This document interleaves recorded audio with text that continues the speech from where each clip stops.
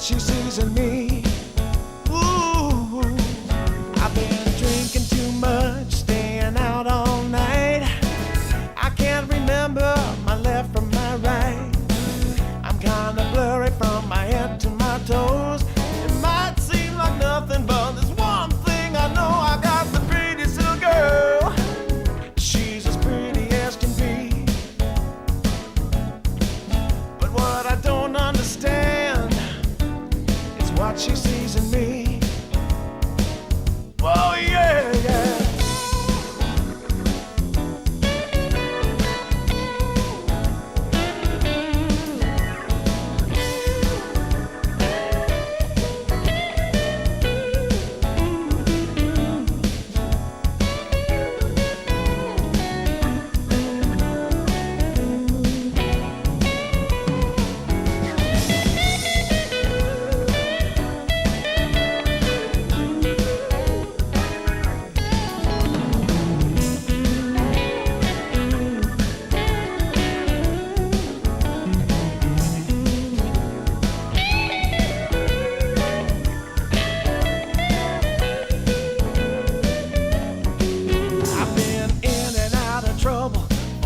Too long. I can't remember the words to this song.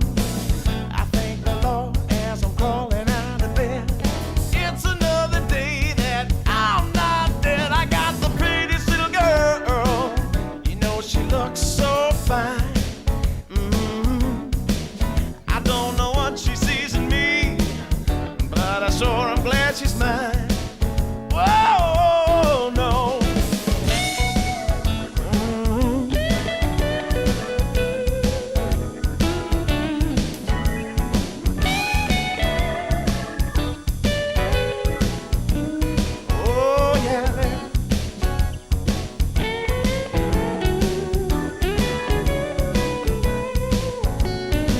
Oh yeah, yeah.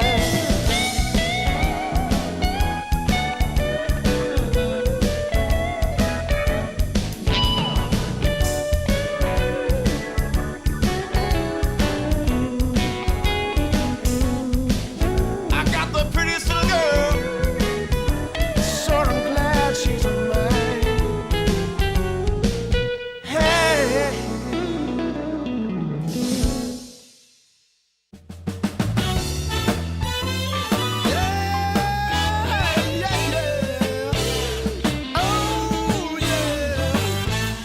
My bag of bud, my camels and jack. Go ahead and take them all, I don't want them back. Those nasty things mean really nothing to me, 'cause lately it's so plain to see. All I want is you.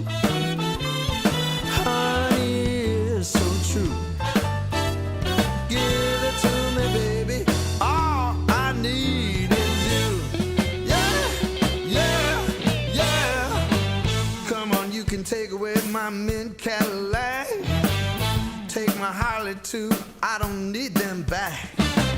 I got an engine, Lord, it runs so right. As long as I get your loving each night, all I want is you. Honey, it's so true. Give it to me, baby. All I need is you. Yeah, yeah, yeah, yeah, yeah. Early in the morning, well, early in the morning, late in the evening, round around noontime, right about noontime, baby, 24/7. Give it to me, baby. All I need is you. Yeah, yeah, yeah.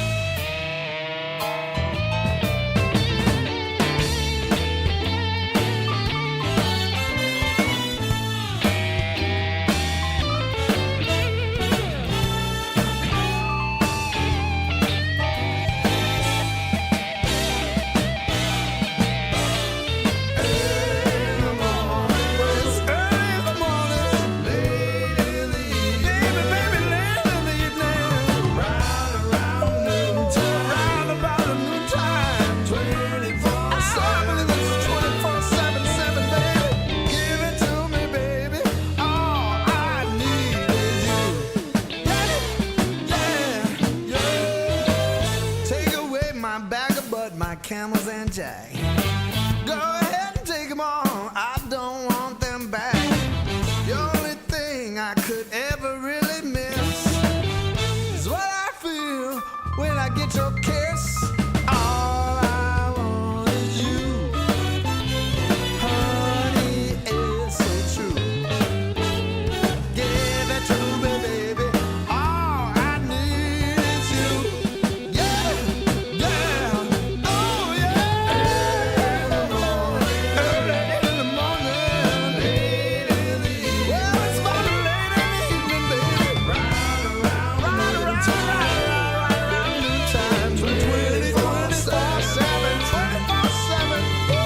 Give it to me, baby. All I need is you. Oh, how, oh, yeah, yeah, yeah, yeah.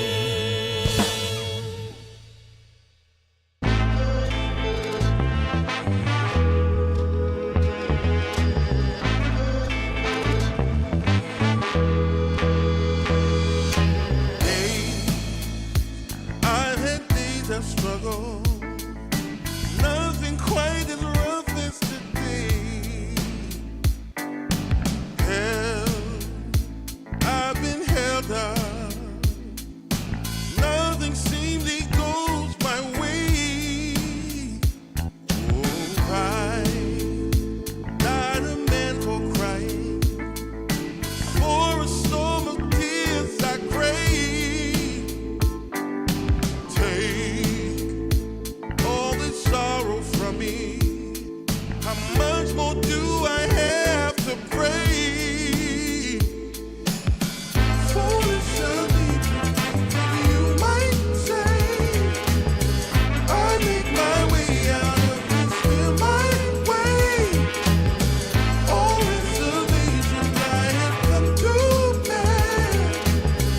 It's clear that I'm not going anywhere.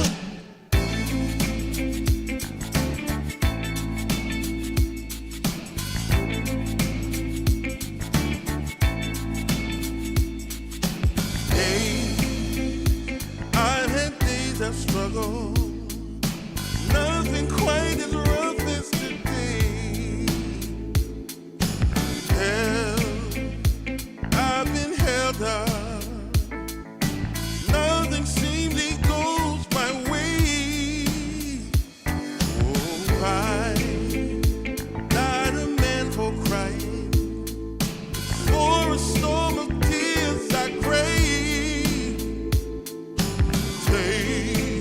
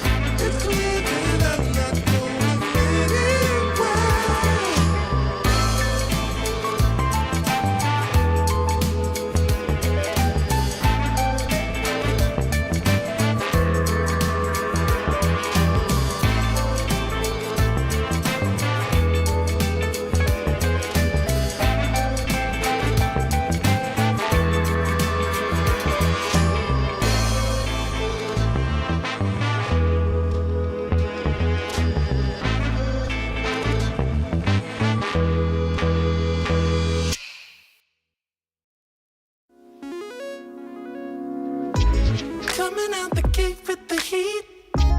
Everybody's playing in the street. We got the summertime magic in this beat. Sun is in my eye, feeling high. Only good vibes, I'm alive. And if you see me driving by, don't be shy. I'm so excited. You know just what I wanna do.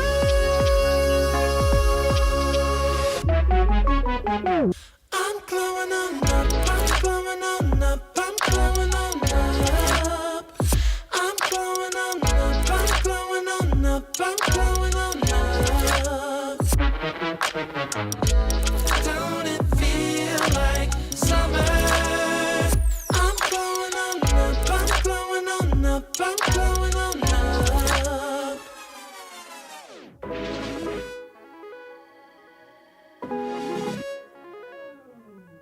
Blow up, show up, soak up aromas, float to Sonoma, roll up to Nola, trope up, blow up, slow up, show up, get real, choke up, you're flowing, you're glowing.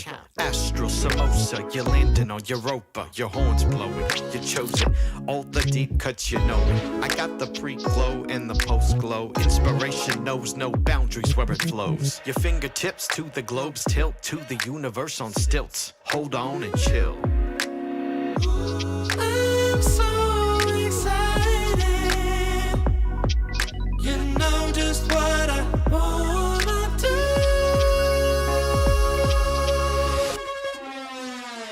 I'm glowing on up, I'm glowing on up, I'm glowing on up. I'm glowing on up, I'm glowing on up, I'm glowing on up. Don't it feel like summer? I'm glowing on up, I'm glowing on up, I'm glowing on up. I'm glowing on up, I'm glowing on up, I'm glowing on up. I'm glowing on up, I'm glowing on up, I'm glowing on up. Don't it feel like summer? I'm glowing on up, I'm glowing on up, I'm glowing on up.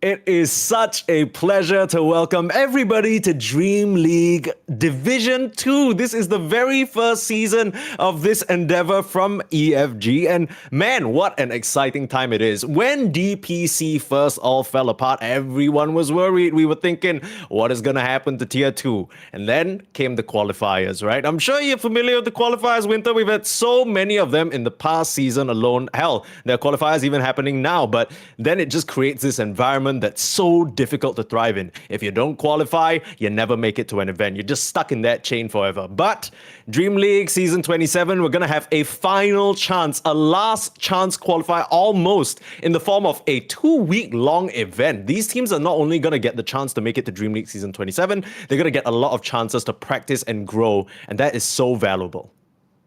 Yeah, this is very, very good for, the tier 1.5, tier 2 teams to have all the experience of playing at a stage. Maybe the teams are not as big, but it's still very important experience as a team. You need to kind of iron out certain issues with the team, and what better way than to actually play a lot of official games over the course of 2 weeks, right? I think this is going to be a very valuable experience for the teams that can go far, and it's going to either help them get to the next level or it could break them, Yeah, we'll have to see. I mean, it seems like so far there have been different stories throughout this qualifier season. There are teams that sort of change members every single qualifier, and naturally they haven't really made it very far, but it seems to be that the people who are sticking together, trying to grow together, work out the kinks in the lineup, trying to build that chemistry, these are the teams that are being rewarded. And what better way to do that than right over here? And our first match is pretty exciting because it's HunterZ versus NAVI Jr. Now,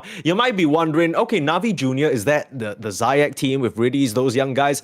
Not Exactly, because those guys got promoted from Navi Junior to the main Navi, and then they found some even more junior Navi Junior members. So I don't know what's going on with the talent scouts at Navi. I don't know what kind of collegiate level Dota 2 scheme they're running over here, but they seem to have no short supply of talented young people trying to make it in the Dota competitive scene. I mean, the only name that I recognize on this lineup is Rubicon, right? Like, if we just look at the names that are on the team, it's Rubicon, GBC, Crowlash, Gothic, and Huga. The only one who's, I would say, remotely recognized is their coach, Sworda.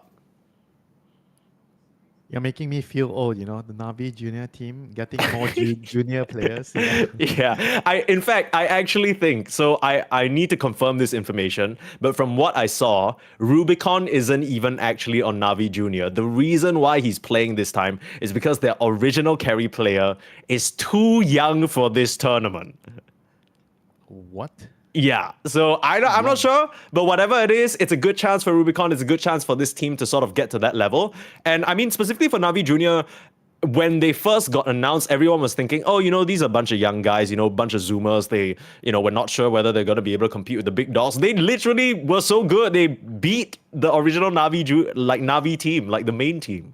That's kind of crazy. So I have a lot of faith, I want to say, in the talent scouting capabilities of this organization. Yeah, I think a lot of the players that are young, they kind of have skills, but they just need somebody to give them an opportunity to show it, showcase it. I think a lot of the young players right now, they're mostly lacking experience and exposure, and they're gonna need like being experienced on a team, playing on a proper setup. Like playing pubs all day long is totally different environment from being at a boot camp. I don't know if they're at a boot camp or they're just playing from home. But Sure. being in an actual setup with a team where you have a proper captain, where you have a proper coach, and you have discussions, those are things that would make you into a very, very different player. It's either going to elevate you, or it could, be very, very hard for you to get used into certain environments. Because some players, they are very used to playing, like when you're playing ranked alone, you solo queuing. The environment is very different. You're only playing for yourself. But when you're in this sort of situation, I like to talk about how you are going to be able to enable your teammates, right? It's always the thing about Dota right now, where you need to work together with 4 different people that you might not know or you might not have any experience with. And you have to get used to people's habits and try to figure out to find a balance, right, in the game. And those are things that I feel like a lot of the younger players, they tend to struggle with. You tell them about Dota, you tell them about hero matchup, they know everything. They know every single hidden mechanic in the game. Yeah. But when it comes to the people side, they could have some issues with it. But it's overall quite normal, for younger players to have that. So these are sort of the environments which would provide them experience in going through that and trying to figure out how are they going to move forward, in a team, in a team-based environment where they have to take into consideration other people's feelings, other people's opinions. Yeah, that's the scariest part, right? Once you're in that setting where, in the pub, you can say whatever the hell you want, and most you tank a couple of reports. It's not a big deal. Q Nix. It's just some MMR. Ogre spammer. Yeah, if you pick some horrendous like griefing pick and someone pisses you off, you just throw the game, whatever. No one cares, right? But this is serious business. This is for a shot at DreamLeague, and it's for quite a bit of prize money as well. Now, you talk about not being familiar with your teammates. HunterZ on the other side, they are names that have been around the South America scene for quite a while. You got Lumiere, you got James, or Wonder Kid, as he's better known, Vitali, MJZ, Prada. These guys, they've been playing South America games for what feels like the past 6-7 years, mix and match as it usually is in that region on a couple of different stacks. I think most notably, they were, some of them were on Thunder Predator, some of them were on Beast Coast. They had their time in the sun a little bit, at least in the top echelon of South America, but they fell short recently to OG Latam and Chimpanzini Benanini, which is a real team name, by the way, that made it to DreamLeague Season 27. But yeah, they came in third behind those 2 teams. So here they are now going to try and prove themselves. And I think for me, especially, it's going to come down to MJZ, right? I feel like MJZ has always been one of the more prolific supports coming out from South America. I know he tried his hand most of the time at position 5. He tried to be a captain and everything. I don't know what has caused him to now change roles to position 4. Some people might think that changing roles between supports is easy, but I would beg to differ. I feel like they do very different things. depends on who you ask, right? That's true. There are gonna be players that play on 4, but they feel like a 5. But there are players that are on 5 that feel like a 4. So it's all about finding the right partner, you know. Sure. Like you need the right person to hold your hands through the game, and you need the right person to have the right habits to kind of sync with your habits, right? If you like to farm, you're definitely not gonna find another person that likes to farm, right? You need to hold your hands with someone that, oh, you don't like to eat so much, you know. I like Yeah, to eat yeah. a lot, I'll so help you clean up the rest of your You're my plate. Don't friend, worry you know, about exactly. You can't have two big eaters together. They're gonna start eating each other's food. It's not good. But what we do have for you to eat good on is a draft. So we're gonna throw that on your screen right now. HunterZ versus NAVI to open Division 2 of Dream League, the very first iteration, as you can see, Season 1. What an exciting time. And I do hope that this event just shines a light more on a lot of these players who are probably lesser known, right? You're looking at the NAVI Junior lineup. I'm sure you don't recognize any of them, unless maybe you're personal friends with them and you're watching to support them. I think these initial games in the group stage are also going to be interesting because I wonder how much teams are going to use to experiment, right? Like nowadays, I think we're a lot more used to seeing Swiss stage where every game feels like it matters so much, but the environment for this Division 2 really feels like it was built for these teams to grow. 5 seconds remaining. Yeah, all the games are going to be very, very important for them, you know. I think a lot of the players in the league, they're not lacking in skills, you know. A lot of the players, they just need the right environment to push them through in a team-based lineup where you understand certain things that you need to do differently from your normal everyday 10 pub games, and remaining. that's going to be enough for you to get into the other stage where the 5 better teams are seconds going to notice you and give you a chance, you know, to play with them, you know. I think a platform like this is always very, very nice for the tier 1.5 players, the tier 2 players. Yeah. See how much they can make the most use of it. I think in some of the recent other qualifiers that we casted winter, I think it's very clear to see when teams are growing from game to game, right? When they lose game 1, they address the mistakes nicely in the draft. You can tell when they're sort of actively thinking of solutions. That's something I'm going to be looking out for. NAVI Junior, after all the bans have come through, decide to snap up the Dragon Knight first. Yeah, this hero is definitely a hero that's really popular in, I think, at least in the European games that I've been watching, the qualifiers in SCA might not be as prominent, but this hero definitely has seen a rise, you know, in recent games in the European qualifiers. I think the hero is just very solid as a carry. I think Sure. some games you can definitely play him as a mid, certain matchups like against a Puck, for example. I think that is a really good matchup for DK. He is a hero that I think he provides you with a lot of useful utensils in the game. You have catch, you have tower push, you have scaling, right? And I think most of the Dragon Knights I've seen have gone for the green dragon, the corrosive dragon. I think that's something that most players have been just playing with. I think the other facets are probably a little bit too weak at this point. I think It's funny whenever the fire this one is probably the weakest. Yeah, don't tell Thompson that he's still running that facet in his games, but he's different. Yeah, they're gonna answer it with a Shadow Fiend immediately. This opening certainly is very different from what you and I are used to seeing over in Southeast Asia winter. They have first picked this Shadow Fiend maybe as a 10 seconds remaining. I think this Qua- is like an answer to DK in a way, but So- I don't think yeah? you're gonna put DK mid, you know, after looking at the SF. I mean, these two heroes kind of function the same way as in the draft. They can flex to 1, they can flex to 2. It still leaves the options open for both these squads. But I kind of prefer the DK as a carry more than the SF as carry nowadays. I think the SF and carry is probably a little bit weaker now because they removed they nerfed the minus armor. I mean, it wasn't the recent patch, it was a couple of patches ago. So ever since then, I think he doesn't really feel as solid, 10 and seconds obviously remaining. Naga has been nerfed a lot. I think SF works brilliantly with Naga and 5 Bane. These seconds are the two remaining. top tier supports. I think the second tier would be like Clockwork, Task. Those are fine too. Sure. But I think the main heroes that you want to play with the carry SF are the Naga plus Bane because of the setup for your Requiem. You insta kill heroes with the Song or the Bane Sleep. Sure. As a mid laner, you play on your spells more, right? You go Kaya, Yasha, you go Dagger, you go Aghanim, so less of a right clicker. So it really depends on 10 seconds where are you remaining. placing the SF in. Radiant team But pick. based on what I've seen recently, most players have been favoring the magic Fire damage team SF on the mid lane a lot more. Yeah. Looking at the recent Hunters games, haven't seen much SF in the last week and a half. In fact, Oh, things they things seem to change have. really quickly, Mike. Yeah, Last no, week you were playing yeah, Ogre. that's true. This week you're playing Jakiro, you know. That's true. That's true. Jakiro, I think you already mentioned the new premier two-headed hero has seemed to just be everywhere now that the Liquid Frost got buffed a little bit. But here's another hero that's everywhere. Hoodwink, great follow-up, great spell damage. I'm just thinking like this duo alone can you run around with a blink dagger with a hoodwink backing you Yeah, up, anyone's gonna die, bro.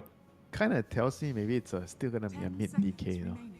Because if you play carry DK, I guess the 5 seconds pacing of the remaining. game doesn't feel as good with the hoodwink. Because in the mid lane you get levels quickly, right? And then you rush the dagger, you run around and just kill people with hoodwink. But as a carry, your XP department is a little bit lacking, so it takes a longer time for you to do that. Yeah. And with the Disruptor, you talk about pace of the game. Navi Jr. want to crank it all the way up. They want that Dragon Knight in front. They want whoever to show to die. And if you try and run away, you ain't going anywhere. We're seeing Disruptor just become such a relevant support. The Glimpse feels so busted right now if you can play fast. The hero got nerfed, I don't know, what, 3-4 times in a row. I guess it doesn't even matter. He's way too good. Well, he definitely feels a lot weaker now with the recent nerf. I mean, it's a lot of compounding nerfs together, right? They nerfed Sure. the slow on from the Thunder Strike a lot because he was so imba before. When Yeah. you would choose this Thunderstorm facet, you get the doubles. I think it was a double slow initially. It was maybe 1.5 slow. It was so much. Yeah. Now it's down to what 0.5, 0.6. It is still really, really good because it sets up for your glimpse in the mid game. I think in the lane, it definitely has a huge impact as well.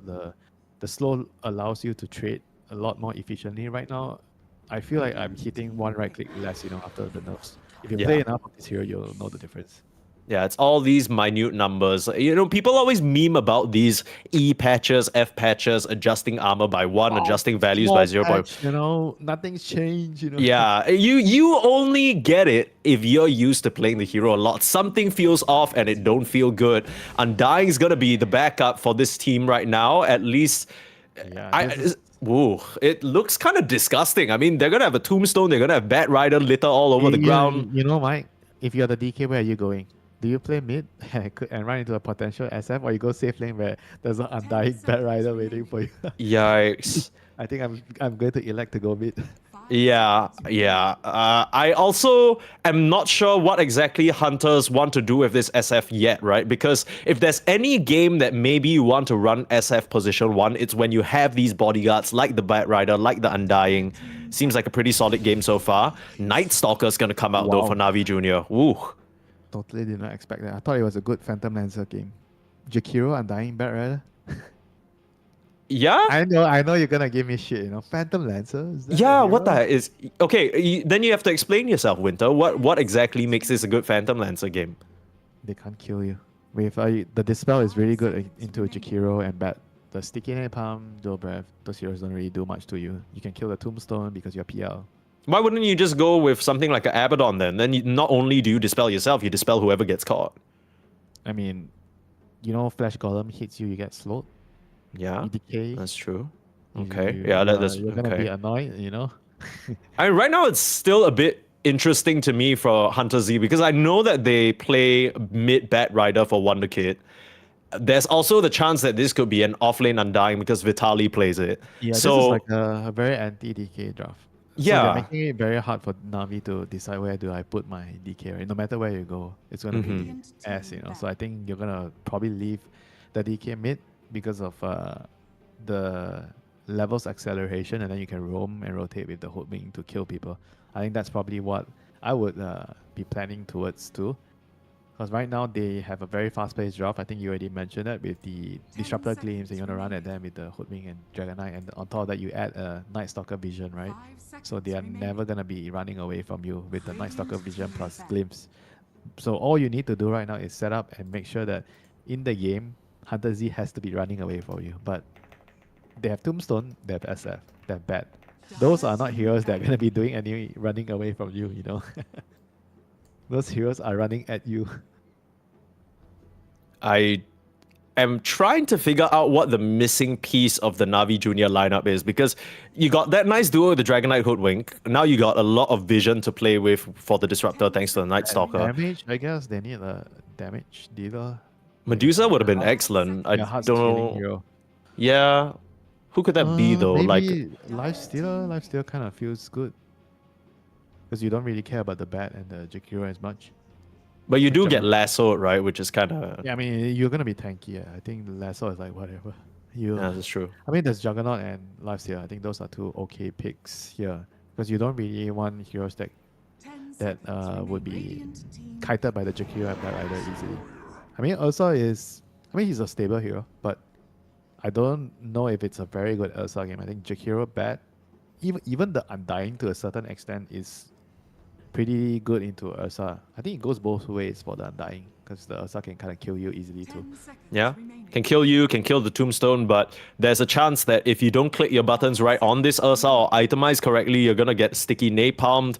And let me tell you this, nobody likes an oily bear, Winter. Okay, that's not something you want to see. I like my bear oily, you know. I like my food oily. Oh. No fat, no flavor, you know. See, when I say bear, I did not think you would default to talking about eating one. Let's not discuss that. HunterZ, they have a last pick available. They Bro. could still. the Well, flavors in the oil, in the fat, you know. yeah, sure. Okay. Have you had bear before, Winter? Are you about to reveal some disgusting preference of yours that you have? Well, I just assume any protein with grease with fat, you know, is going to be good. You gotta deep fry that bad boy. That's what HunterZ are gonna be looking to be doing, and that is their glass cannon to round things out. Lumiere with a TA game. I don't know if they have enough damage to cut through the TA. This is scary stuff. They have very, very hard to kill heroes. They have very good team fight. Imagine the tombstone being dropped. You're lassoing one hero, dragging him into the tombstone, towards the tombstone, and there's a Raccoon coming out. And on top of that, there's some TA side-blading you, you know, killing you. Yeah. You know, this is like a classic combination. I don't know if you're old enough to see this. TA plus Undying. It used to be, I think.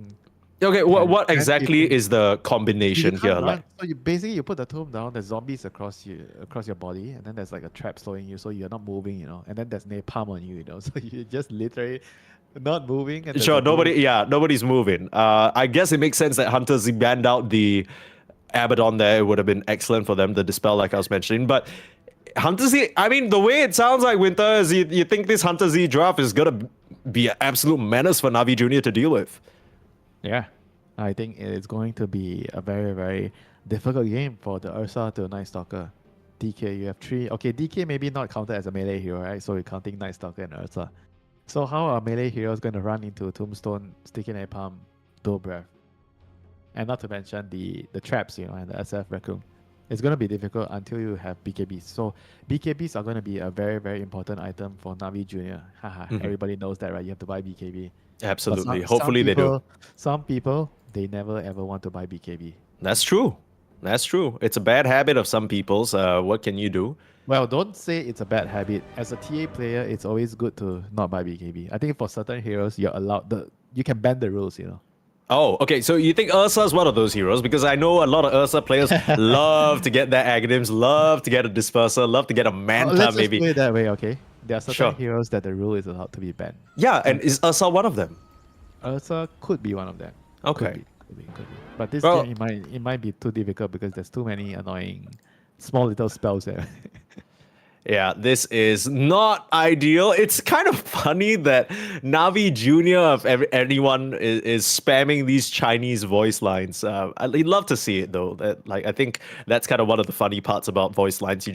I mean, I love spamming Chinese voice lines as well. I was spamming some of the Portuguese voice lines in some of the other years. It just sounds so good.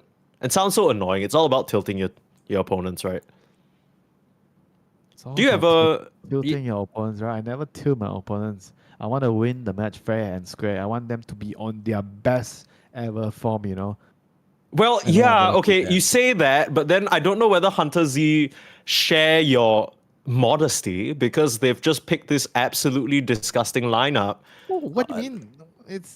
it's a good lineup. It's not No, like yeah, some yeah, Nico lineup or like some, you know, I don't know. So Husker, you Bruce. don't think Undying off lane is a filthy pick? Because No, oh, what? Undying offlane has been a thing for the last 6 months. sure, yeah. I mean, being a thing. Somebody's gonna die. Nope. No, Okay, never no, mind. he's Continue. chilling. He's chilling. No, I mean, it's just. I feel like if you play Undying off lane, you got to be some kind of sick freak. You know what I mean? It's like What? Why? because hang on, someone Undying- might it's actually die Undying. now. MJZ, nice little bump back. Krolash was not able to Definitely chase. Undying. Yeah, he was. He's fine. Okay, so a little poking and prodding, nothing too crazy though, and we end up with a 2-for-2 rune trade.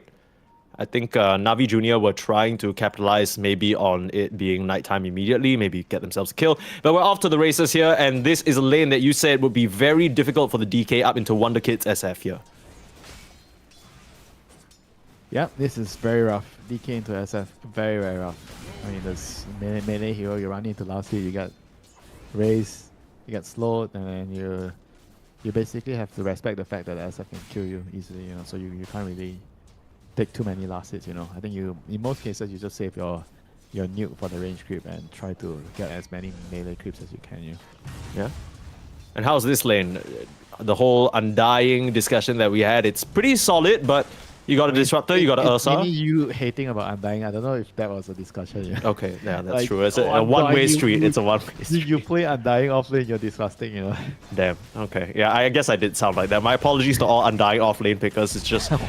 I'm a position 5 player. Sometimes, you know, I lane against an off-lane Undying. He puts a tombstone you're down and I saying just... You don't play the Undying as position 5. No, I play the Undying as position 5, but I think that's honest. I feel like Undying off-lane... Undying position 5 is honest. Okay. Yeah, look, he becomes slightly useless in the mid to late game, other than the grab ally. You know, like it's it kind of fits the philosophy. So a core Undying is disgusting because you can constantly decay and stay alive. You have a lot of items, so that's disgusting. Yeah, I don't know whether Vitali's gonna stay alive though. The blood grenade coming out from Hyuga, getting him really low. Still has a bunch of stick charges, still has 1 decay. Now MJZ gonna try and run down Hyuga in turn. Ursa's trying to play bodyguard though. Still managing to block up the hard camp. This is a lane where stick is going to give you a good time. Undying back, right? There's so many stick charges. On bot lane, on the other hand, what are we having here? This hook wing is dying, you know, it's trading. Trading Yeah. into the Jakiro. Jakiro is the king of the trades right now. Nobody wins a trade against Jakiro. So what do you do in this situation if you're running up into a Jakiro? Do you just have to like pull? Yeah, Because you have to pull. I mean, you either have to, so you have two options, right? Basically, either you pull or you have to just buy salve and tank it on the position 4 hero. So he's choosing to buy salves right now. Because usually you don't want to pull on range heroes in most cases. I don't want to say 100% of cases, but in most cases as a range hero, you don't really want to pull. You want to play the lane. So you have to buy salve. it's not really looking too good to play in the lane right now. And Yeah, if look at this that, is, man. This yeah, is not fun. yeah. Level Well- 3 is when he says, you know, get the fuck out of my lane, you know, when you get the second point in the Liquid Frost. I'm just worried because like this is the Night Rain facet, right? So the first 5 minutes of the game are supposed to be pretty chill for you on the Night Stalker. Look at that, you know. Look at Yeah, that. he's half HP. Like what do One you even nuke. do? One nuke. I guess the upside is that Krolash already has his helm, so he's got to regen quite a bit. Tombstone under the tower. This is exactly what I'm saying, Winter. How do you even play into this? Now he's just gonna go down. First blood drawn for the offlane Undying. You're saying is an extremely honest pick. Yeah, I mean, what's wrong with that? Undying. It's a lane winner. You pick him to win the lane, and they're winning the lane. I'm sure Rubicon will have a lot of choice words for you with regards to how fair Undying offlane is. Come on, bro. Oh You no. Do not speak for him. Okay. Okay, never mind. Oh, Maybe 2 he does- couriers. Maybe Oh my he- god. Maybe he's gonna die and he's gonna hate on the Undying now. Glimpse back, but it's gonna give him vision of I Rubicon. think he's Rubicon's one cowering nearer in the to trees. Ursa. Yeah, I thought they were gonna go immediately for the Ursa. Nice flame break. They lose sight of Hyuga for now. Rubicon very wisely TPs out because he knows there's no way he's gonna Are you survive. sure? Are you sure that was wise, the TP? I mean, what else can he do? I mean, MJZ. Die and come back. Okay, so what is he gonna do now? He's back at base. So he's gonna smoke out and run over. He's gonna miss 2 waves of creep, 3 waves of creep. Okay, think about it. You know, you're losing okay. 4 waves of creep. Sure. Okay. Would Oh. you have rather just died there and come back to the lane? Hold, Jakiro dropping a little low here. Still has a Lotus. Didn't need to use any of his tangos so far. Still got 6 of them. Might regret that now. Last auto attack. He needs it, but he chooses to turn around and slow down the Night Stalker. Prada, is he actually going to survive this? Juking through the trees. The bushwhack. It's going to miss it. Gothic. Oh, that's got to sting. That was supposed to be a freebie, but Prada, he's got to dance on him a little bit. Okay, you know, there's this hoodwing. I don't know if it's a bug or interaction right now. Mm-hmm. So your innate, it breaks Ah, freeze, right? You right. know the Yes. interaction now. So sometimes when people hit you, but if you're trying to do your combo, your nuke into bushwhack, your acorn shot into bushwhack at the same time, you could break your own tree by your Wonder innate dodging Kid. and right click on it. In the mid lane. Nice little gank there from Hyuga to even out the tides. He talked about it being favored for the SF, but Disruptor makes a timely rotation. And now Gothic in the bot lane. I mean, more than tree's gonna break. The Squirrel's back also just completely broke her as well. Smacked down to the ground. Yeah, this is a very timely gank to get the DK onto level 6. This is definitely a very big tide turner. This is a very impactful rotation by the Disruptor, and he's gonna wait for him here again. You know, this could be big if he actually gets either a glimpse back or he kills him straight up. Yeah, but the SF actually scanned it out. HunterZ were aware that this would be something that the Disruptor's looking for. So MJZ's coming back around, try and help his mid laner out, but he might be the one in trouble. Has to be careful. There's Wonder Kid to try and back him up. Huge door. Oh man, the door breath tries to slow things down, but it's not going to be enough. Wonder Kid looking for the final raise, gets the job done. So in this 3v3 situation, yes, the Bat Rider dies first, but losing your Dragon Knight in his dragon form, that's got to sting. Now you're trying to trade with the Jakiro still. It's not really looking like it's something that's going to work out for you. More gold into Wonder Kid's pocket, and now you can just keep the damage pumping out. The only downside is he's losing this Invis rune, but I don't think he's going to be too sad about that. Nope, he is not. He is going to be really, really happy he picked up 2 kills right there as the SF. He is going to thank his lucky stars. You know, if he died there again after TPing back, that would have been a total disaster for him. That's the kind of thing that happens in your pubs, and then your SF buys back out of rage. Like, it's alright. You know what I mean? I can see it, right? I can already see it happen. Like, he gets glimpsed back to base or whatever, and then he's just like buying back, run back into lane, You're dies. getting the mandatory voice chat, you know. Oh, yeah. Before he dies back. Yeah, for sure. And just, and then starts buying all the wards and sentries out. Ooh.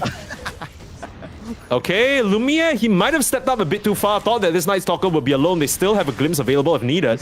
He's standing and fighting. Has the Lotus. Need one last hit. Lumia's gonna get it. Are you serious? He's gonna hide in the tree line. Bushwhack will land this time. So Gothic not gonna whiff that one. But that ends up being 3 heroes running at a pause 1 who ends up killing your offlaner anyway. Now Hyuga's gonna lose his entire... Is he just dead? Oh well. Yeah, okay, this Jakiro hero is kind of disgusting, man. Dude, he has 203. You know, this is not even like Like maxed out, yeah. The normal one usually, I mean, I am accustomed to see either 2, 1, 2, or 1, 1, 3. You know, Yeah, like 2, 0, 1 3. value point in the ice path, 2, 0, right? 3 is like, I'm just gonna kill you with dual breath. You know, I don't care. Yeah. And He's you go- absolutely you- doing you- that. You go around and gank, and your teammate is like, "Oh, why did that guy just TP out? You know, in front of us. You know, oh, my Jakiro has no ice path." Here comes MJZ though. Trying to stop this Dragon Knight from getting the amplified damage. And He look at him. You know, he wants to throw his dual breath so badly. he's hungry for blood, Prada! Get away from him. This Jakiro is a Yeah. menace. The second point in dual breath is double damage. You know, and then you top it up with a level 3 liquid frost. You will die, That's yeah. gonna be like 700 damage. You know. They all have to run. I don't know whether they can actually contest this. Although MJZ does walk up pretty far forward. Nice little flame break, but he's kind of stuck in the kinetic field. Vitali's gonna drop a tombstone down. Glimpse to keep him away. GBC though dropping extremely low. And that is just way too much damage. It's what you said in the draft, Winter. There's no real way for them to run away. And Lumia gets a solo kill onto the Night Stalker. Hunters are playing at a blistering pace, and this Disruptor just can't keep up. And you know what we say about disruptors being forced to run away? You are not going to be useful in a game, you know. Disruptors, you want to be chasing the enemy and forcing them to run away, and you bring them to the clutches of your death, you know. Yeah.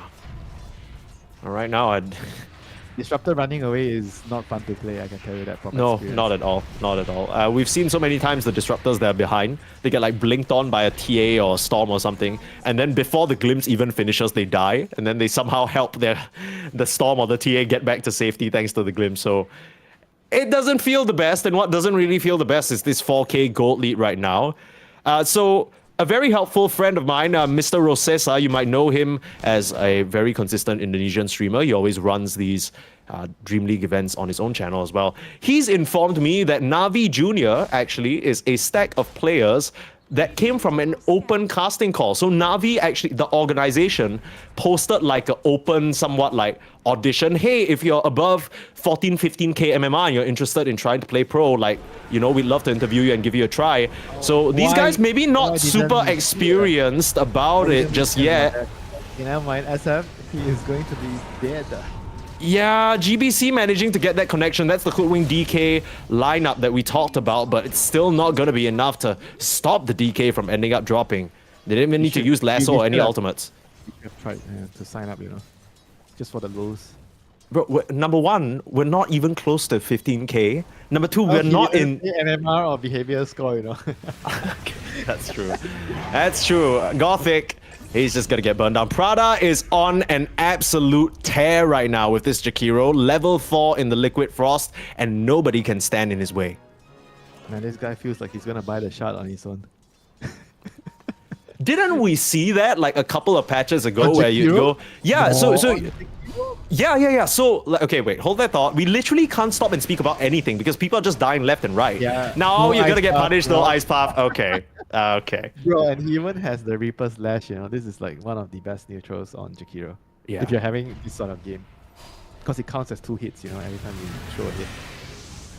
Okay, well, it's not all doom and gloom just yet, right? I say that, but Crowlash's creep is gonna die. I was gonna say he finally got the Helm Dom, so maybe he can try and push out the lanes without needing to sack his body. We can already see the way the map looks is horrible for Navi Jr. Like, this Night Stalker wants to be being aggressive with the Disruptor right now, not hiding at his own tier 2. Oh, Hyuga has the TP away. You got a way of stopping him. Ooh, the Lightning Strike slow actually stops MJZ from getting the lasso off. I mean, it's a small consolation, you know. Like, It at this is. point, you have to figure out how to... I think you need to kind of smoke and reclaim some of your territory on the map, you know. Ideally, one side of the jungle. Then you have to maybe go back to your side of the jungle to reclaim certain areas of the map, you know. Because like you said, the map is getting very, very, very, very small. It is nighttime, you better get your Night Stalker in action. Oh, that's the smoke though. Prada Oh, getting spotted out. They see him, they glimpse him, they bring him back, and bam! Finally! Nice, sweet revenge for the members of Navi Jr. who were terrorized by his dual breath. They'll Is get the that- kill. Is that like cannibalism when the Dragon Knight is killing the hero? No? I don't even... First it was the bear, now it's the... You're on a gourmand sort of journey right now to try all the exotic meats, aren't you, Winter? Well, I thought you'd be happy with Malaysian chicken rice. You guys got it pretty good over there. You know, you don't need to be thinking about all these exotics. coming from a Singaporean, Malaysian chicken rice is good. Yeah, I know. Don't keep yourself. You know, I'm trying to show a little bit of respect. I can see through that lie right there. I'm from just your trying to face. show a little bit of respect. But I think right now, HunterZ, they are not really showing much respect to the side of Navi Jr. They fully exerting themselves on the map. They're not too worried about positioning aggressively. Maybe now that the DK Blink Dagger has been revealed, they're a bit more wary because they're thinking, okay, you know, if GBC catches us with Blink Stun, the Hoodwing spells are still going to be good enough to get a pick off. There is some level of stabilization happening right now, Winter. Combine that with Night Stalker, with his Dark Ascension, you can definitely win some fights, you know. Yeah. Actually, maybe fights is not the right word. They need to get some pickups first to start things, to get things rolling, you know, get the ball rolling. Yeah. I mean, ideally, you defend your own shrine, you get the shrine, and then you figure out how you're gonna move and how you're gonna proceed, because you only have 1 minute left on the night. 2 minutes, actually 1 minute on the night left, you know. So you have to make a move now. Hastrun going to get denied by the Disruptor. We didn't really check in with him throughout this game yet, but Rubicon on this Ursa does have that Battle Fury flying out to him right now. So he has that, if I'm not mistaken, completed? No, he's still missing the recipe. Okay, but that's a small smidge of gold. So regardless of how bad his early game went, he actually didn't die, even though it feels like everyone on Navi Junior was dying non-stop. 0. Yeah. Classic. I mean, keeping himself alive is not very easy. This is the type of carry you want. Game is hard, but your carry is still 0-0-0, trying to finish his ice stomps. Yeah, I wouldn't be too... I'm not too sad about it. Oh. Prada, though, he's gonna get punished this time, trying to chase after Krolash and will get hunted down. Very painful death, and they're looking for more here. Lumiere would be the much bigger target, but the Bushwhack off the mark again. There's the glimpse, pulling him back. Surely you TP in to help your buddy out. Now Lumiere, you can't afford to let this TA die for free. GBC's gonna come back through as well. With the Static Storm, they should have enough damage. Tombstone, no heals. Lumiere will drop, but how many Navi Junior members can actually escape? Vitali's now here, punching away in full force, but MJZ, Hunters, this is really messy from them. They're coming in one by one. They will finally lasso GBC, get the Requiem off, and get one return kill. But all things considered, that was a very successful attempt from Navi Junior. Yeah, that was precisely what they needed. You know, before the night ended, they got a couple of kills. They got 2 kills there, TA +1. This is very, very nice for them. I mean, sure, the DK die is not that ideal, but you're like 4-5k behind. I think this is overall a good exchange of heroes for you. And now you're gonna move back into the daytime. You have to farm. You have to kind of survive the next couple of minutes until NS has his ultimate up again in 70 seconds. So you need to, I would say, bunker up for another 70-80 seconds, and then you start to come out and maybe plan for a smoke. So this exchange has already given them a little bit of breathing room, so you can actually push out the waves and farm a little bit more. I mean, ideally you get your Ursa involved with when he has stagger, but as we seen yesterday in some games, when Lu was playing his Ursa, he didn't care when he got his dagger or not. He's still coming to the fights. Yeah. Rubicon seems a little bit more tactical about the decisions he makes. He's playing conservative. He understands that he needs to be the be-all, end-all carry later. The DK can't do it alone. Circling around Hyuga, though, back to regular programming. The bullying of Disruptor continues. So they're looking for more. Catch an Ice Path onto Rubicon. He tries to jump up to the high ground, but he misses the mark. Turns around, swipes away. Still tanking quite a lot of damage, though.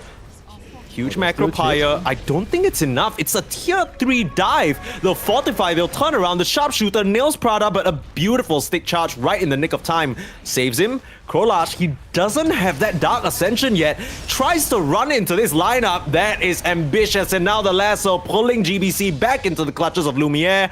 That was very much an overextended attempt from HunterZ, but then Navi Junior, in their bid to punish them, lose even more. That's so strange, it looked like it was so bad for HunterZ to just dive up, but then, after backing off a little bit, Navi was the one that actually tried to, they got punished trying to punish HunterZ's over-aggression. So somehow it worked out in favor of HunterZ. Once Navi chased down, they didn't have ultimates on the NS, they were fighting on the low ground, and yeah, they couldn't really do much after that. I mean, that would have been so different if the Disruptor was alive, right? But the fact that he's the first one to die, you can't glimpse anyone back up to tier 3. Yeah, for sure. Yeah. I mean, they ideally would like to have the full team there, to fight. But right now, they are going to have everything up. They have all the ultimates up. Nighttime is in another 2 minutes, so they are definitely going to have to try to figure out how to play the map. Now Dagger is going to arrive. For the Ursa, not the flashiest timing. 18.5 minutes, Dagger Battle Fury. 18 minutes, okay. Dagger Battle Fury, power trades. But they have to make a mark on the game right now. If they could get a kill into Roshan, that would be the most ideal scenario. Yeah. We always talk about with lineups like the Ursa, lineups like the TA, there's a certain timing you want to hit. Krolash got to get dropped in the top lane again. But it's always that 20-minute Tormentor into the Roshan if possible. Mid lane, the Wonder Kid getting caught out alone. They saw a play being made at top and they understood that HunterZ, they wouldn't have the numbers advantage in the mid lane. I mean, Navi Junior, honestly, they're doing a pretty decent job keeping themselves in this one. They need, I guess, 1 or 2 more of those. I mean, if they could really get a kill into Roshan, that would have actually put them back into contention in the game. Right now, they're 6k behind. Doesn't look too good, doesn't look too bad yet, because of the overall lineup. I think Navi Junior's lineup is more than capable of playing from behind with the vision, the Night Stalker vision plus Glimpse plus Ursa killing Roshan. And once you have the BKB, I mentioned BKBs are going to be absolutely crucial for Navi Junior against the HunterZ lineup. All the magic slows, whatever you want to call it, a small little disables. Yeah. Once you get BKB, you bypass everything and you can kill them. I guess no bending the rules this time for the Dragon Knight and Rubicon. That's a mandatory item pickup. No disperser, manta shenanigans for Rubicon here. Yeah, DK definitely does not feel like a hero that falls into the category of bending the rules of. Yeah, no. fighting. He's probably the good boy in class, you know what I mean? Everything the teacher says he does. He just has that face. The ones that bend the rules are TA, Ursa, maybe Weaver, you know. I think these are the heroes, the type of heroes that could bend the rules of not getting by with a BKB. Sure, But yeah. Dragon Knight is like a classic BKB hero. You can't That's play true. the game without BKB. Die. I mean, you Okay. can try, but you're probably not going to win. Both these teams grouping up for the Tormentor in the bot lane. Yeah, I mean, usually you'd see it at the top, but because of the Night Rain facet, things are flipped around a little bit. Scan comes through. There we go. Nice Stalker ult. Get vision on the Jakiro. They can glimpse him back if needed, but they can't find the position for now. See him through the trees. Just need a sharpshooter. Rubicon will swipe him down. The Night Stalker's giving them a lot of information, but now he's going to get pulled back into the clutches. Again, MJZ with the catch. Holding this position, and without the Night Stalker, without that info, Navi Junior just cannot hope to contest this location. They get kind of a useless shot at the grand scheme of things, but still, it's an objective and it's gold. Hey, what do you mean useless? It's Wait. kind of useful. How so? Not as useful, but not useless. Okay. Okay, all right. I would say it's one of the like not so great support shots. Like, Okay. yeah. The other one that's like really bad to get is probably like Muerta and like Tiny. I think those are like the top three Yeah, awkward Tiny is ones. definitely the worst. of Okay, everything that's true. like a tiny shot on support. I mean that fight on the Tormentor was basically won by the high ground tombstone. Mainly once the tombstone was placed there, it was just so difficult for Navi Junior to attack onto the high ground there. Yeah. It's also difficult for Navi Junior to have set up a position there in advance, right? Because of traps and everything. Nice little steal though. Gothic does sneak his way to the Shrine of Wisdom on the opposing side. But they get the catch of GBC. No way for this Dragon Knight to run away. Just so much on the ground, man. Bushwhack. Catching Prada. The ward caught him. Yeah, very nicely placed. Just out of reach if you place the sentry on that high ground. So, HunterZ, they're doing a good job. They have maintained this lead throughout the entirety of the game. They now can walk their way into Roche and just attempt that because they know there's no DK available. Should be a pretty easy pickup for them. Yep. Roche, Tormentor, everything is definitely going in HunterZ's favor. Plus the warding that has been... I mean, they're really nice warding. Vision across all 3 lanes, 3 wards on the map right now. I think this is what you want to have, you know, when you're ahead in the game. You want vision across the lanes. You know, lane wards are very crucial when you're ahead. Under attack. Or the river wards, we now call them, you know. You have the wards on the side of the map. I'm not sure if you call them river wards, but I call them river wards sometimes. Oh, what exactly are they for? Is it just to try and catch people trying to split push the waves, or The rats. Catch the rats, you know? Yeah. Trying to farm on the side of the edges of the map. yeah, no farm for you? You have to set all the traps, you know, for the rats. Flush them out. Yeah. Straight up to the tier 2 goes Lumiere, second life, and his team behind him, nothing to fear. Now, the BKB is available on the DK and the Ursa. This could be a timing for Navi Junior, and HunterZ need to respect that. They'll glimpse back the TA for now, but it's nothing easier than a just immediate blink away. Yeah, the Undying also has his Crimson Guard completed, you know. That's going to block out a lot of the damage from DK, Night Stalker, Ursa. The damage department is going to feel a lot lacking right now for Navi Junior. They have to kind of play the long game. Try to push out waves, split push. Find pick off with Disruptor and the Hoodwing, obviously. Those two. Oh, Smoke's got to break on the high ground. Hyuga, he has no way out of this one. Just gonna get run down. maybe. Lumiere. Nope, no chance. Electromagnetic repulsion. Can't save him. Yeah, unlucky. This has to be one of the nicest innate, or is it the innate? Do you consider? Hang on, Lumiere. He might just lose the Aegis for free here. The rest of the team not in position to help him. Immediate evacuation. Navi Junior, they need to run. Rubicon turns around the enraged MJZ looking for a target to pull back in. Lumiere wants to get revenge. They pop the double BKBs to deal with the Requiem, and now they're trying to TP out. 9 seconds means that they'll get out with their lives. Very nicely executed, all things considered, from Navi Junior. Yeah, it's gonna cost them BKBs, but it's again, you know, they are going to look for any trades they can find on the map at the moment, since they're behind. I mean, Just the gotta BKBs take at what the you can same get. time, you know, ticking down is also gonna be very bad for them, you know, against the HunterZ lineup. If you have 6-second BKBs against like all the slows and the kites, you are definitely going to run into problems. I mean, that just means your window to win the fight is 6 seconds, right? Like, other than that, unless you get like a refresher orb for some reason. I mean, why not? I think refresh orb could be the solution, but now the item is very, very difficult to use, right? Because of the mana cost and increased cooldowns the more you use it. I'm kind of a fan of the item. I think the item was kind of strong for a while already. You know, it needs to get hit with some nerf sticks. Yeah. And it's still pretty solid, right? Because once you get to those late game, it basically doubles the usefulness of a hero. It doesn't really give you much in the way of stats, but it helps you keep on the map with like all that regen. It's not too bad. Well, Refresher Orb still a distant thing for Navi Junior, I think. Yeah, I mean, it's just really good on certain heroes, you know. I mean, the item is... Top tower is under attack. Yeah, I mean, here we go. We might see a fight. No refresher, Easy but lasso, easy trap. They don't need to refresh anything. It's daytime and they see it all. Wonder Kid, they need a way to stun him. I can't help but feel like if Wonder Kid just stood in the pit and gave vision for Lumiere to auto attack, the Hoodwink might have just died because he was trying to move out of there to get the raise distance, right? But I guess it's not a big deal. It's just a support kill. You get the Night Stalker, which means the map is yours for another 20 seconds. Not that it wasn't already. And it just feels like such an uphill battle for Navi Junior. They have to play like rats. They have to play the long game. They have to... It feels like they can't take an upfront team fight. And everywhere Lumiere goes, heroes just die. You got the Brigand's Blade. You got Deso. They need to fight with their BKBs. They need to fight with their vision, especially the Dark Ascension, right? You want to be looking for, I think, individual pickoffs right now. You try to obviously try to delay the game as much as you can, but Undying, SF, you know, and TA, they're not gonna just sit by and let you do that. You know, they're gonna be, I think, knocking on the high ground very soon. Either they could go right now, or they could wait for the next Roshan to spawn, kill it, and come again. But I imagine if they get an easy pickoff, like Bat Rider, Lasso's a core hero, if they get a kill, they're gonna be trying to push the high ground.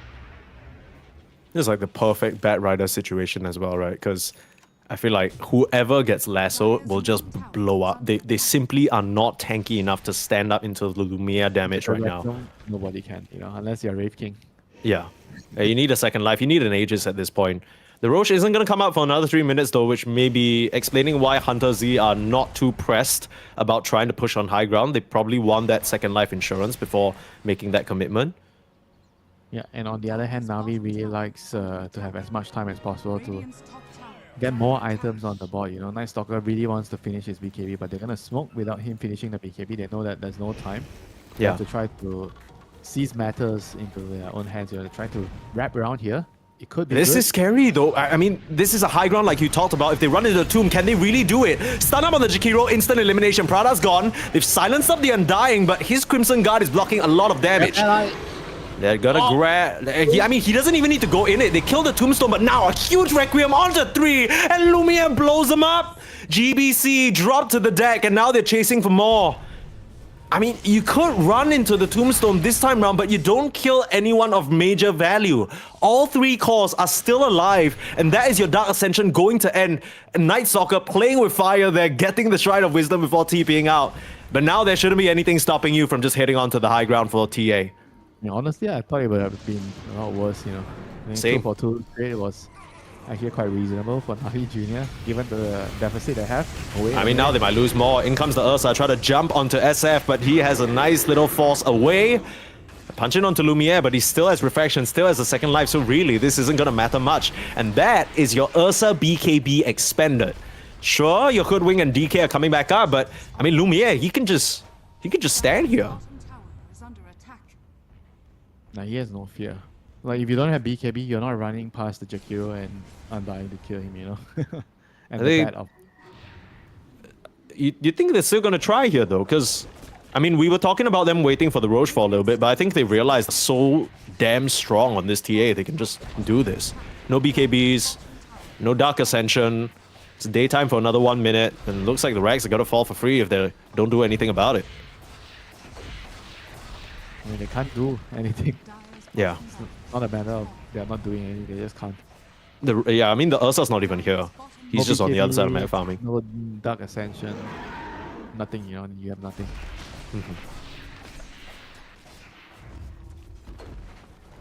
Now the good news is they have one more fight at least in them with the next Dark Ascension coming back up.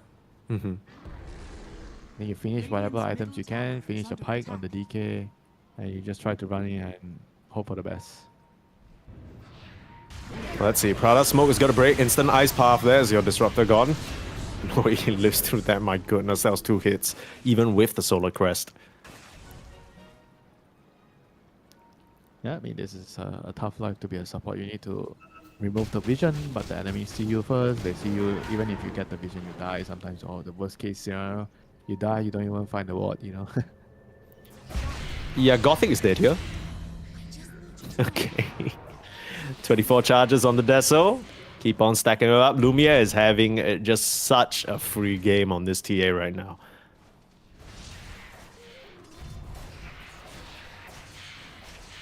Don't think he's ever had a position in the game where he got pressured. I felt like he just had the time of his life on the TA. The Bad Rider, the Undying, SF, Jakiro, the 4 of them have been just creating so much power. I think especially the Undying. Is GBC just dead here? It looks Okay. like he is not going to be able to find a way out of this. I literally slowed to a crawl. He can't even do anything, and now the TA is gonna get a Tormentor for just chill like free. Okay. Doesn't it make you want to play Undying right now after watching this game? I know you're a big fan of the hero. Yeah, it actually does. I mean, this is great. I especially hope that I also get a TA teammate like Lumiere, because these guys pop in the hell off. I would like to have Disruptor with me when I'm playing Undying. Because I'm doing all the chasing. I want somebody to pull them back to me, Yeah, bring them back to the tombstone, It's so much more fun that way. Rider kind of does that as well. That's true. Yeah, I mean, we've seen the MJZ lasso. The repositioning is just so powerful, right? It always has been in Dota. And yeah, they've put it to great use here. Now, Navi Jr., they don't have their DK, but they might feel the need to contest this. A last hurrah as Krolash looking for an avenue in, but he blinks into the ice path. He doesn't get the Aegis. Rubicon's going to come in and swipe away, though. They managed to kill off the Undying, kill off the Bat, but Wonderkid sends them to hell with that Requiem as Lumiere dropping very low. But now, with that second life, shouldn't really be fearing a thing. Rubicon desperately trying to swipe away, but GBC now back into the fight. Actually managing to kill off 2. It's Wonderkid now. Not a lot left to work with, but Vitaly coming back with the Ceaseless Dirge. Easy TP to the tier 2 to rejoin his team. And Navi Jr., again, I feel like all these fights for them, they don't go quite as bad as I'm expecting for Navi Jr., but not as bad as we're expecting. It's not going to win them the game at this point at 17k gold down. Yeah, unfortunately, no. You need to be able to gain ground somewhere, but it's always just about them trying to survive, trying to break even, and unfortunately, because of the deficit they're already in beforehand, it's never going to be enough. Right? You need to make up ground, and they're not making up any ground. You're going to a late game, getting into a bigger and bigger deficit, and the Ursa alone is just not going to be able to do everything on his own. There's the TA, there's the SF. I mean, hell, even the Undying is like giving him so much problems, in the team fights. Yeah. You gotta imagine how that fight would have looked if the Dragon Knight was actually in the picture since the start, right? He comes in, joins at the end, and was able to actually take down a couple of these heroes. But they had to make that contest. He was dead, and there's not much you can do about that. Krolash, he's still doing a pretty good job using the Helm Dom to drag away these creep waves, make things annoying for the side of HunterZ.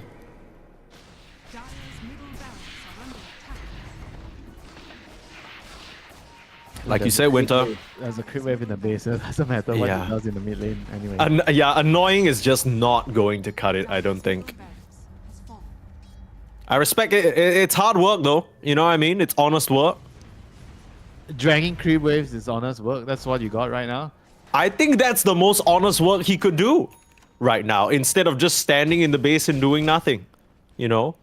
I respect the man who gives it his best shot. He understands it. That's what he needs to do at the moment. And now Navi Jr. maybe trying for one final hurrah. It felt like that Roche contest was their chance here, but they're not out of it just yet. Gonna try and find an opportunity, but the scan tags them right on the belly. HunterZ know this is coming. We'll start prepping for it. Oh, and an AD rune too. Come on. Could you get a clearer sign that Gaben's against you in this game? I don't think so.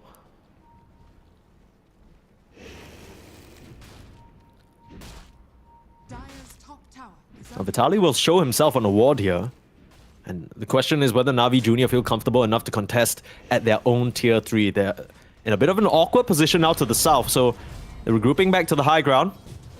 MJZ looking for a target. Easy lasso. Bye-bye, Hoodwink. Dire's top tower is under attack. I mean, on the bright side, there is a buyback on this Hoodwink. But I just...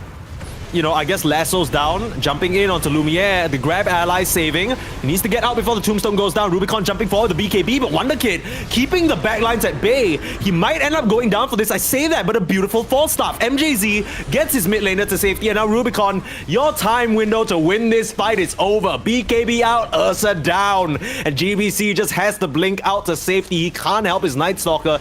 Even though they get a kill on the spot, it's just not enough. The Rex are gonna go down. That's gonna be a very easy Mega Creeps grab for them. And 70 seconds without Rubicon, I have no idea how you try and win a fight. Gonna try. Onto Prada. The cannibalism, like you said, Dragon Knight going in, but Wonderkid there to help his allies out. And another killer Ice Path puts a stop to everything Navi Junior is trying to do. A final TP out, no stuns, kill survive.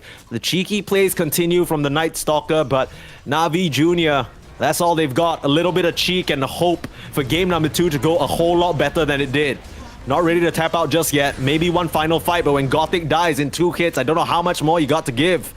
2 members of Navi Junior remaining, and only an Ancient remains. The G's are dropped, and HunterZ take a very, very dominant game number 1. Very, very big.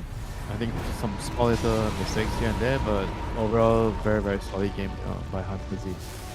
They knew what they were drafting for. They knew that the heroes had a very, very good, I think, overall timing in the game. They were grouping up together. They were not really giving the Night Stalker Disruptor a lot of opportunities to, you know, find the pickups for them to be able to get into the mid-late game, because they are very reliant on their BKB timings, right? And then I felt like it just took a little bit too long for them to get the triple BKBs, and by the time they had the triple BKBs on the Ursa, DK, and Night Stalker, HunterZ, they kind of already had full map control. They got the Roshan, they got everything they need, and I think it's just all about for them, you know, trying to bait out the BKBs, you know. It's not even that hard, you know. They throw like a tombstone down, or they slow it with the TA traps or the bat, you know. You kind of have to use BKBs already, you know. And there, you see, once the Navi lineup uses their BKBs, HunterZ, they're trying to back off, you know. In some occasions, maybe they went in head first, you know. They should have probably waited a little bit more, but I guess if the game is not, you know, not so one-sided, maybe you see them play with a little bit more discipline. But overall, it was just a really tough game for Navi Junior. Yeah, absolutely. And I have to revisit my words here, because now that I'm looking at the exact situation of the Navi Junior Academy team, right? It's actually an open call for people 11k and above. So, I mean, compared to some of these guys on HunterZ who've been in the pro scene, been at tier 1 tournaments before, it makes a lot of sense that maybe Navi Junior aren't quite there yet. But that's what's important. Maybe during this break, their coach Sword Out, who's a lot more experienced, can offer them some words of wisdom to come back stronger in game number 2, which we'll have for you after a short break, so don't go anywhere.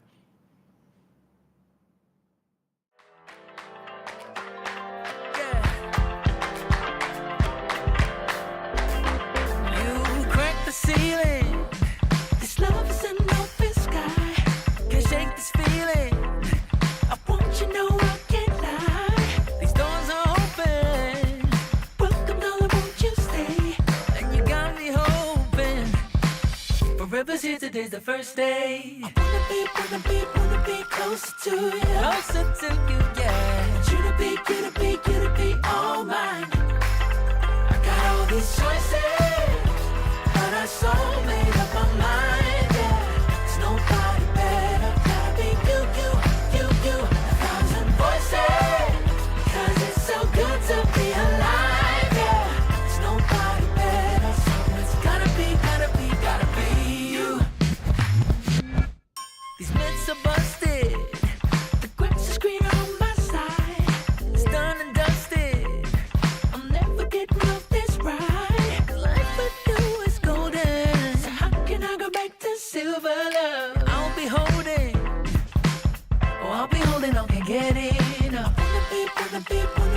closer to you. Closer to you, yeah. You to be all mine. Oh, yeah. Got all these choices, yeah. But I so made up my mind. There's nobody better. Gotta be you. Got to be you. Voices, yeah. 'Cause it's so good to be alive, yeah. There's nobody better, so it's gotta be you. You, yeah. You, yeah.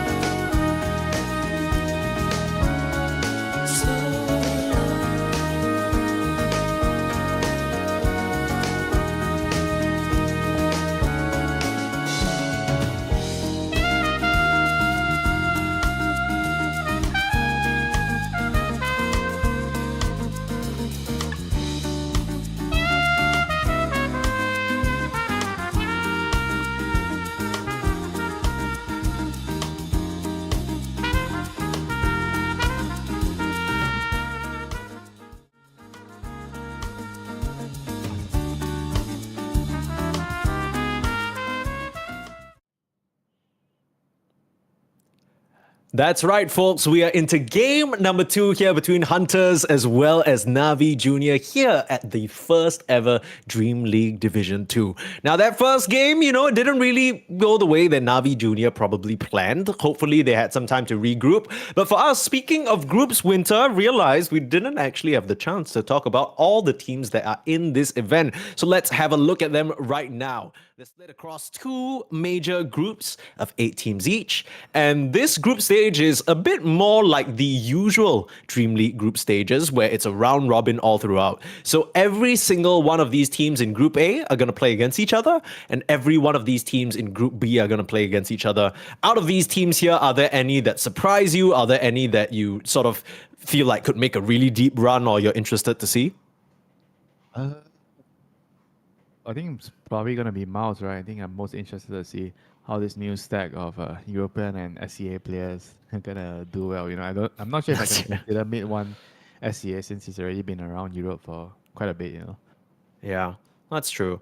I mean, for me, maybe this is a little bit of an easy answer, but Yandex is a big one for me, just because Watson and Malady, right? These guys, they probably bring a lot of firepower to that roster. Of course, in North America, Dota fans will be very happy to see The Bug, led by Boris, with Empyrean on support as well. So yeah, I mean, a whole bunch of very cool teams that are getting a major opportunity here to qualify for Dream League Season 27. But it's still a long way to go. It's a week and a half later. They have all these games to play. Speaking of game, we have Game 2's draft ready for you. We're hopping right into that one. Now, I think, Winter, the previous game, we had a bit of an issue, right? Because NAVI Junior decided to first pick that Dragon Knight for GBC, and HunterZ just decided to ruin his entire game. I feel like it was so hard for the DK to play. So maybe we're not going to do that same thing? I mean, this time HunterZ are the ones with first pick.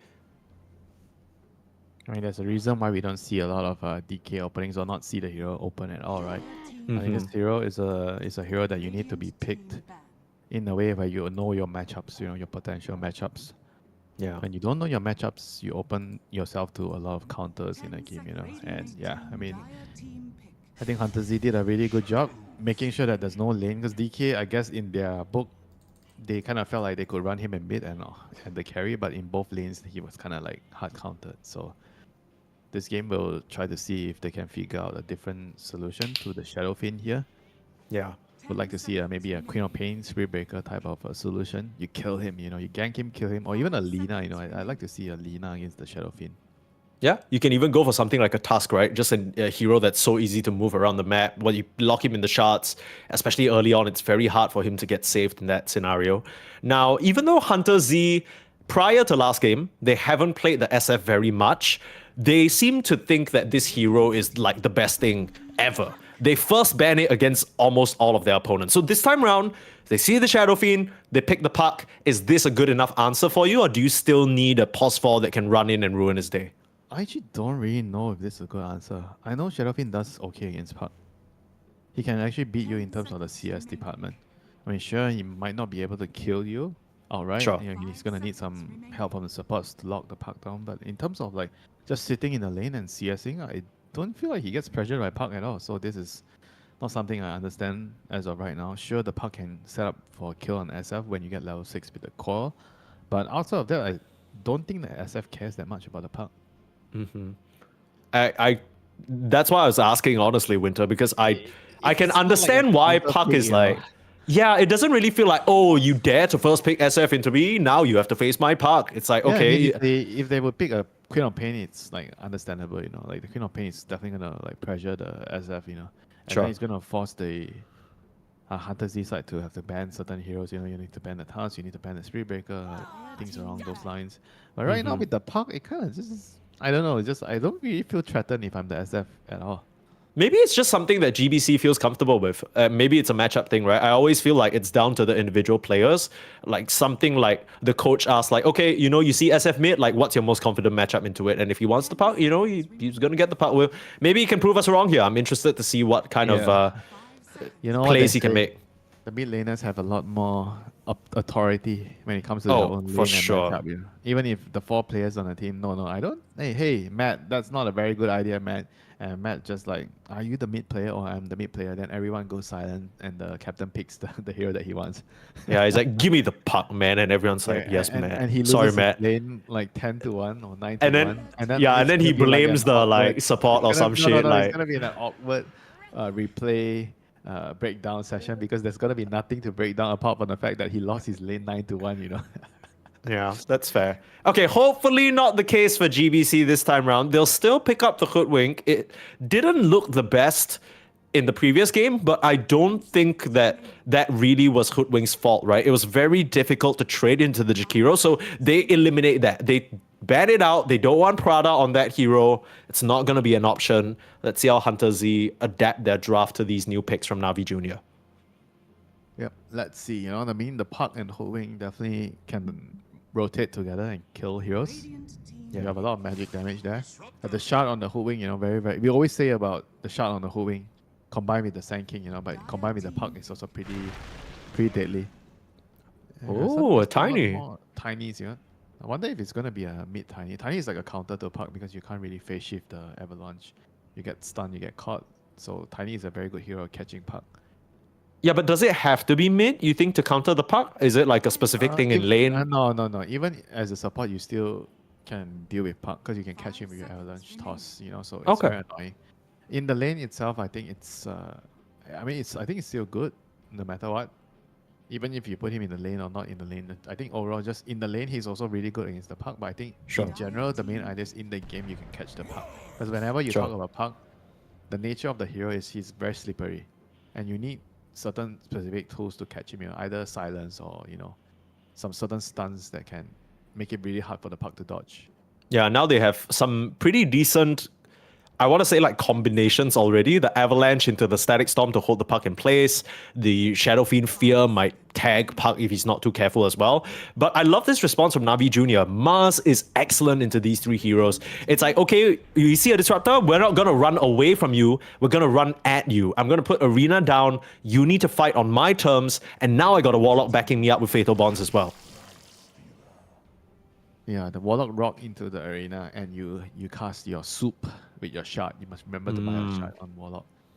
And you destroy everything inside the arena. I mean, the arena's nerfed, but it's still a pretty, like, probably the best team fighting spell in the game right now. You know, I think it's just very solid. And HunterZ, they pick a lifesteal, which kind of, I think, holds everything together. It's good into the Mars in the lane. You can kind of save the SF. I think with SF as your mid, right, you kind of always want a carry that can play for you. Like some Chaos Knight, some Sven, something that can stun and move around the map, or in this case, like the lifesteal can TP in to save you. Because usually Shadow Fiend, you're going to be the center of attention. Everyone sees a Shadow Fiend, guess what? Everyone thinks, oh, that's an easy kill, and everyone tries to gank you, you know. So you need people to help you and keep you alive in the game, and lifesteal is one of the better ones to do that right now. And he also matches really well into the Mars, Warlock, Hoodwink, you know. Except for the puck, I guess you don't really do much against puck. Yeah, I guess at this point in the draft, you know, when they pick the lifestealer, they're like, okay, you know, the puck is going to be everyone else's problem. I'm going to deal with these backliners. I'm going to deal with this Mars. HunterZ looked to be missing an offlaner. I'm not sure what goes well with a Tiny. I feel like immediately what comes to my mind is something like a Darkseer. Someone that can abuse the Warlock very hard, but I don't know whether that really helps them deal with the puck. Warlock is one of the better heroes against Darkseer in the lane because you you want to shove in the wave and pull and just don't play a lane. But Warlock kind of stops you from doing that because he can Fatal Bonds and push out the lane. Okay, right. So, and then he can heal. So it's very hard to do much as Darkseer in this lane. You know? So I think that's like the downside. You know, right now you have to decide whether you pick something that's good against the enemy lineup or you just try to pick something that's good with your lineup. What you're saying with the Darkseer is it enables their whole lineup with the Iron Shell on Tiny, the Vacuum into Disruptor and SF combos. Those are really, really nice. And on top of that, you want someone to buy Pipe, right? Because you are playing into a lot of magic damage. Oh, this is a nice middle ground. I like this. Pango. This is, like you say, a middle ground. You can kind of stop the soup from Warlock. Stop the soup. No more drinking this soup. Stop cooking. Stop cooking too much soup. Yeah, too much soup. Too That's much enough. seasoning, you know. Too much MSG. It keeps stirring the pot. Your mom never taught you to stop stirring pots, brother? Navi Jr., they're missing a last pick carry, the Faceless Void and the Ursa banned out. Abaddon also not an option. What do they have left here? Terrorblade. Terrorblade looks good. That could be the safe option, yeah. Apart from the SF, not a lot of burst with the... Like, it's just tiny SF, right? I kind of like Terrorblade because of the high armor, the nature of the hero against Lifestealer. And SF, like you make illusions of Lifestealer and SF. I guess the SF one is very annoying because you get the minus armor reduction from the SF illusion, so that's very annoying. And on top of that, you have high armor against Lifestealer, Pango, SF. Okay, Morphling is also kind of like a high armor hero. You get to turn into... Who do you want to turn into the most? There's a lot of... Either the Lifestealer or the Pango, right? Like, those two are amazing. Bro, even a tiny... Like, I guess support tiny, you don't have points in your... tree grab, you know. Your tree grab. But it's still nice in certain, like, small little skirmish you're trying to get... to catch someone with stun and the toss, you know. I think overall it looks like a pretty good Morphling pick here. It's very hard for HunterZ to kill the Morphling. Your best bet is probably catching him in the Disruptor silence, which is going to take some time before you can do that. And the SF Ultimate. I think these are the two main heroes. I mean, Tiny could also sometimes surprise the Morphling, right? Depending on when you catch him, like his Morphing strength or Morphing agility, and you catch him in a good time, Tiny can definitely kill him. 5 seconds remaining. Okay, we'll see. This does honestly, to me, feel like Rubicon's game to carry, right? It looks amazing for the Morphling. He is pretty set up for success. He has teammates that can enable him, keep people in place for him to go crazy. Although I am a little bit worried because HunterZ, they very clearly showed dominance in that previous game, right? They were sweeping the map. They were leaving no prisoners. It was merciless. Navi Jr., do you feel like this draft has more promise, or do you sort of... Yes. Okay. You're going to see a better game, Mike. You're going to enjoy a better game, but I can't guarantee you a game 3, but it will be a better game than last game. Okay. And why is that? Is it just because they have more options or team fight, or what's the deal? Better draft. They're just overall, I think, more solid draft. You know, last game they got heavily countered by the bat, and it was mainly the DK problem in the opening pick. This game it's more they swap it out and they have a much more fluid draft. They didn't really get countered as hard, and they have like I think very solid team fight. Puck curl into Warlock Rock and the arena. That itself is already gonna kill most heroes in the game. Probably not Lifestealer, but the rest of the team, yes. So what do you think HunterZ wants to do with this particular draft? Because the Pango seems to be like the main move maker until SF sort of gets his first few items, right? Prior to that, you know, it does feel like there are so many more opportunities. As soon as you hit the level 6 on the Hoodwink, on the Mars, you can just run around, get kills. It doesn't seem as straightforward for HunterZ, especially if they don't do well in the lanes. I think the Pango definitely has to play less greedy because it's a SF and Lifestealer core. I mean, Lifestealer can come in and help with... did he go Gorestorm? Yeah, he did go Gorestorm, yes. So with the Gorestorm Fencer, you can kind of help gate and go to the Pango's lane, but I think overall Pango is not a lane where you want to go to. I think mainly you want to protect the SF. So I am going to expect to see a lot of fights happening around the SF. It's going to be between Navi trying to kill the SF and HunterZ is going to try to keep the SF alive, you know. So I think there is going to be a lot going on there. You're going to see a lot of mid fights, a lot of mid wars, and you're going to see a lot of blood on the SF lane. What is going on here? HunterZ are taking a very aggressive position all the way in the dire jungle. Wait, why are they doing this with one hero down? The Lifestealer just cutting trees across the map. Yeah, I guess they feel like they don't need like the Lifestealer to make a play here. Yeah, he's not the most useful level 1 hero. But it's still moral support, right? If you have sure, if yeah, you have you 4 got heroes, you run into 5 heroes, you're still gonna be afraid. Yeah, you're still gonna ping your Lifestealer afterwards, be like, bro, come on, like you could have been there. And he's like, what would I have done? Like maybe 3 auto attacks. Why does he want to? He just came all the way down to cut all the trees. I mean, against my Mars? the Hoodwink, right? Like he doesn't want. Okay. Yeah. He doesn't want to get speared to the tree. I kind of get it. Like we'll see how much it ends up paying off. For now, yeah, all you need to do is hit the Hoodwink, right? And the Hoodwink will break his own trees. True. Yeah, it's still a percentage chance. We'll have to see. It's such a funny interaction that the Hoodwink could screw himself up. Yeah, I get what you mean. But to be fair, I will say the fact that she just kind of randomly dodges attacks. It's really nice for trading. Like if I'm just right-clicking with an opponent. Yeah, but support. wouldn't you say it's also silly that you have an innate based on chance that could ruin your own combo? Yeah, I would say that. I think there's probably a little bit of an adjustment needed, just like we see from Navi Junior here with this Game 2 draft. Hopefully they can give us a bit of a better showing, because the previous Navi Junior, they did so goddamn well. They qualified to a bunch of international lands. They were at EWC, they were at all these other tournaments, and got promoted to the main Navi. It's going to be a fierce competition. At least the way it looks now is there might be a So bit more. You want to see the story of this Navi Junior replacing the other. It would be. Look, I love the current Navi. I'll be honest. Like those guys, they're very entertaining to watch. They have a lot of personality. But wouldn't it be so funny if Navi Junior replaced the real Navi again? Like it really just goes to show there's always a kid out there 2 years younger than you, 10 times better than you. That's what they always say. Toss back. What's going on? Is that top lane? Yeah, Trying to get the ball kill locked onto in. Hugo. He's not. Radiant's top tower is under attack. Alright, he's fine. Did they body block each other or something? That was a bit awkward. I would think that maybe that happened a little bit when they were running through the secret shop. I think Yeah. that was the point where probably they might have blocked each other in a little bit. But I don't think the Warlock would have died regardless. Yeah, I mean, his name might be tiny, but his booty is big. That's a very narrow tree line. Can't really get past that, unfortunately. Well, that is going to be the best one I've heard from you, yeah? Yeah, the little one-liner. You like that? I'm glad. I live to impress. Oh, you really like that? You have a little cackle about it, man, guys. It's happened. I've impressed Winter with a little joke. Okay. All those jokes aside, though. He's definitely one of the best ones. Damn. Okay, you can hold on to that one. I can tell you like that one very much.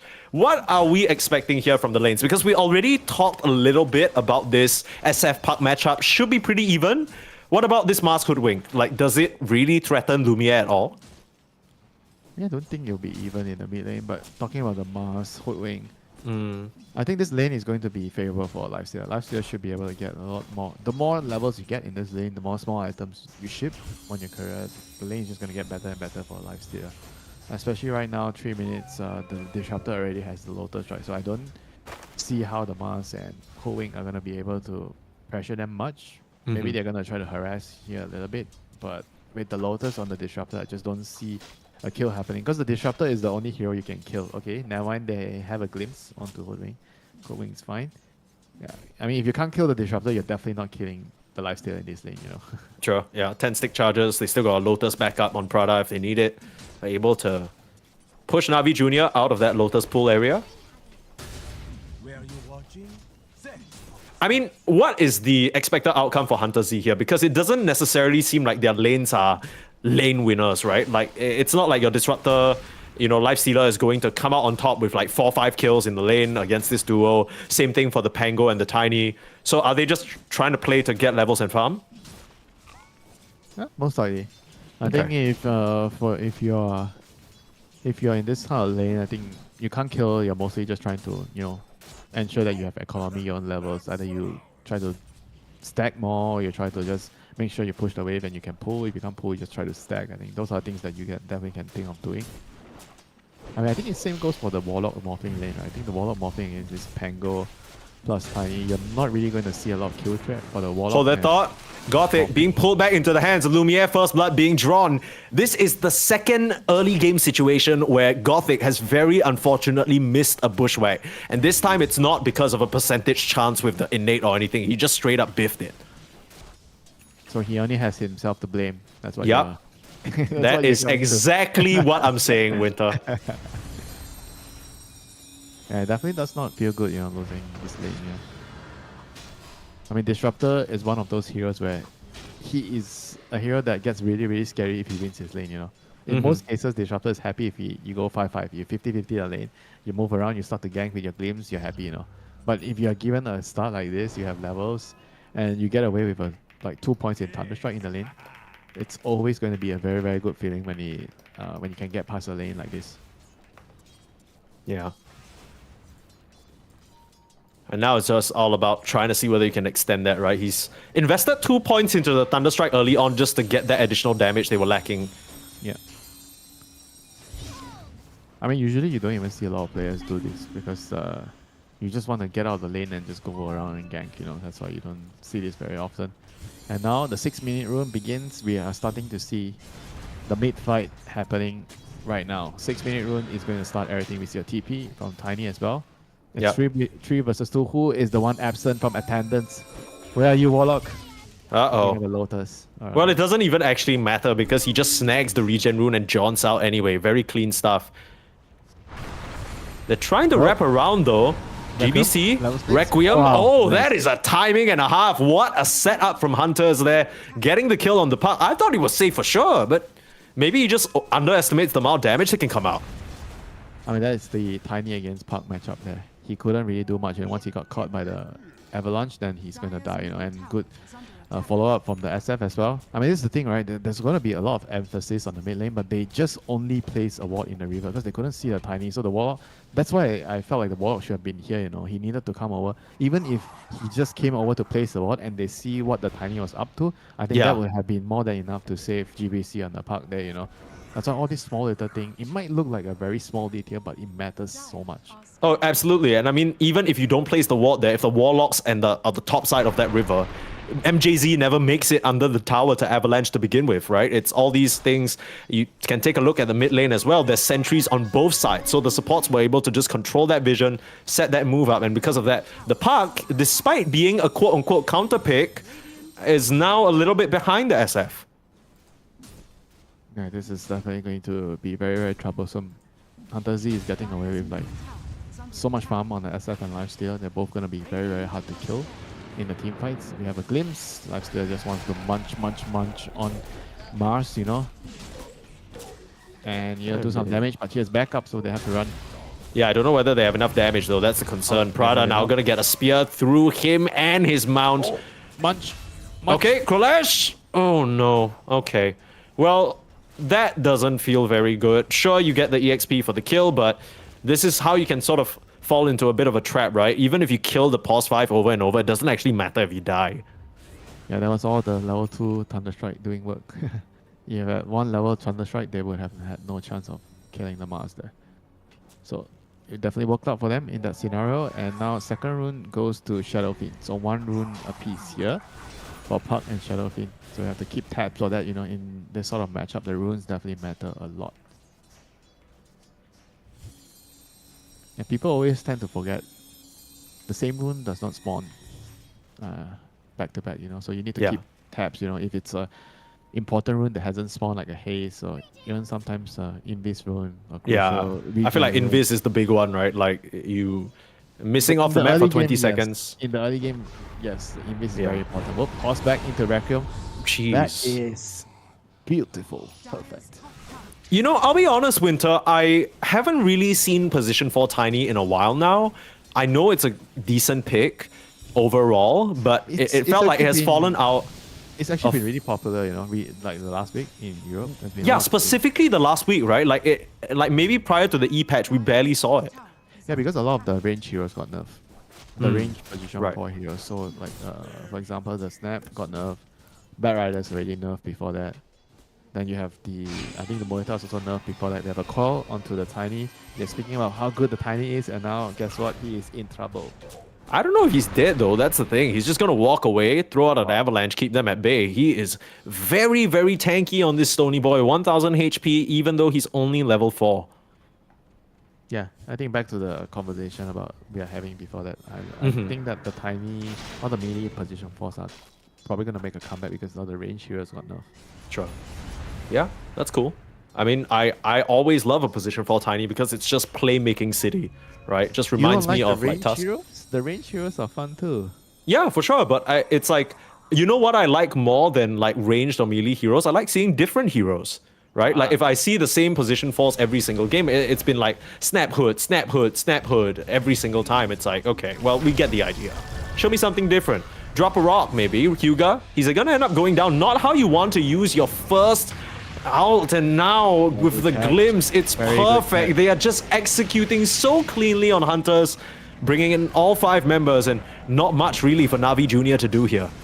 That was so nice. They catch him with the glimpse, no kinetic field, but no problem, you know, the Pango stun, layered with the tiny stun and the toss, everything perfect. Yeah. You couldn't ask for anything better, and the fact that all of them show up means that there's no chance for Navi Junior to turn that fight around. I don't even think they really felt comfortable TPing in there. Dire's top tower has fallen. Radiant's middle It's definitely tower is looking under attack. like a game that's going to get harder and harder for Navi Junior. They need to find a very good fight with the Rock. I mean, so far they haven't really found a lot of success yet, but they do have the tools. In theory, you call, you rock with the Fatal Bonds and an Arena on top, you should be able to destroy a couple of heroes in that combo. They don't have the rock yet, but now they're going to spot out Lumiere, and he sees the ward being placed. He knows he's in danger, calling for help immediately, maybe just trying to rage TP out. Oh, that was a little bit... I don't even know, again, if you can blame this Hoodwink. He was trying to smoke behind the tower. It just so happened that Lumiere smelt something was amiss. And just because of that, this entire move falls It's apart. going to be a fight. I mean, Hyuga, he walks up, gets tossed back. I don't know whether this is the setup that you want. You might just lose your Tiny for it.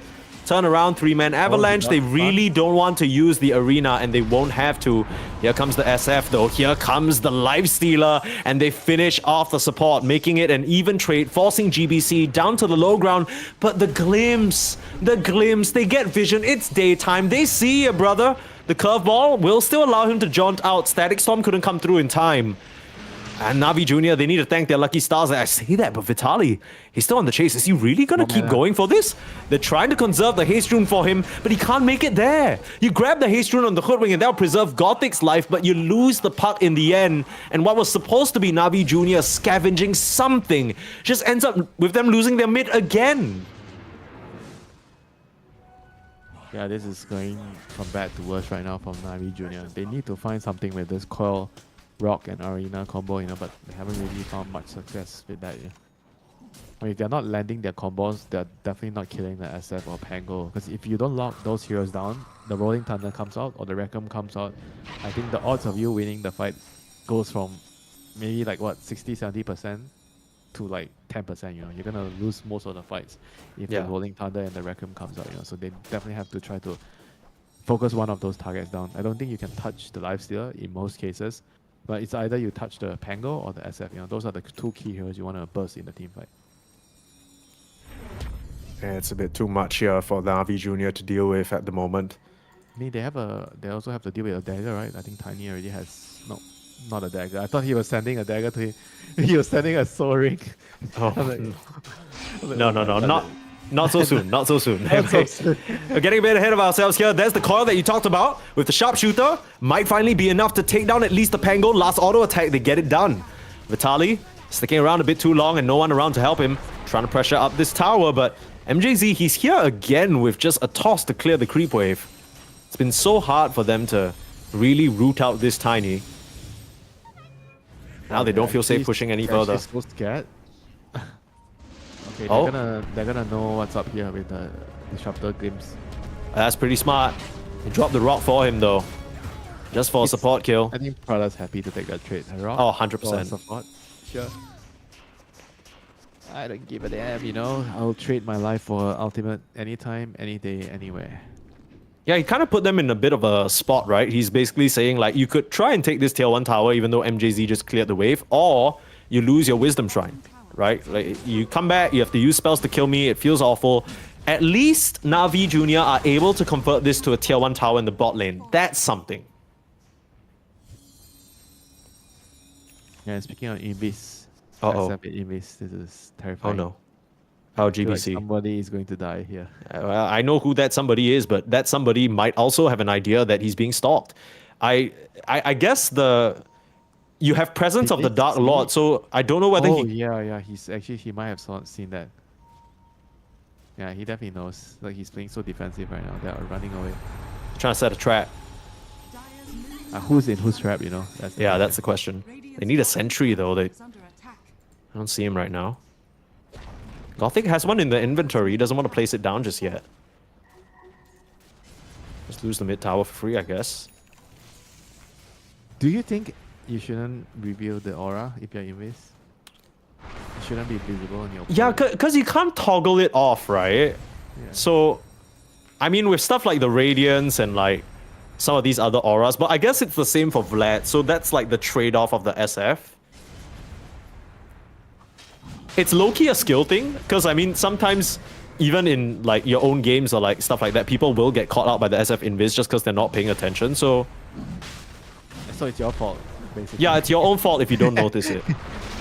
He never should be able to catch you by surprise there. Mike sees it every time. He sees it all, you know. He has the all-seeing eye. Yeah. Yeah, I'm not saying I make the right play. I'm just saying, you know, if you get caught by a SF ultimate, it's your fault, right? It's kind of on you, yeah. Maybe you shouldn't be there wherever you were getting caught. Why did you even get caught? You're not allowed to get caught. Yeah, play perfect. The hell? You're on HunterZ, for Christ's sake. Yeah. Remember, guys, if you ever run into a game with Mike and Mike dies, tell him that, you know. It is my... No, but to be fair, I will accept that responsibility when I die. Oh, really? Yeah, feeding does happen in my game, for sure. I mean, sometimes I'm just trying to deward. You know, you ever get real stubborn trying to deward something, and you know, like, okay, the enemy team is probably good enough that they are protecting their ward. If I walk up here, I haven't seen the storm in 30 seconds. He's probably gonna zip. No one's around to save me. Guess what I'll do? Guess what I'll do? I blame my teammates after I die trying dewarding. Oh, do you actually? Where are you guys? What? Oh, we got a toxic Pos 5 player here. Don't try to be fake PMA here with me. I know what you do in your games. And what is that? Die when trying to deward? Yeah, not about that. We already established the fact that you are going to die for a deward. But whether true. you blame your teammates along the way or you blame yourself, that's the point we are discussing right now. And That's true. You seem to be trying Of to the left. prove a point where you are always going to only blame yourself, you know, which I believe. I refuse to believe, sorry. Oh, okay, sorry. It's hard to really establish where you're going with that. Okay, I'll take you up on it. Solo queue does get the better of us sometimes. I can't claim to be perfect, you know what I mean? Yeah, you can try to, but I know because I've been watching your games. Why are you watching my games? Why can't I watch my friend's game? No, that's true. Well, I mean, my games aside, that's not important because right now we're watching a pretty tough uphill climb, I want to say, for NAVI Junior. We were quite convinced, Winter. In fact, you were quite convinced that this draft was going to be a lot easier for NAVI Junior to play, right? The team fight ultimates, you just press them together. Surely that works out, but... to what they have in the first game. Not exactly comparing to what their opponents have right now. Alright? Sure. Gotta get that cleared. Okay, and what do we think about their current situation? Because they seem to just be... very good with the Morphling. Morphling is like the strongest hero in the game, and he's having a very good time, top of the network chart. There's a lot of good targets to turn into. I think you've mentioned that you want to turn into the Life Seer every single time, and I'm making the argument that you could consider turning to the Tiny as well. Sure, yeah, with his no levels in tree grab.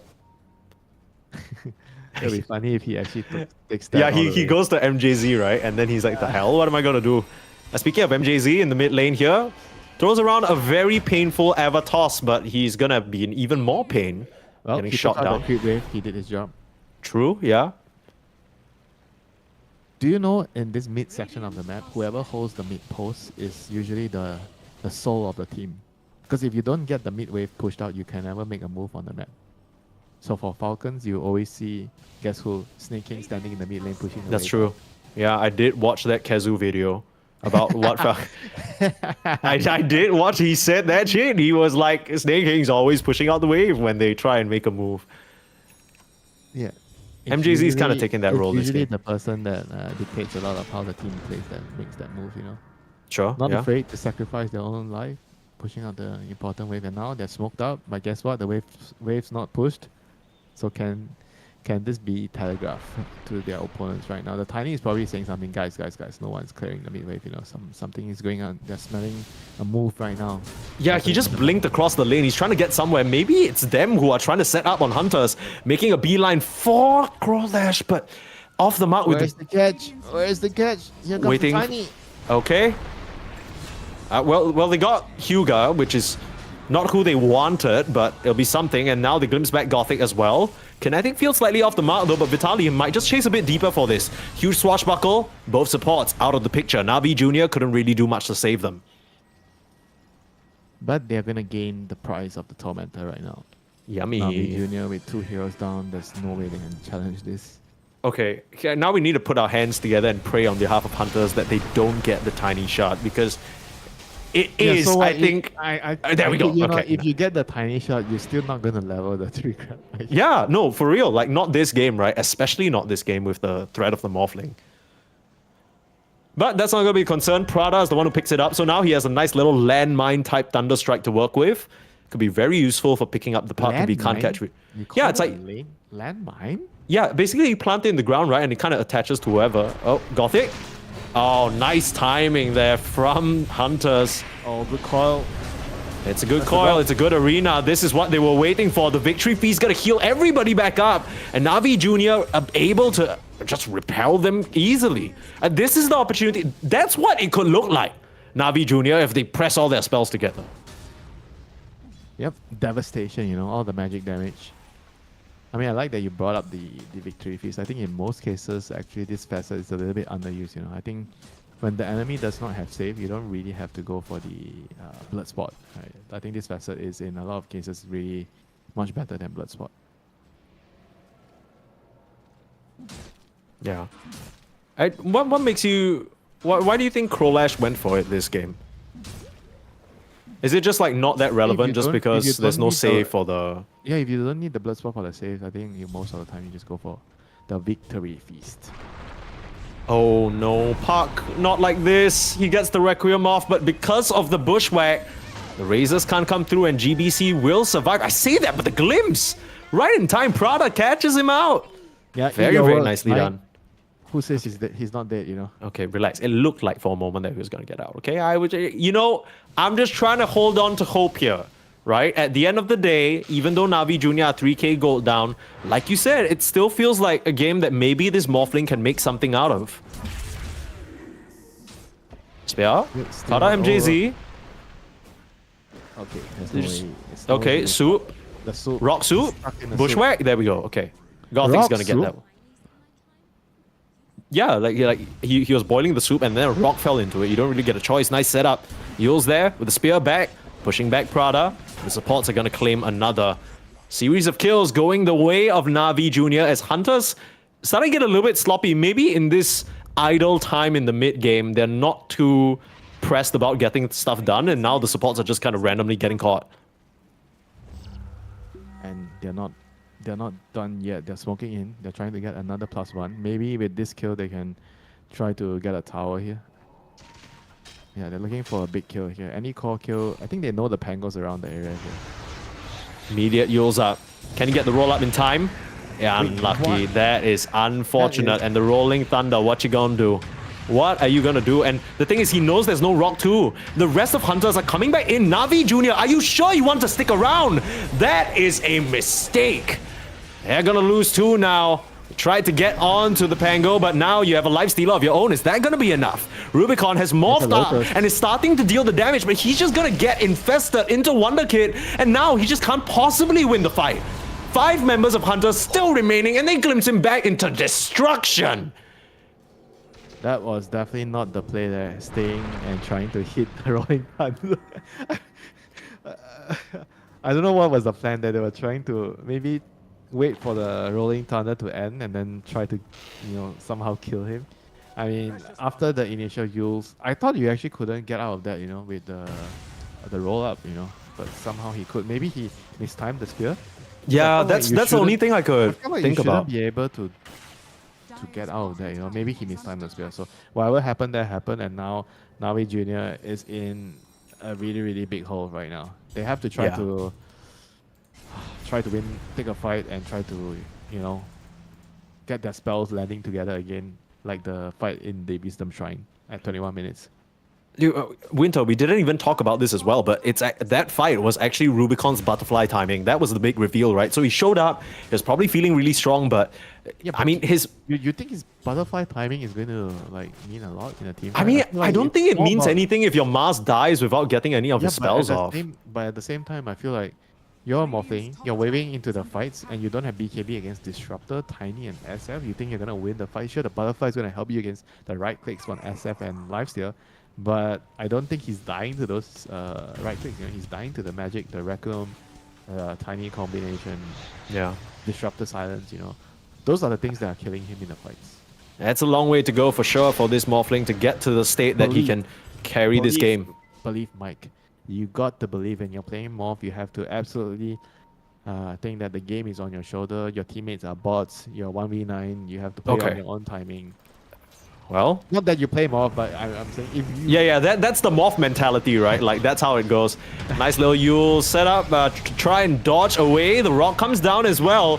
Not really sure what Navi Jr.'s plan here. Are they really going to try and fight this? Rolling Thunder just completely smashing Crowlash. He'll turn around the arena, spear up Loom. Yeah, this could be good if they can get the damage out onto him. He's not dying just yet, though, and he gets the Infest out onto Vitaly.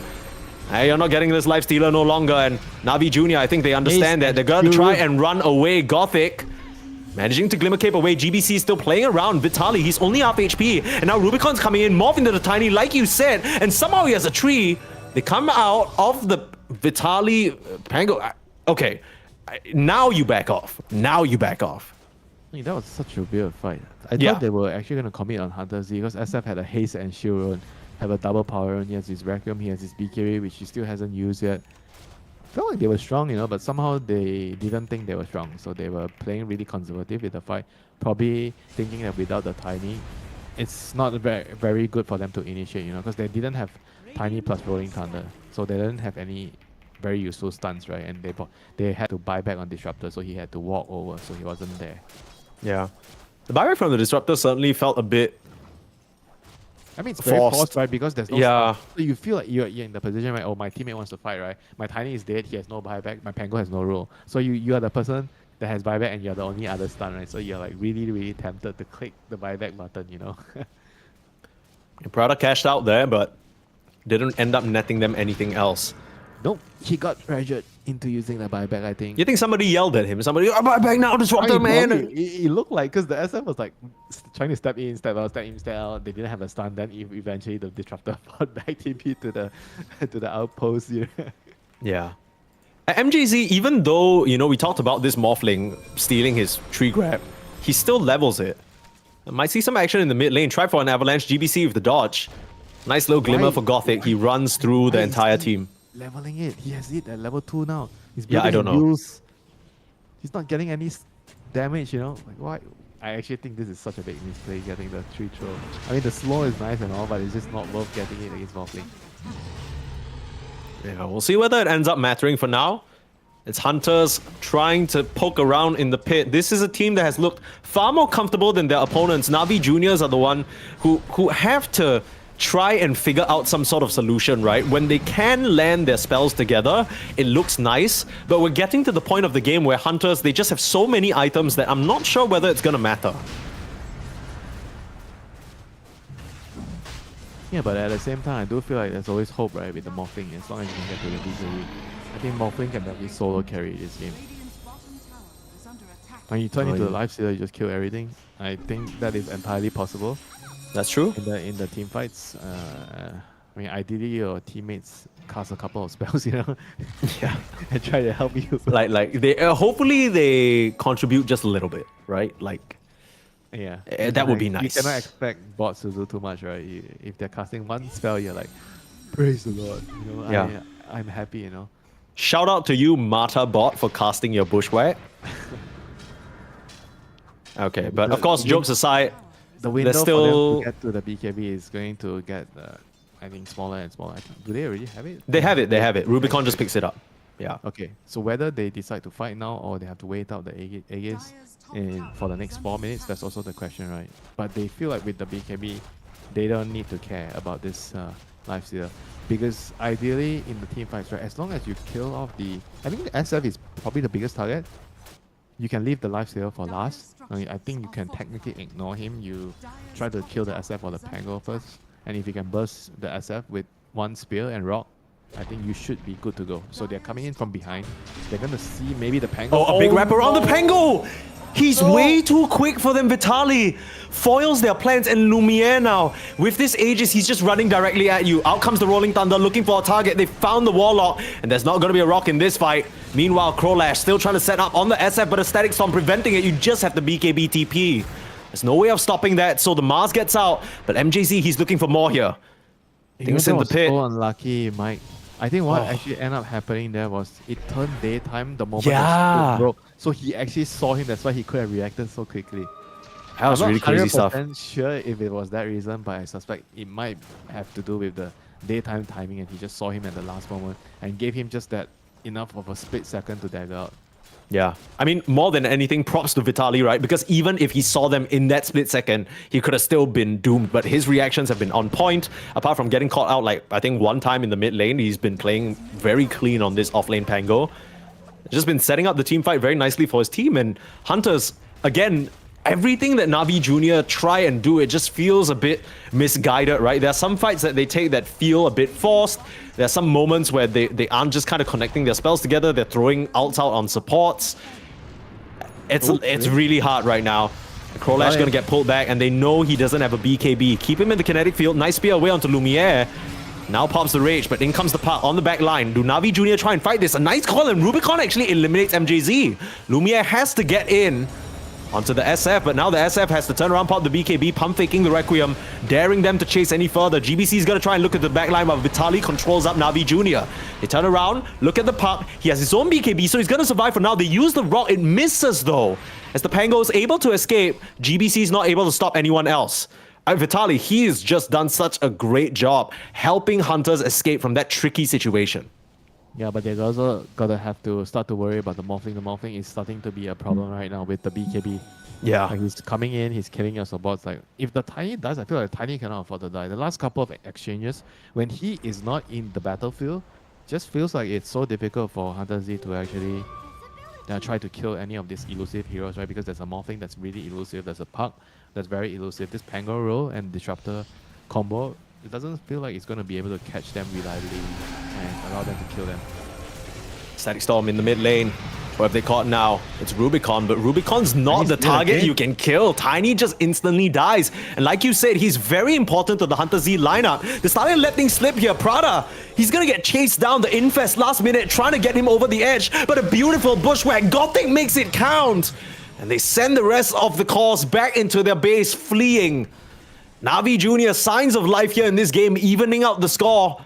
17 to 15 here, and the gold lead now 3k. That's nothing at this stage, and you got a morphling problem. Yeah, they definitely have a water boy problem right now. They don't really have very good ways of killing him. I think MJZ, he has to stay alive. He is the only person that can actually catch the morphling right now with the Tiny combo. Like, if he dies every time in all the fights, just like that.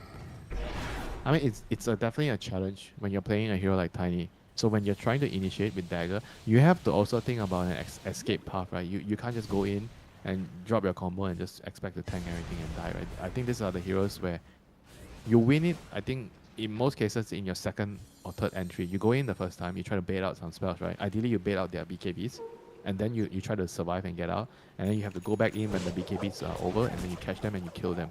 So it's not like a one time and you end the fight thing, you know, with Tiny. You need to make sure you stay alive after the first attempt and you go back in again, and that's when you win the fight. But he's dying every single time in the first attempt, right? So they don't really get the second attempt, the second entry. So they're not winning the fights. Yeah, it's kind of tough as well, because as much as it sounds like the Tiny is the only one can lock down the morphling, the nature of Avalanche means that you're never fully going to chain stun him, right? He will always have time to pop that BKB in between the Avalanche proc. So you could try to blink next to him and toss him first, then he couldn't Yeah. pop his BKB. true, yeah, it have to be some sort of acrobatics from MJZ. It's tough though. It's not as straightforward as it sounds. In HunterZ, the game has just gotten a lot more complicated. They're going to try and put a nail into the coffin of Navi Jr. They've tried and failed to so far. They need to get this morphling. Smoked up now. I see a curveball, but Navi Jr. sticking tight as a unit. The scan connects. They know that HunterZ are on the prowl for their prey. And Navi Jr. very smartly get back up to the high ground, but there's vision there. The Mars just gets eliminated. Whoa. Okay. That was some crazy move right there. So that's going to reveal the ward. I mean, at the end of the day, I don't know if they can actually force the high ground, you know, because that's going to be the important thing here. Is it going to be safe They use enough? 2 ults. They literally use Rolling Thunder and Requiem for that. So they have to be wary of this Mars buyback, surely. Morphling has BKB, he's tipping back. He already finished his Daedalus. Okay, he is so freaking strong right now on the Morphling. The question is whether he's going to get the chance to actually hit into these heroes. Lumiere is the only one presenting himself on the front line right now. Use the fortification. Doesn't seem like NAVI Jr. really want to use this Mars buyback, but they don't need to because HunterZ, they're going to try and play it safe and back up first. I think the Roshan is going to force the teams to come out and fight. It's going to be starting to spawn in 50 seconds, 45 seconds. So it's 36 minutes right now. So the likelihood of getting a daytime rush is going to be really high. Does that necessarily favor any side, do you think? Or, I mean... Probably the dire side, since you can buy back and reinforce at the outpost if you can control it. Sure. But if you're the Okay. Radiant side, I feel like HunterZ, because they are in a strong position and they have a deep board on the high ground. So you probably try to hold that position. You could try to bait out the Roshan. You know, some teams they tend to they hit the Roshan a little bit. They make him yell, and then the enemy team, oh no, they're doing Roshan, let's go, and then surprise, you catch them. And you destroy them under your ward, you know.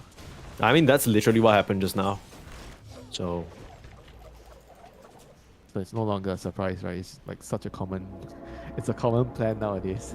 I mean, they also clear out the ward because that's like one of the most obvious ward spots to leave when you've just left the triangle, right? So they don't have that vision advantage anymore. HunterZ, you know, when they get the initiation right, it does look pretty clean from them, but the question is whether you can still do that now that the map has gotten quite dark for you. It's NAVI Jr. on the prowl now, smoking out. GBC now with that Parasma, BKB, and the Octarine can do a lot of damage. They need to get a Hex to kill the Morphling, I think. SF is probably going to be the one that buys the Hex. Yeah, he's working on the Hex right now. Yeah, I mean, 200 once you gold get off. Once you get the Hex and you have your... yeah, does he have his 20? Yeah, you want your 25 with the cast speed on Feast of Souls. I think once you get that, you can just insta-give the Morphling. Yeah. That's the plan. Wonder Kids getting his way there. Hex done. So smoke. Let's go. The fight to determine the game, Mike. Yeah, I mean, right now they are looking towards the top side of the map. The rest of NAVI Jr., as we can see, are scattered across the bottom side. Things coming out. There's a shield rune. That could be very important. Crowlash, I mean, if he dies first, that's not a good look. Just instantly getting stunned up. There's no chance for this Mars. Now Lumiere running in for more, looking for a target. Rubicon can morph in a nice rock on the high ground. He's morphed into the Lifestealer now and starting to try and do some damage, but on the sidelines, GBC is being controlled up. That's BKB off. Tiny's in trouble. Tiny is in trouble, and like you said, he's so important to disable the puck. Without him, they can't do that. The support's traded for the Mars. And the gem dropped to the deck as well. But because of that, the Morphling's still alive and you used most of your ults on HunterZ. You've just lost control of this mid lane. Yeah, that was not part of the plan, you know, with their side-of-wise initiation. They couldn't really get a hold of the Morphling.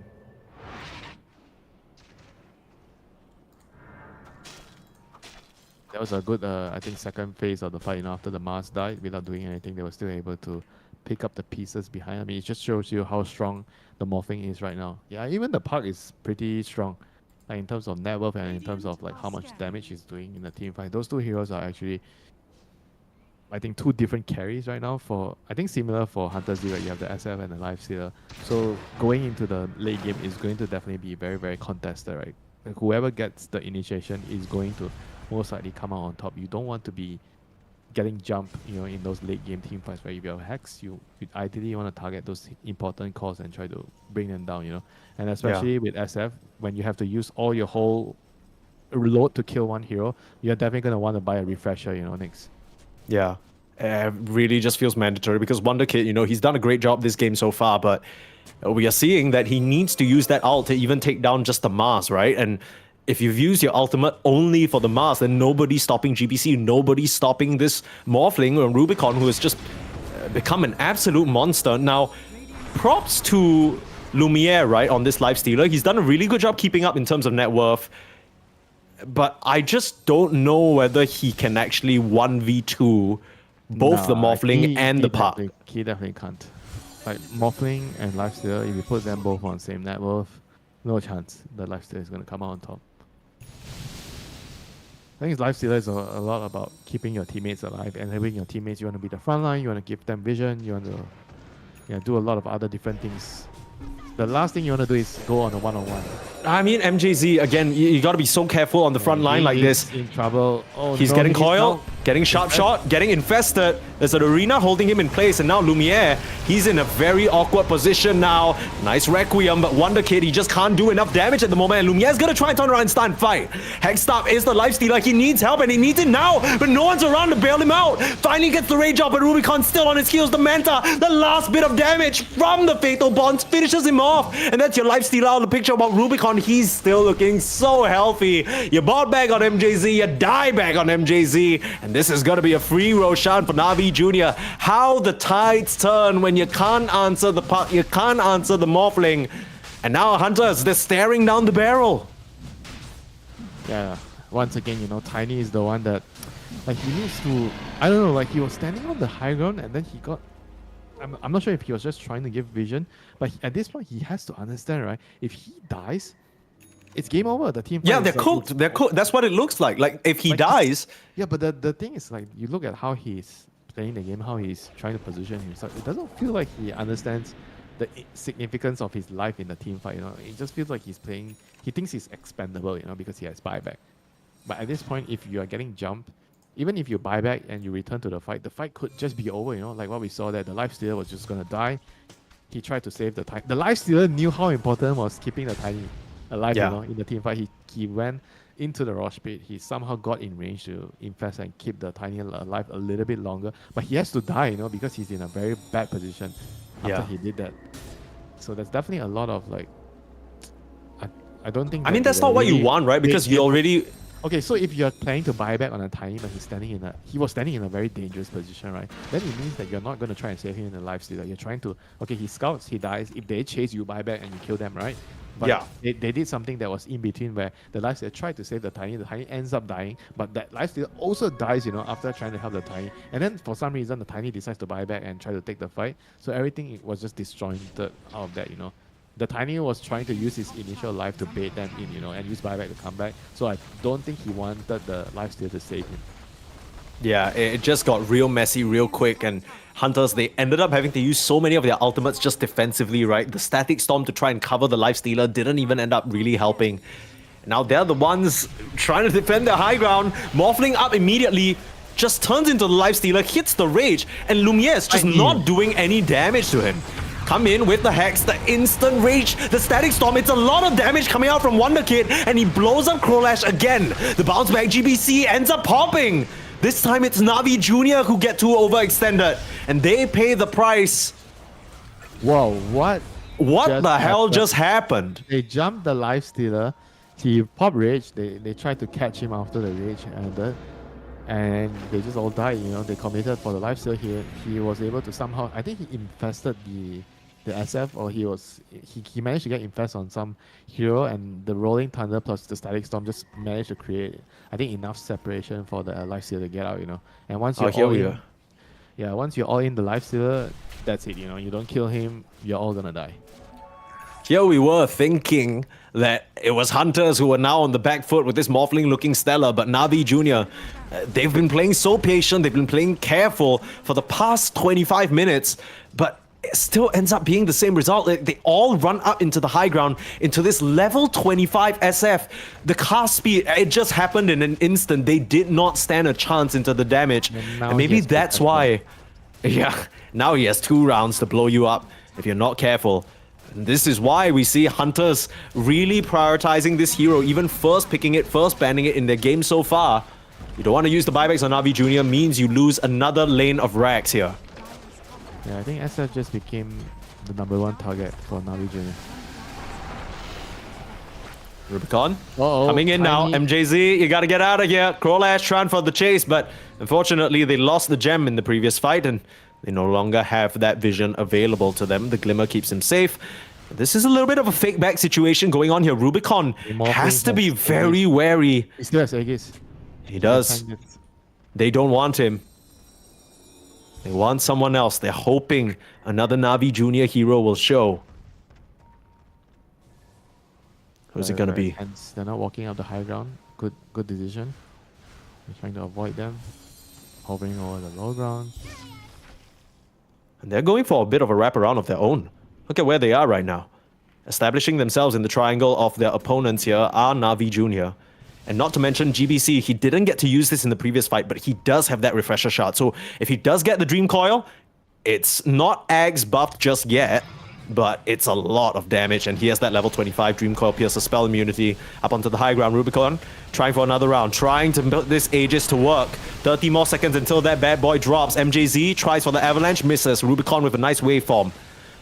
How can they get this Morphling off of their high ground? Doesn't look likely at the moment. Radiant's middle barracks has fallen. Aegis is running out, 20 seconds. They are probably going to try and chase soon. I imagine that's what they were waiting for. They are happy to trade out one of their Rexes for the Aegis timer. I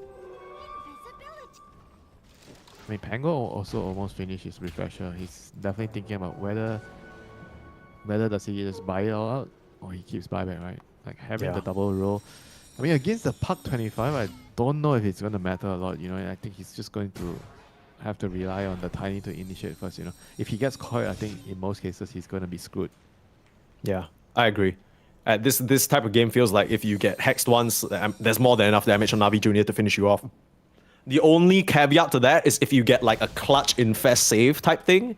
That's been the only way some of these HunterZ heroes have been surviving so far. Or you have to have Aeon Disc. I think Aeon Disc is going to come into play here. Yeah. If you think about the team fights, HunterZ wants to blow people out right away with the Hex or the tiny combo, right? I think for Navi Junior, they're kind of also trying to do the same thing. So the Aeon Discs are going to, I think, be very, very important items, especially for the supports, right, in a late game situation like this. Would like to see at least a couple of them coming out for either teams. Yeah. I mean, it's literally the SF's whole game plan, right? One Requiem equals like 2 or 3 kills. If you can prevent a lot of that damage from coming out, it's a really big deal. You nullify such a core component of what makes this hero strong. We're in a bit of a weird map state. 47 minutes in, folks. I think after the first game, I would forgive you if you probably expected Navi Junior to get slapped around in this game number 2. HunterZ were extremely dominant in that first game, and Navi Junior just couldn't find any footing. But this time round, you know, their very experienced coach Sword Art must have said a word or two to them, right them back on the correct track to come back from these tough situations, and they've pulled out quite a few decent team fights to keep things relatively even. 5k at this stage of the game, not a big deal. And now Divine Rapier on your Morphling. That certainly will tip things into your favor if you can put it to use. Is it Rapier territory already? I feel like it was still manageable though. Like the Rapier seems a bit very dangerous All in. right now. Yeah, I'm not sure if I would classify this as like a you need Rapier to save the game type of situation. Yeah, well, we always have the privilege of... I also don't really know what else would you get, right? If you're not getting a Rapier, what do you buy? Maybe Skadi, I guess. That's true. Maybe he just feels like he's not melting heroes fast enough, wants that burst damage for himself. MJZ, no! You can't afford to die like this, buddy, but I guess at least in this case he has buyback. GBC does pop the BKB reflexively though. Going in. Wonder Kid. That is not what you wanted, an arena. Wow. Okay. 2025 best whips. Oh great, they have refresher, so it means they can try again. There we go. I don't know what you're doing there, Hyuga. You had no business trying to deward. That's eaten you knew up. what he was doing. You were talking about how you always try to deward and then you die. You know that the enemy is probably around. I know what he's doing, but I'm not a professional player on Navi Junior trying to qualify for DreamLeague. This is a bit of a different story here. So it is not acceptable for a professional player to make this sort of mistakes. They are not. I think it's ambitious to say the least. And his death timer, it's like whatever, right? It's 20 seconds. Is he really that low level? Yeah, he has the talent that reduces death time. Oh, okay. Yeah, Bro, no, no, as in like I'm like, are you trolling? Like, did I misread something? Like, have I just been looking at the wrong hero like this entire time? I trust you too much, Winter. You got me in a bad way. Okay, but all jokes aside here, I think Navi Jr. I kind of agree with you here though.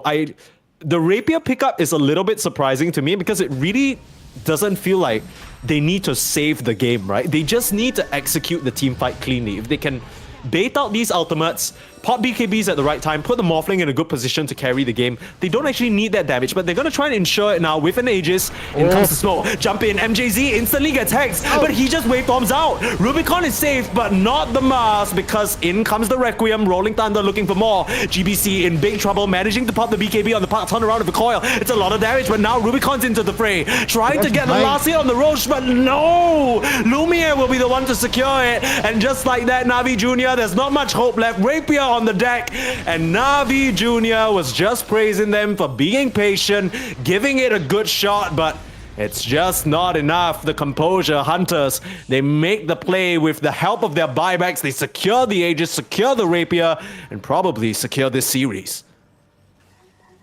Yeah, I just felt like he needed an item to keep himself alive, right? I was expecting either Scardia, even a Linken's couldn't be half bad, right? Because there's a lot of hexes that could kill you. So getting the Rapier there, it doesn't even feel like they were lacking a lot of damage. I felt like they had the damage if their heroes are not dying, right? So if your Morphling is up in the front line, he's not afraid of getting caught by the Hex, then he can do damage in the team fight. I mean, that was also just kind of unfortunate, right? Because MJZ, this time round, the sacrifice makes sense. This time round, he's like, okay, I'm going to jump in, I'm going to instantly buy back, and then we're going to... Yeah, don't save me. Like, just let me die. Lumiere, eyes on the objective, eyes on the prize only. Lifestealer goes straight for the Aegis. Nothing that Navi Jr. can really do about it. And with their Morphling out for 35, it's just the 4 members remaining. Can they hold this off? GBC is going to try his level best. I don't know. The SF is the one who ended up picking up the Rapier, so... I mean, heroes were already gonna die to the Requiem. Now they'll probably all just instantly get eliminated. Bit of a hex up. Mars gonna get pulled back down to the ground. He is just hexed into oblivion here. No way for him to get out, and I feel like that's been the story this whole game. Crowlash, he pops that BKB, but no way.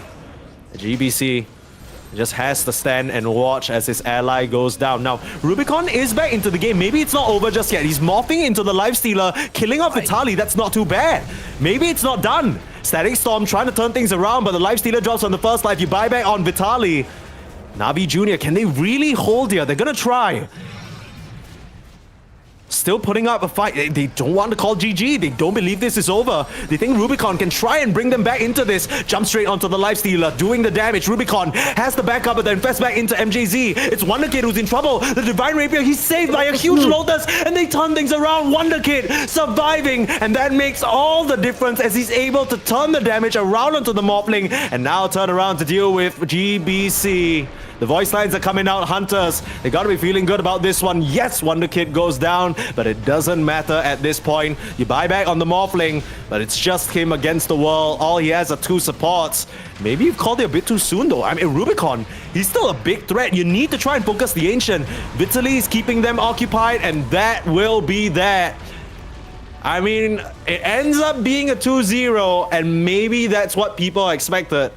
But I'll be honest, Winter, Navi Jr., they showed quite a lot of grit, especially in that game number 2, and I can respect that. Yeah, refusing to give up to the last moment. Just kept on fighting. Just a classic SCA spirit there. Just never say give up. You fight till the end of the game. You fight till the end of your last hero. And they just gave it their all, you know. They were enjoying themselves. They were like just trying to savor, you know, every moment in the series, you know, trying to just have fun. I think that's a very, very respectable attribute, you know, for a new team. You know, you want to be eager to learn, you want to be eager to play, and they definitely maybe deserve to bring this to a third game, you know, with how the Morphling sort of came back into the game, bought that ballsy Divine Rapier. But credit to credit where it's due. You know, HunterZ, they came clutch when they had to, you know, with the SF coming in clutch with the Hex. they were able to just burst the morphing a couple of times in very key engagements. And sure, it was maybe a bit hard on MJZ. You know, the whole game he was like getting picked off many times. But when it came down to an important team fight, he used his buyback really well. He was able to bait the enemy in, and he was able to put his team in a very, very good position in a team fight. You know, I think at the end of the day, it doesn't matter how you get there, but as long as you get the win, that's all that matters. That's true, but probably a few moments that HunterZ want to look back on to try and improve for the upcoming opponents as well. All things considered, don't want to knock too much on NAVI Junior, but comparatively to some of the other rosters in their group, I mean, NAVI Junior, they're definitely much newer and much fresher into this setting of playing Dota, right? So HunterZ, you know, some loose screws to tighten up, but they will walk away with this first best of 3 victory as we open up our Division 2 Season 1 with honestly a pretty good series. And we're not done just yet. How it's going to work is every single day there are 2 sets of best of 3s, and we're going to be coming back to this stream for the very next one. It's going to be Passion UA versus Inner Circle, and that is happening in just about 1 hour 15 minutes from now. We'll be taking a bit of a longer break. Thank you so much for joining us, and we'll see you back here after that.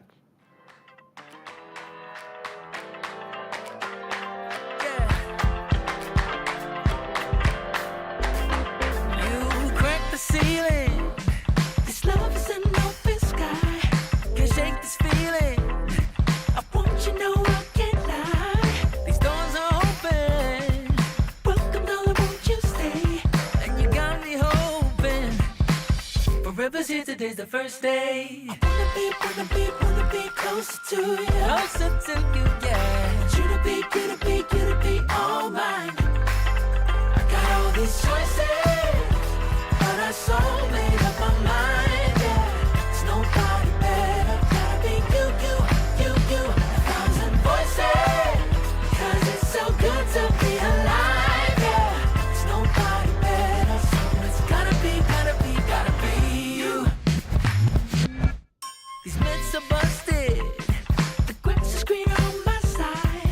It's done and dusted, I'm never getting off this ride. Life with you is golden, so how can I go back to silver love? I'll be holding on, can't get enough.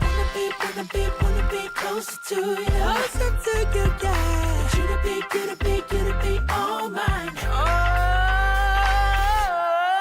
yeah. Got all these choices, yeah. But I so made up my mind. There's nobody better, gotta be you. Got to be you. 1,000 voices, yeah. 'Cause it's so good to be alive, yeah. There's nobody better, so it's gotta be you. Yeah. It's gotta be you. Gotta be you. Gotta be you. Gotta be you. Yeah. Gotta be you. Oh. It's gotta be you. Yeah. All these choices, but I so made up my mind. There's nobody better, gotta be you. Always got to be you. 1,000 voices, 'cause it's so good to be alive, yeah. There's nobody better, so it's gotta be you. Hey. Nobody else, no. It's gotta be you.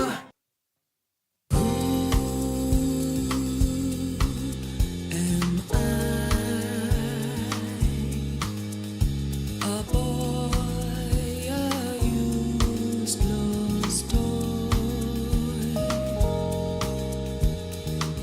running so scared,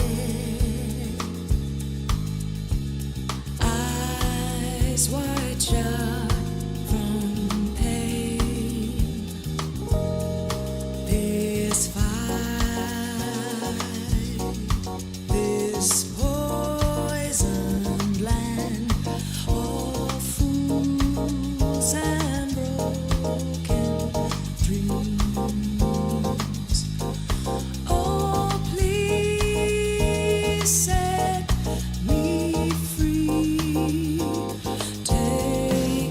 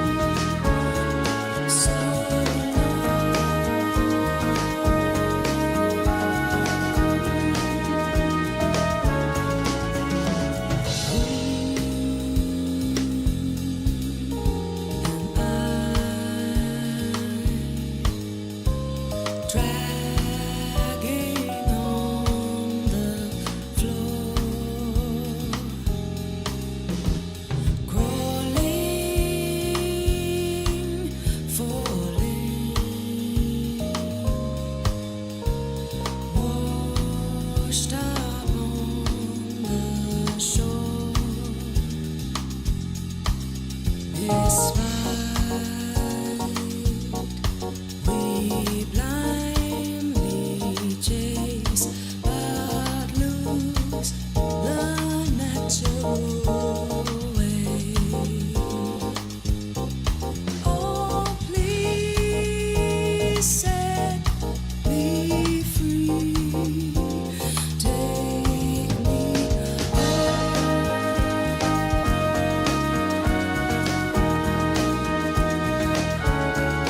So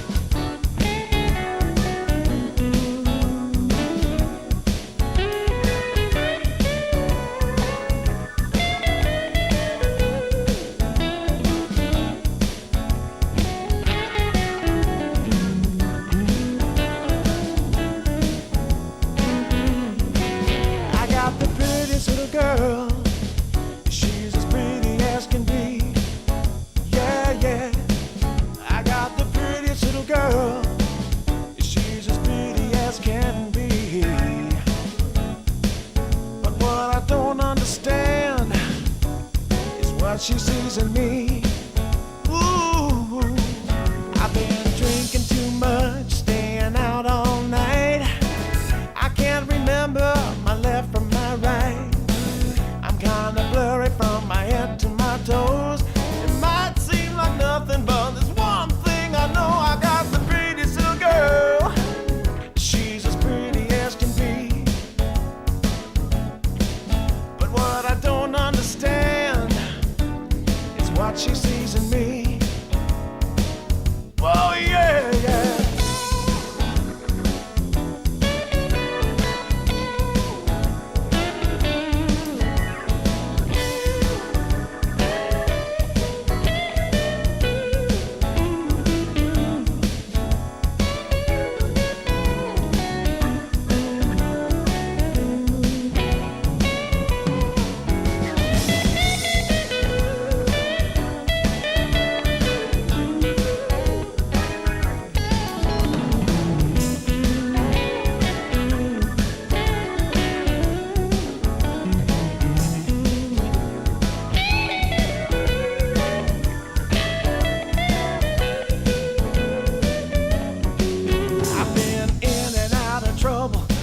much too long. I can't remember the words to this song. I thank the Lord as I'm crawling out of bed. It's another day that I'm not dead. I got the prettiest little girl. You know she looks so fine. I don't know what she sees in me, but I sure am glad she's mine. Whoa, no.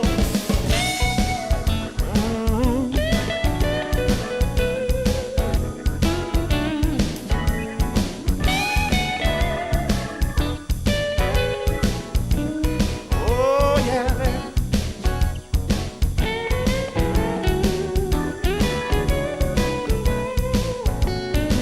Oh, yeah, yeah.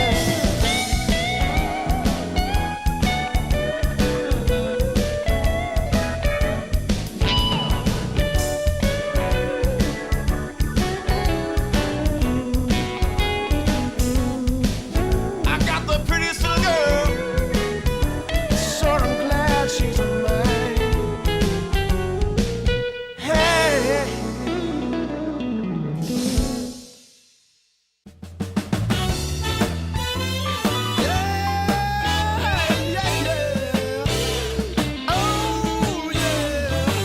Take away my bag of bud, my camels and jack. Go ahead and take them all, I don't want them back. Those nasty things mean really nothing to me. Cause lately it's so plain to see. All I want is you. Honey is so true. Give it to me, baby. All I need is you. Yeah, yeah, yeah. Come on, you can take away my mint Cadillac. Take my Harley too, I don't need them back. I got an engine, Lord, it runs so right. As long as I get your loving each night. All I want is you. Honey is so true. Give it to me, baby. All I need is you. Yeah, yeah, yeah, yeah, yeah. In the morning, well, early in the morning, late in the evening, round around noontime, round about noontime, baby, 24/7. Give it to me, baby. All I need is you. Yeah, yeah, yeah.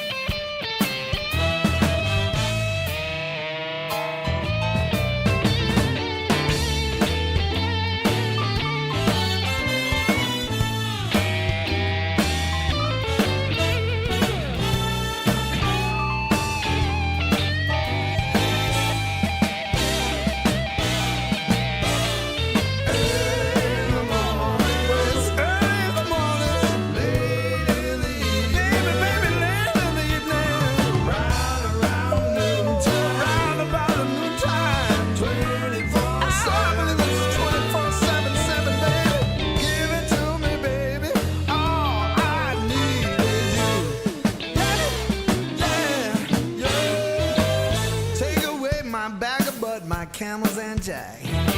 Go ahead and take them all, I don't want them back. The only thing I could ever really miss is what I feel when I get your kiss. All I want is you. Honey is so true. Give it to me, baby. All I need is you. Yeah, yeah. Oh, yeah. Early in the morning, late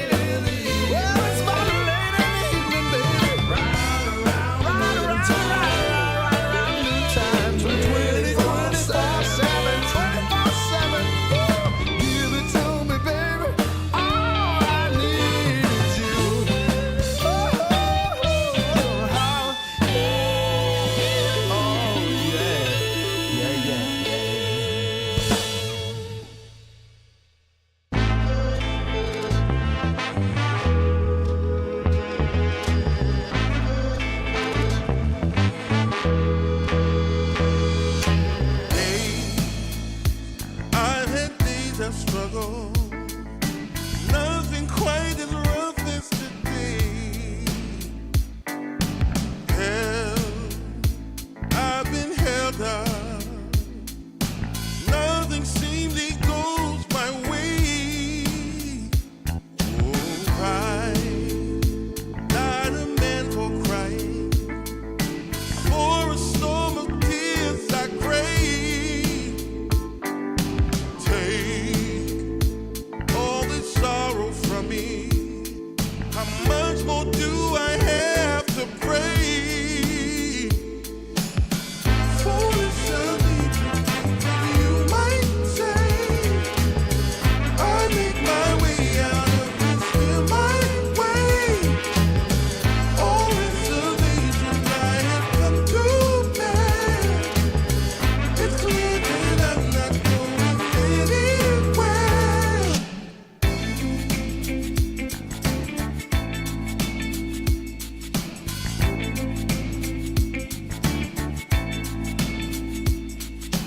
Hey, I've had days of struggle. Nothing quite as rough as today. Held, I've been held up. Nothing seemingly goes my way. Oh, crying, not a man for crying. For a storm of tears I crave. Take all this sorrow from me. How much more do I have to pray? Foolish of me, you might say. I make my way out of this here my way. All reservation I have come to bear. It's clear that I'm not going anywhere. Foolish of me, you might say. I make my way out of this here my way. All reservation I have come to bear. It's clear that I'm not going anywhere.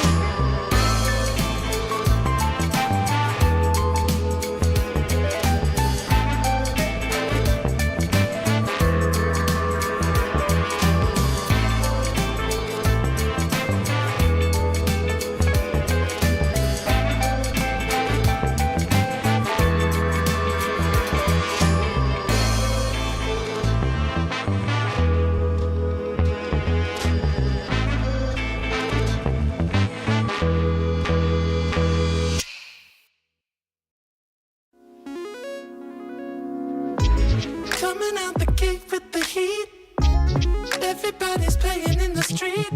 We got the summertime magic in this beat. Sun is in my eye, feeling high. Only good vibes, I'm alive. And if you see me driving by, don't be shy. I'm so excited. You know just what I wanna do.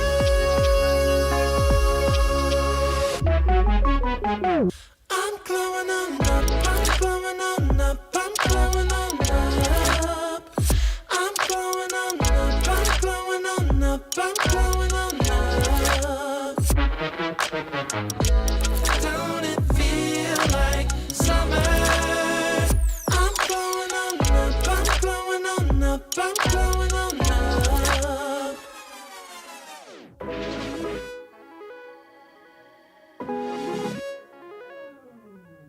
Blow up, show up, soak up aromas, float to Sonoma, roll up to Nola, trope up, blow up, slow up, show up, get real, choke up, you're flowing, you're glowing.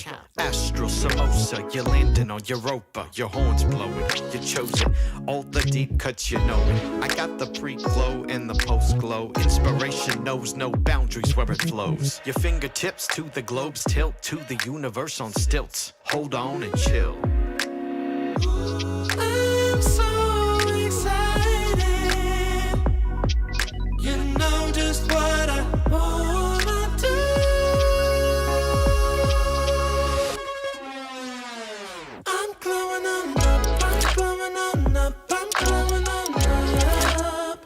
I'm glowing on up, I'm glowing on up, I'm glowing on up. Don't it feel like summer?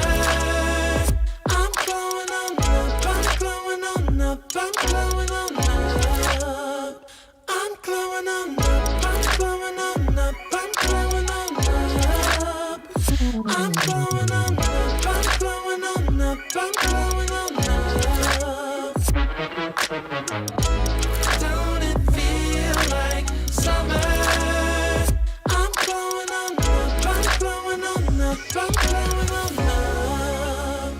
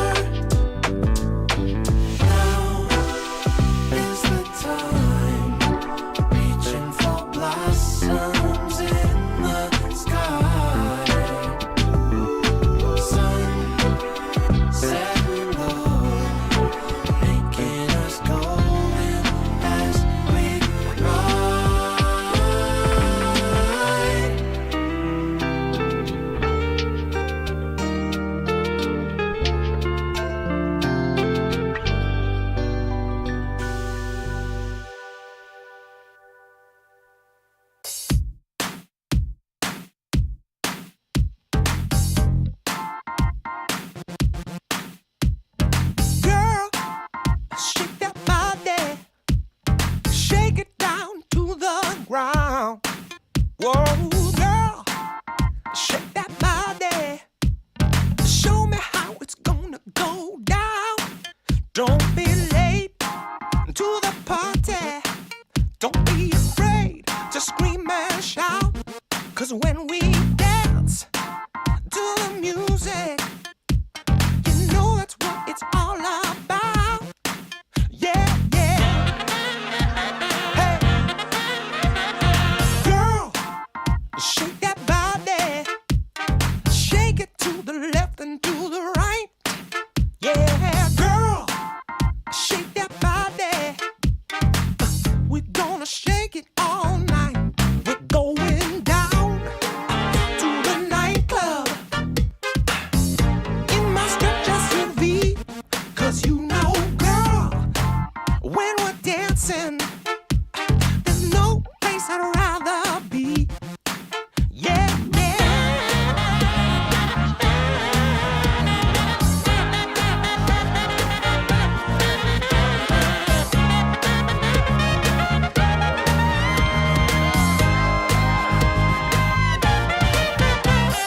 Girl, shake that body. Ooh, girl, shake that body.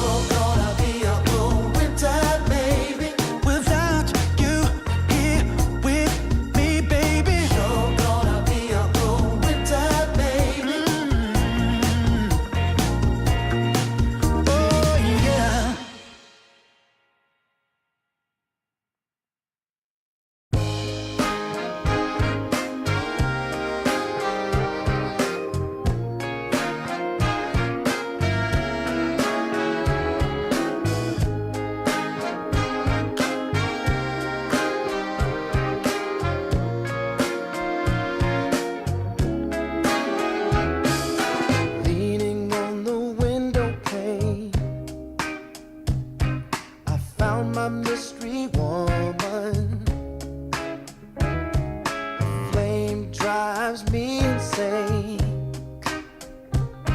She's heavenly creation, the spirit of the hot summer day, controlled by her emotion. Tomorrow seems too far away. Now I've got my shot. I'm meeting my soulmate. Lady, can you see me? You're my everything. You're my lady. Lady, can you feel me? I feel head over heels. You're my lady, lady. Maybe you can't hear me, my sweet little thing, my sweet lady. Lady, can you see me? You are my everything. You're my lady, lady. Some might think I'm crazy. You're my constellation. My vision's far from hazy. I need no confirmation. Take my heart and don't let it stray. True love and affection will come again another day, as the sight of your light always takes my breath away. Lady, can you see me? You're my everything. You're my lady. Lady, can you feel me? I feel head over heels. You're my lady, lady. Maybe you can't hear me, my sweet little thing, my sweet lady. Lady, can you see me? You are my everything. You're my lady, lady.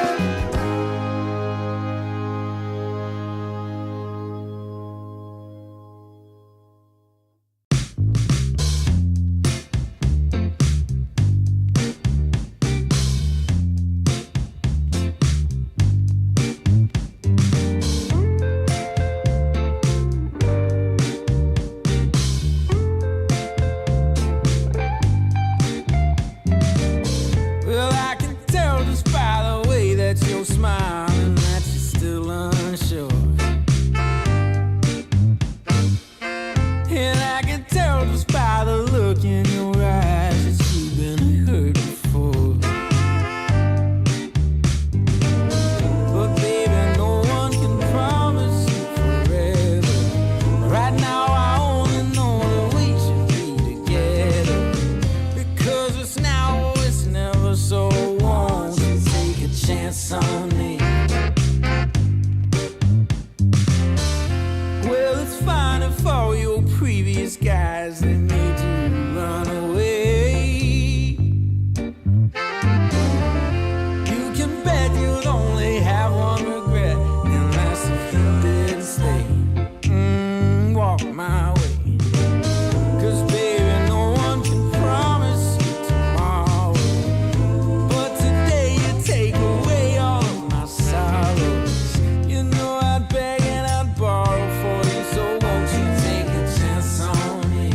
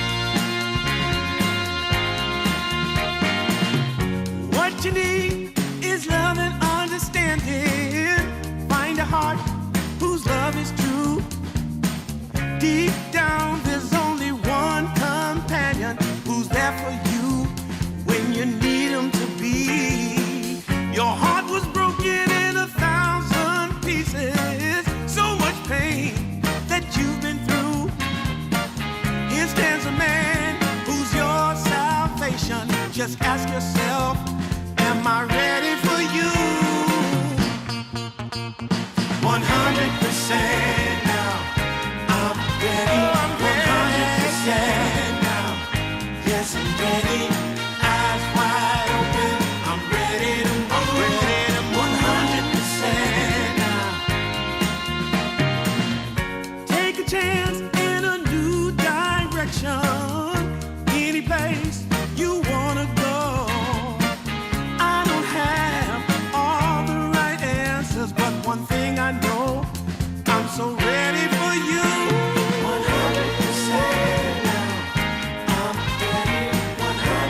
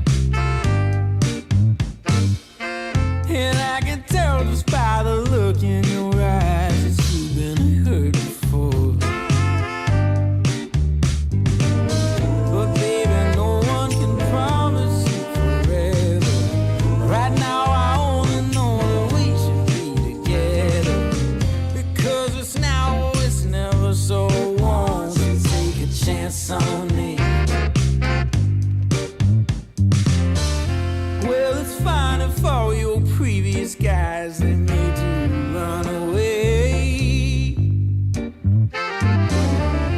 You can bet you'd only have one regret, and that's if you didn't stay. Walk my way. 'Cause baby, no one can promise you tomorrow, but today you take away all of my sorrows. You know I'd beg and I'd borrow for you, so won't you take a chance on me? Right from the moment we met, I knew that I couldn't let my fear get the best of me. And every moment since then has proven time and again that we're exactly where we're supposed to be. Yeah. Oh, won't you take a chance on me? Ooh, oh, won't you take a chance on me?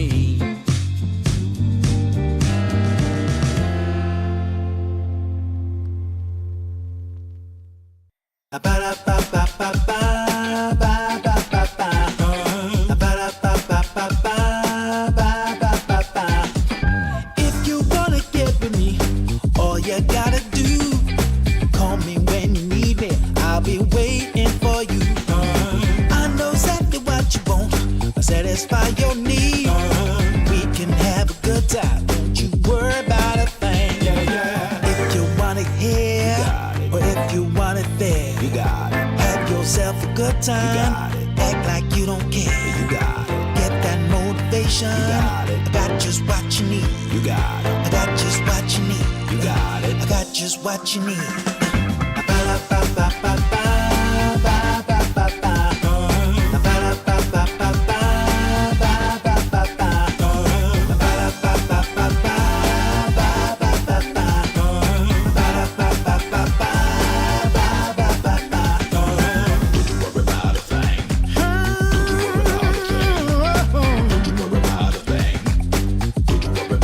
Don't you know you got it, baby?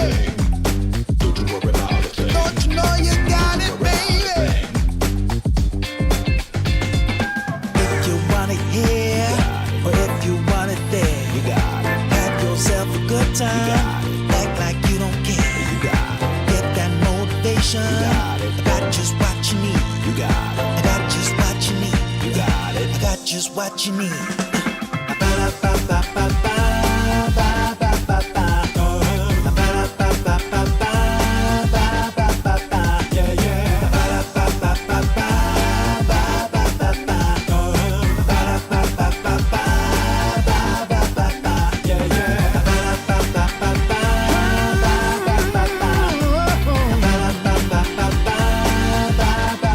Don't you know you got it, baby? Don't you know you got it, baby?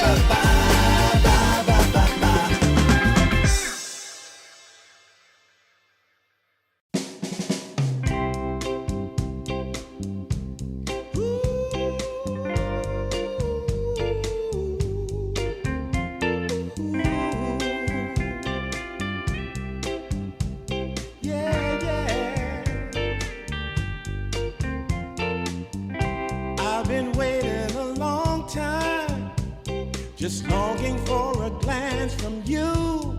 Yeah, a chance to look in those big brown eyes. No telling what my heart would do. Hey, when we met, I sure knew it felt as good as it could be. In that moment, though it felt so good, I wondered why you noticed me.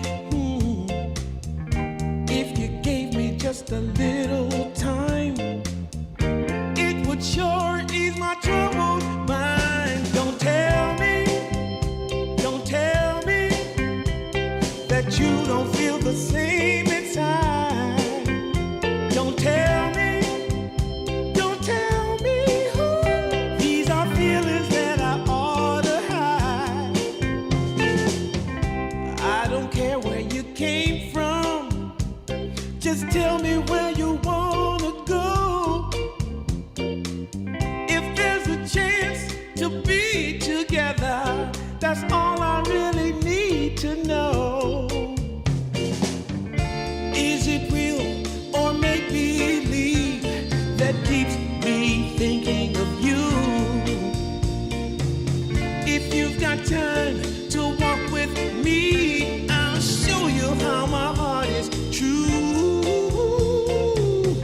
And here I stand, waiting for you. Tell me, baby, what I gotta do. Don't tell me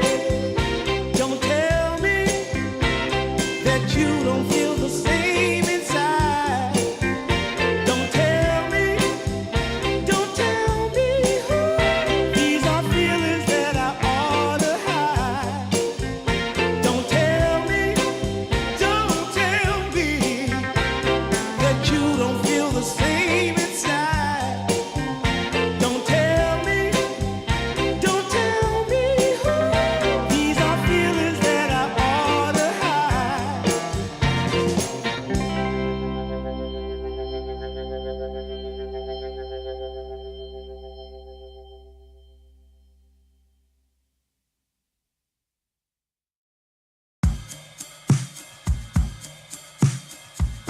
I took a walk down Pico, heard someone shout from a crowd of fed up people, getting told they should calm down.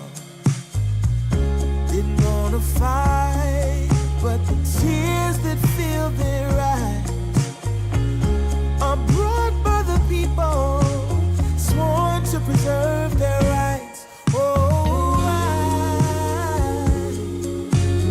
how could you not see it all coming? Stuck in our ways and running out of time. Time to change. We've got to at least try. But what will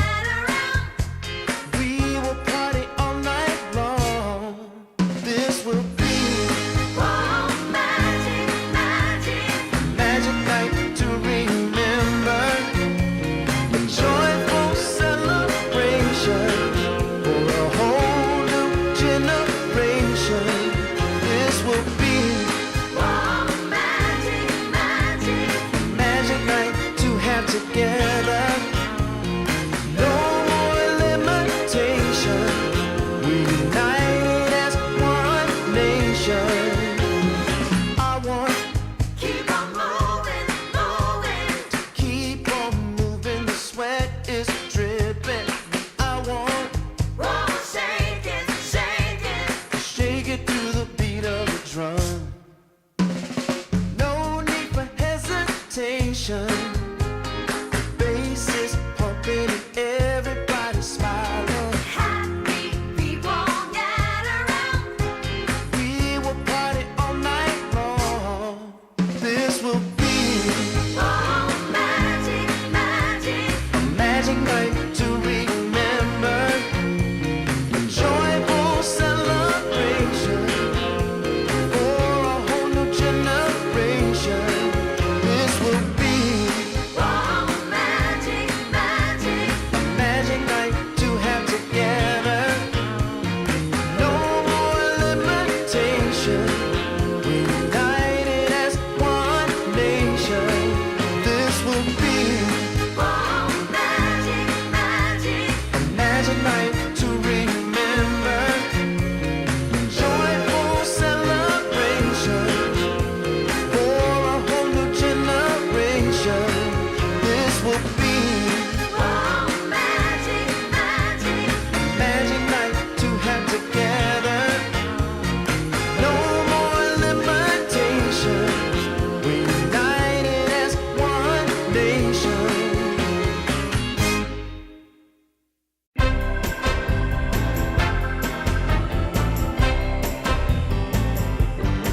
Well, there's this girl that I like, but I know that she's wrong for me.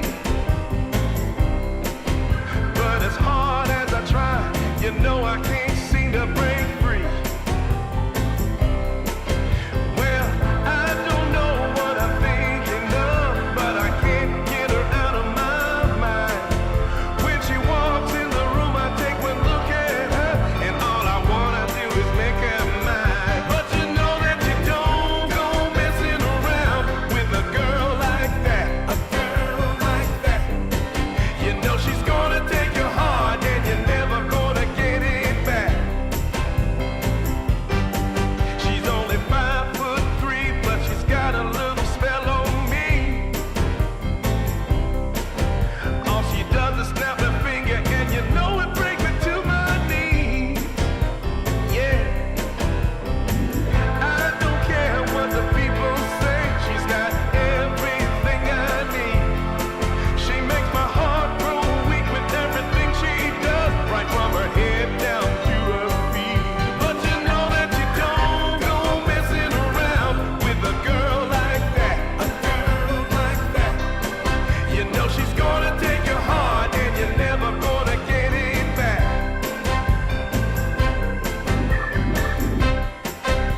She's driving me crazy, and I'm out of my mind. But you don't go messing around with a girl like that. A girl like that.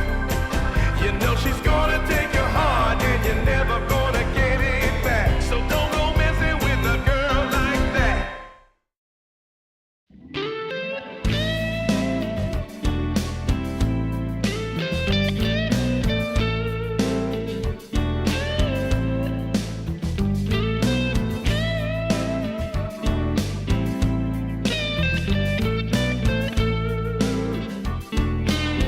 I've been running from a dark cloud. It's hanging over me. I've been running from a dark cloud. It's hanging over me. I gotta find me an angel to come and set me free. I need to find me a little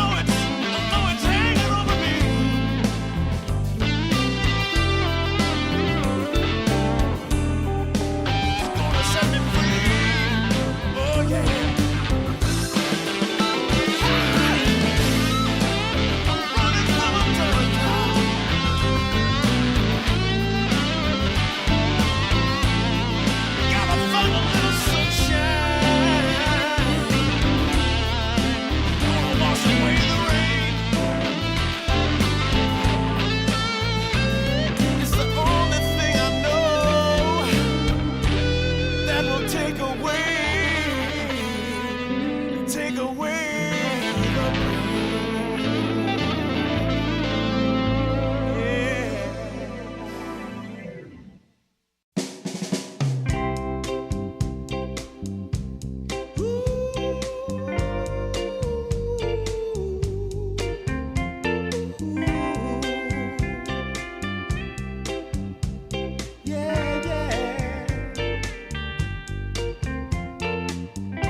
I've been waiting a long time, just longing for a glance from you. Yeah. A chance to look in those big brown eyes. No telling what my heart would do. Hey, when we met, I sure knew it felt as good as it could be.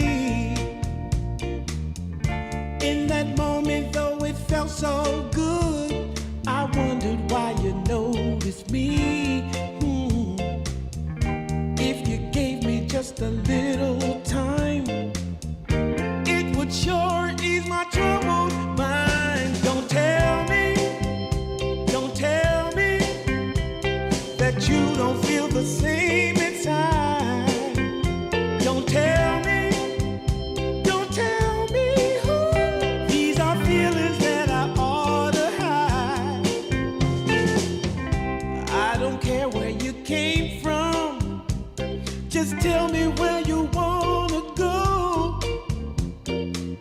If there's a chance to be together, that's all I really need to know. Is it real or make believe that keeps me thinking of you? If you've got time to walk with me, I'll show you how my heart is true. And here I stand, waiting for you. Tell me, baby, what I gotta do. Don't tell me that you don't feel the same inside. Don't tell me.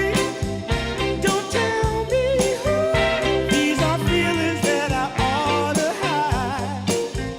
Don't tell me that you don't feel the same inside. Don't tell me. These are feelings that I ought to hide.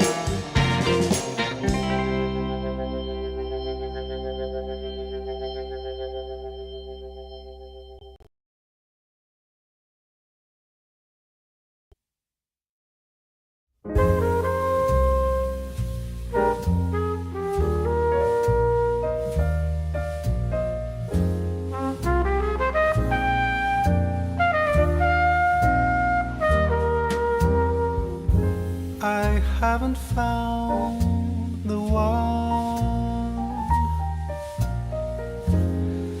I never knew what others do. I hope and yet again,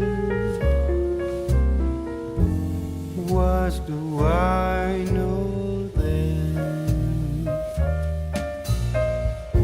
I believe it's all meant to be.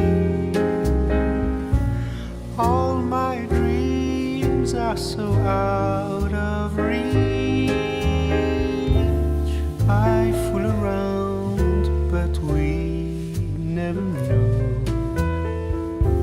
I fell in love, but a long time ago.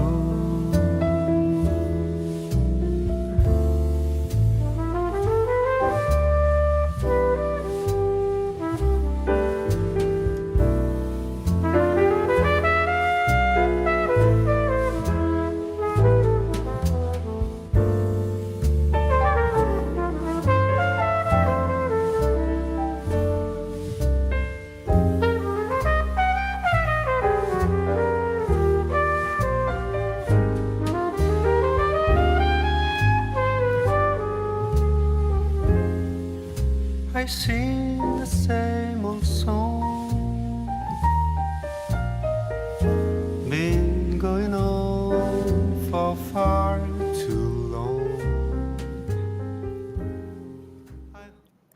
was a bit of a break, folks, I know, but we're back with more Dream League Division 2 Season 1 of the festivities, and we've only just started our massive group stage. It's gonna eight teams across 2 different groups playing each other in a round robin. It's good old Dream League all over again. And what they're fighting for, more than just the prize money, is gonna be an opportunity to make it for the main Dream League Season 27. There are 4 spots up for contention between these two teams and all their other opponents, but it's a long way to go. We already saw a first match breeze past us, HunterZ versus NAVI Junior. Now, NAVI Junior, they did put up a pretty decent fight, but ultimately the South American team were the better ones today. And now we get a bit of a Eastern European showdown. We get Passion UA up against Inner Circle Winter. That's what we like to call a domestic fight, you know, a regional game. Yeah, that's true. I think these 2 teams, you might not know them very well if you haven't really been tuning into a lot of the Eastern European qualifiers happening. But across some Tier 2 tournaments, they've all been very present. Passion UA, this stack, they've been sticking together for quite a bit already. Inner Circle as well, I think they recently completed in some CCT Series 5. They did PGL Wallachia, close qualifiers, all that stuff. So these guys, you know, they've probably faced off each other, against each other, a lot more familiar than our previous 2 opponents for sure. Yeah, I mean, I just realized some of the players, actually at least one of them, one of the Inner Circle players used to be a Passion of UA players. Yoa. Yeah, a little bit of a...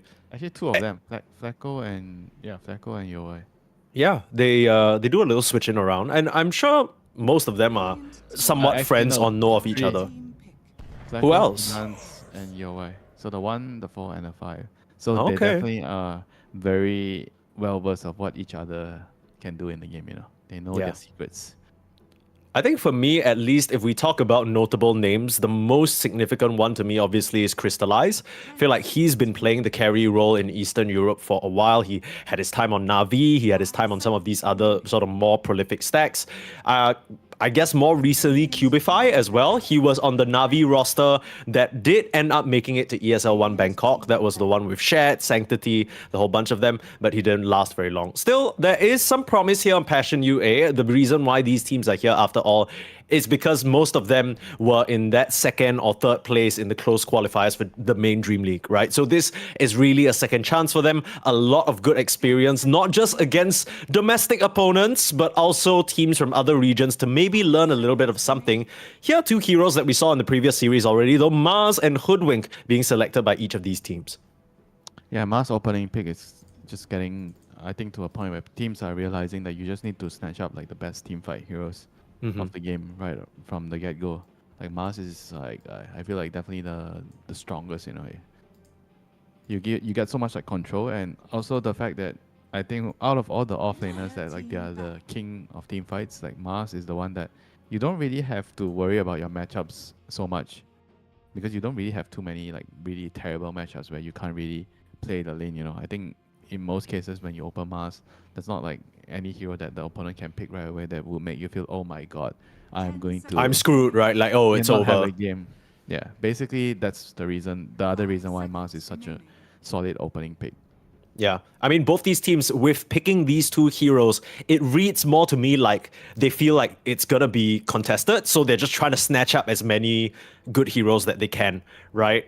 The Mars being picked early does leave a bit of an opening, though, because now you know that the offlaner's not gonna be an aura buyer, right? Is there any way you can kind of take advantage of this first pick from Passion UA if you're Inner Circle? I don't exactly think that you could kind of, you know, take advantage of that, you know. Sometimes Mars, you do see Mars build like pipe, if it's necessary in that particular game, you know. On the other hand, I feel like the 9 pick Hoodwink is like not really exactly like ideal, you know, picking a support at this junction, because you are finishing the first draft like section, right? And usually you want to kind of end it with a core hero so that you can use the next band to protect it, right? With a support, it kind of, I feel like doesn't really utilize it as much.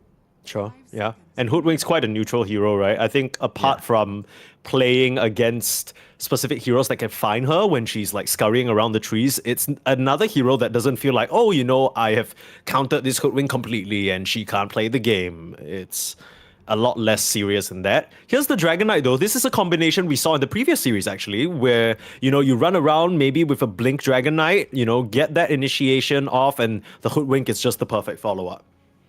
DK Hoodwink, yeah.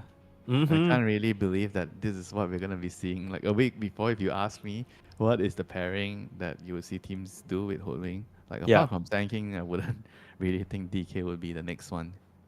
Yeah, speaking of the Sand King, that's curious to me that it has just been ignored by both these squads so far. I mean, most recently, Winter, when you and I were casting some Southeast Asia closed qualifiers, that hero felt like it was all the rage, right? Even with the nerfs, still ridiculous at farming, still ridiculous at team fighting. Was the nerf even that big? That's the thing, right? They Like, removed the blind on towers. I mean, I That's guess it. there's a couple of indirect nerfs. Like you get I think you get less bounty from stacking camps. I think Refresher Orb also technically was kind of a slight jab at him, it's like I a guess. small thing, but it's not like a really big deal. Like the axe is still the same. He still has the same talents and everything. I think it was just a minor, like a very, very small, like if not noticeable nerf. I don't think it completely made the hero like unpickable. I just think he's not an easy hero to execute because it requires you to have like a very different playstyle. Sure. Because when you're playing Sand King mid, you're playing a mid that defends the tower and farm stack, right? And if you look at a lot of the tier 1.5 team, tier 2 teams, right, they are really comfortable with moving pieces on the mid lane. Like Right. and gank the side lanes because they might not be as polished on certain other areas of the game, so they require the mid laner to move around the map to kind of, I think, make the game easier or simplify the game for them. Yeah, that's true. Actually, that's a great point that you point out because whenever we watch these tier 1 teams, they're so good at playing the macro game, getting the stacks off, hitting these timings. It feels like they have a complete blueprint of how they want to play this early game. That's kind of where it feels like Sand King shines the most. Well, at least within this draft alone, it's not going to be showing its face just yet. We see a Silencer and a Snapfire. So Passion UA really investing a lot into this team fight, and they're saying, we're going to run in with the Mars Snap combination, and we're going to global silence, and you can do nothing about it. That seems to be the game plan for now.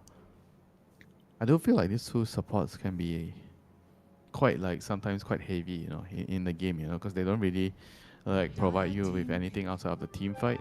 So you're gonna be very reliant on the dagger on the mask. So Inner Circle, I think with this type of pick, Enchantress is very good into Silencer and Snapfire. I think in particular the Silencer here, we might see like the Ench being moved to the Silencer's lane to kind of bully him because Silencer does really nothing, against the creep. You could get really badly bullied in the early game. Yeah. And it might not come to the point where you have your ultis, right? Because with Ench and Hoodwink, they're going to collapse on mid lane, and you already have a Dragon Knight mid, so they're going to be pressuring your towers with the Dragon Form. And Silencer is, I think, one of the weaker ones, against Enchantress. So they have to really figure out how to deal with this mid game gank or mid game, not even mid game, it's like just an early game, like 6-minute pressure with the first catapult. They need to have the right mid hero to defend the tower. And he's someone with wave clear for sure, because I think, Silencer can give it an arcane curse, Snapfire could give it a blast, but I mean, if you still got a Fortify or maybe even a Wild Wing Ripper creep there just to buff everyone up, hell, you might even get some Skeleton Boys to increase the damage. We'll see. Inner Circle, there is also the option of flexing the Dragon Knight, but I do remember what you said, Winter. It would be a very different tempo for them if they end up picking the Dragon Knight safe lane, right? Because it doesn't get as much EXP, then you're not really running around to the tower so much. This Slada Hoodwink, I mean, this is all physical damage right now for Inner Circle. Yeah, Slada is also like one of those heroes that could, I feel like, kind of take advantage of the weakness of Silencer. Silencer, if he gets caught, he doesn't like to play into a lane where they can just kill him from full to zero.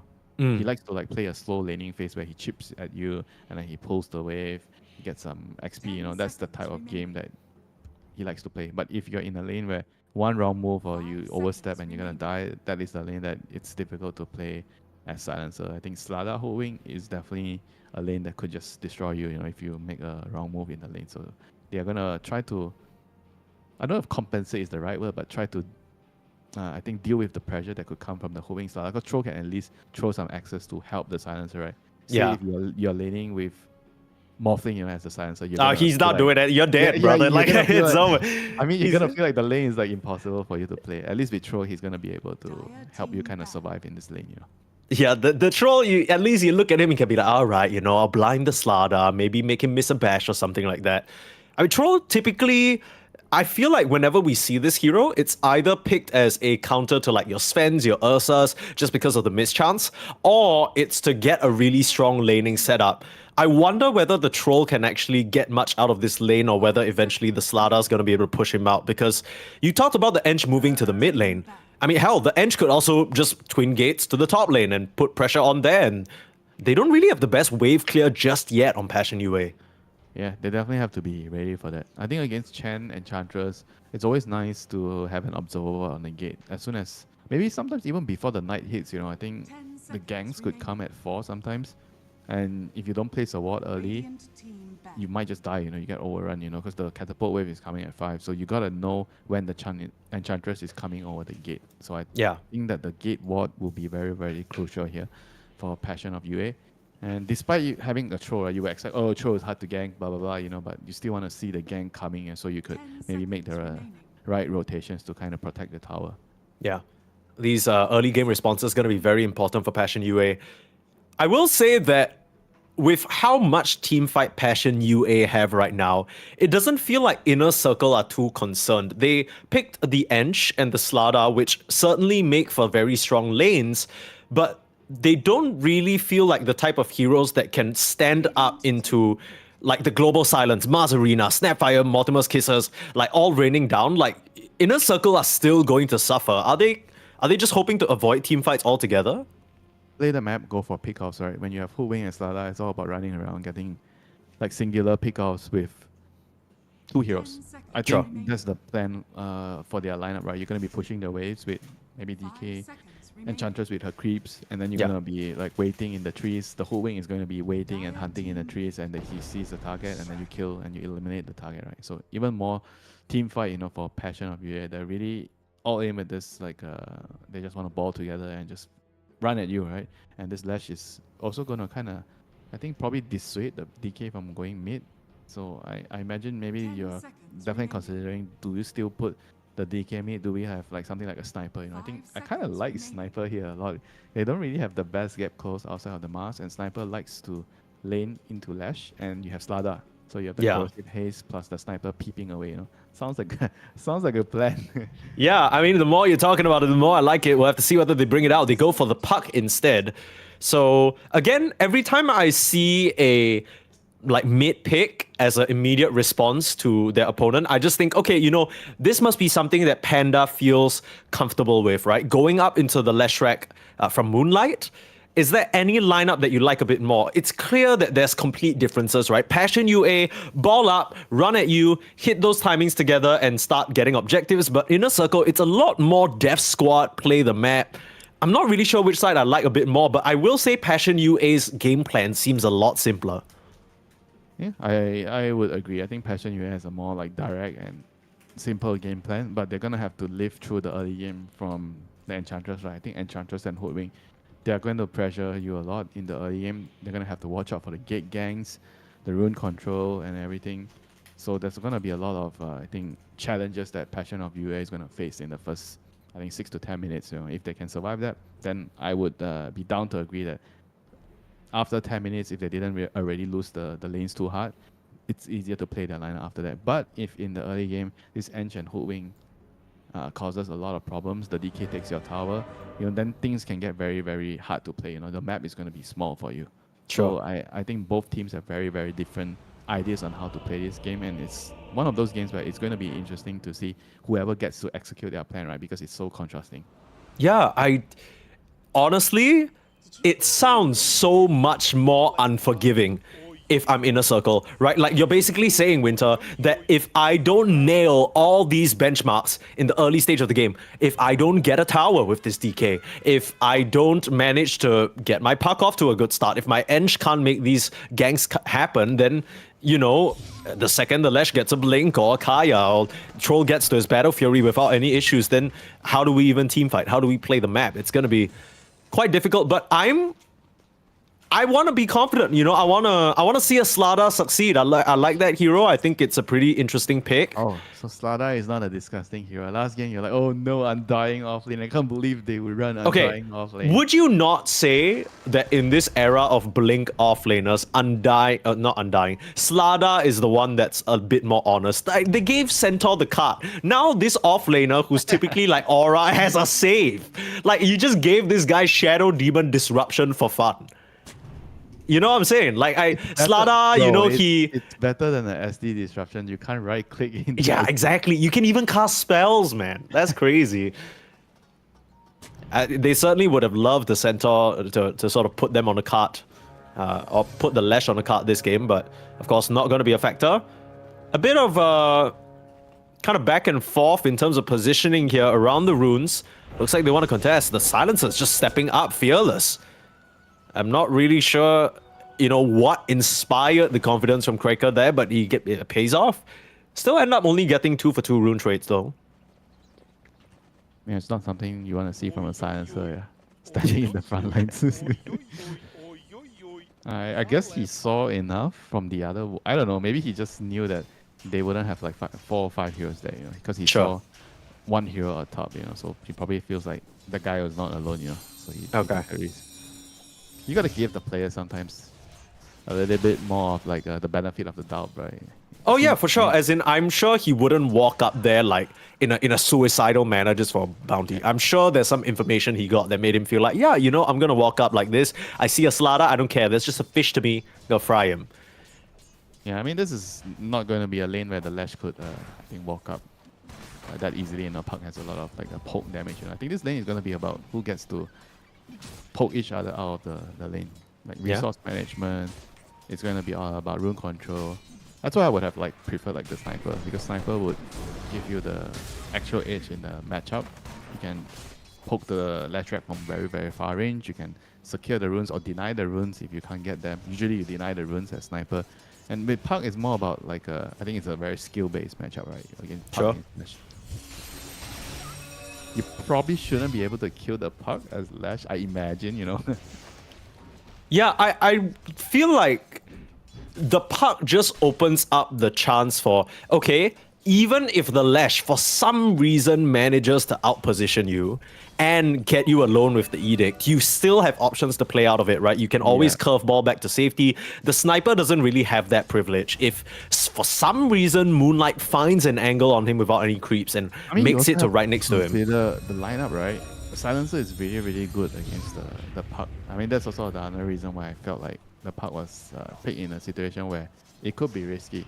The global silence could definitely ruin you, you know, so you have to like buy defensive items. And I oftentimes feel like this hero is very, very strong because in those games where you pick him in the right moment, you don't have to buy defensive items on this hero. You become an absolute monster when you can rush the Parasma.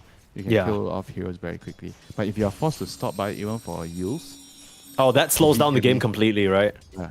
That's the same reason why Void Spirit is good against Puck, you know, because it forces him to buy a defensive item. Sure. I mean, Slada is also a hero that I feel like when I saw the water patch hit, right, I immediately think, oh, is it like gonna be a Slada patch, right? Yeah, it's the age of Slada now. It's his fishman world and we're living in it. You know? Yeah. I just didn't really feel like the hero. I don't know. I think the hero is great. You know, like overall he does a lot in the game. Maybe less reliable in the team fights. You know, if you compare it to like some Centaur or Mars. You know. Yeah. I think, and I don't use this word lightly. I gotta hold that thought. Yoai getting chased down up here in the top lane. Very, very low, but has enough move speed. The spear's gonna connect though. Bachuk drawing first blood. Fighting over the Lotuses. They just can't stand up to the spells coming out from Cubify and Bachuk. Yeah, the nuke power, the full ball, and the Mars, you know, armor reduction with the Shredder. Then you have the rebuild on top. You do a lot of damage in the early levels. You know, DK needs a couple more levels to be stable in this lane. Yeah. I mean, it makes a lot of sense that he's now picked up the infused raindrops just to try and help him against the Snapfire nukes. For sure gonna prolong his longevity in this lane. I actually really feel like certain matchups, like especially in this lane, when you're playing DK, you kind of have to buy braces to play the lane, you know, otherwise you would always run the risk of dying. Because I think in certain lanes, if the lane is really like smooth, there's no kill potential, I think skipping the braces are fine. I think in this lane, he definitely felt like maybe he could have gotten the braces so he doesn't die to the nukes. Yeah, I get what you're saying. Although it probably feels pretty bad if you're the pause one, right? Like, I think that's kind of the way they've I drafted think this. one bracer is like generally okay, for laying in phase. Maybe not two, but you get one. He has a circlet anyway, but he just decided not to buy it. Sure, yeah. Well, we'll see whether that ends up harming him in the long run. For now, his CS is still doing fine. While we were talking about that, though, 4-minute runes, both supports from the bot lane went to rotate to try and get it, but it put the unfortunate Hoodwink in a very tricky spot next to the Lesh. So because of that, Moonlight able to get a freebie in terms of kills. Uh-oh, Silencer. This is what you talked about, 100 to 0. One wrong step and you're done. Wrong position. Yeah, you can't be standing next to trees, buddy, especially not so close to the fish, man. Now, Moonlight is around the corner, and I don't think they know about this. Maybe Crystallize is going to try and bait him in or something like that. This is such an early... I think you won't expect this rotation. Oh, you're not going to see this one coming. Here comes the Lash, and as you see the Edicts come through, Fernand's knows he's toast. The Diabolic Edict will blow up that little squirrel, but the Slardar does survive, so it's not that bad. It's definitely better not to lose your Slardar there for sure, 100%. Now the runes are going to spawn, 30 seconds, so we're gonna see if the supports are gonna try to help the puck secure it. Like, this is gonna be very, very important. QBFY is already here with the snap. He knows this is gonna matter a lot in this matchup. Oh, they might catch him. Cookie! Uh-oh. Coil, defensive, forced out. Fernandes was holding the TP, and that bushwhack, it's a bit too far out of range. Flacco has rotated over as well. It's still 10 seconds into the rune, and Cubify, he was here early to try and make something happen, but because of it, he's lost a lot of HP and will lose his life. Moonlight's playing. Please, Gaben. Oh, no. That's tough. That's tough. I mean, honestly, even if they did manage to land the cookie, that felt pretty ambitious from the side of Passion UA. Now, Norma left all alone here, looking to get run down by Crystallize. Needs a little bit more, but he's in the river, starting to slither, starting to dodge. Blood Grenade only hits Roche. He's dancing on him a little bit, but Moonlight's gonna come down. And I don't know if you know anything about Pokemon and water types, but electricity always busts their ass. What, super effective? Oh, super effective for sure. Uh-oh. This gank is about to be super effective if they can connect this Centaur Storm. Bam!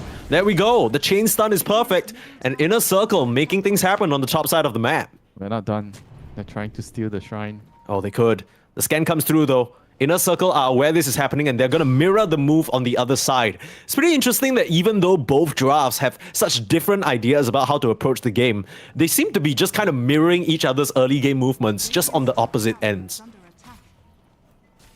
Yeah, that's what Dota has become right now. Like, who can be more efficient in terms of the movements? You have to fight for all these objectives. The 6-minute rune and the 7-minute shrine. These are things for sure. that you cannot give up. Otherwise, you just lose the game, in most cases. Yeah.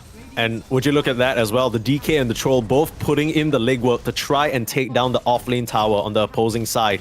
You got Fervor Stacks on one, Dragon Form on the other. Both teams also have a ward behind the tower. Oh dear, Norma's They in definitely play very similar.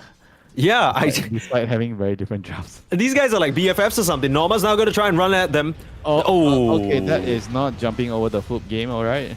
Yeah, that's what do you call that? Leapfrog? I don't think that's the right game. You're playing Dota 2, you're trying to get a gank off, that's not going to happen. Jump forward, Pandasher guesses the wrong direction, has a coil to use, but no one to use it on. It strikes me more like volt jumping, or vaulting. like pole vaulting, you mean? Like wee over the.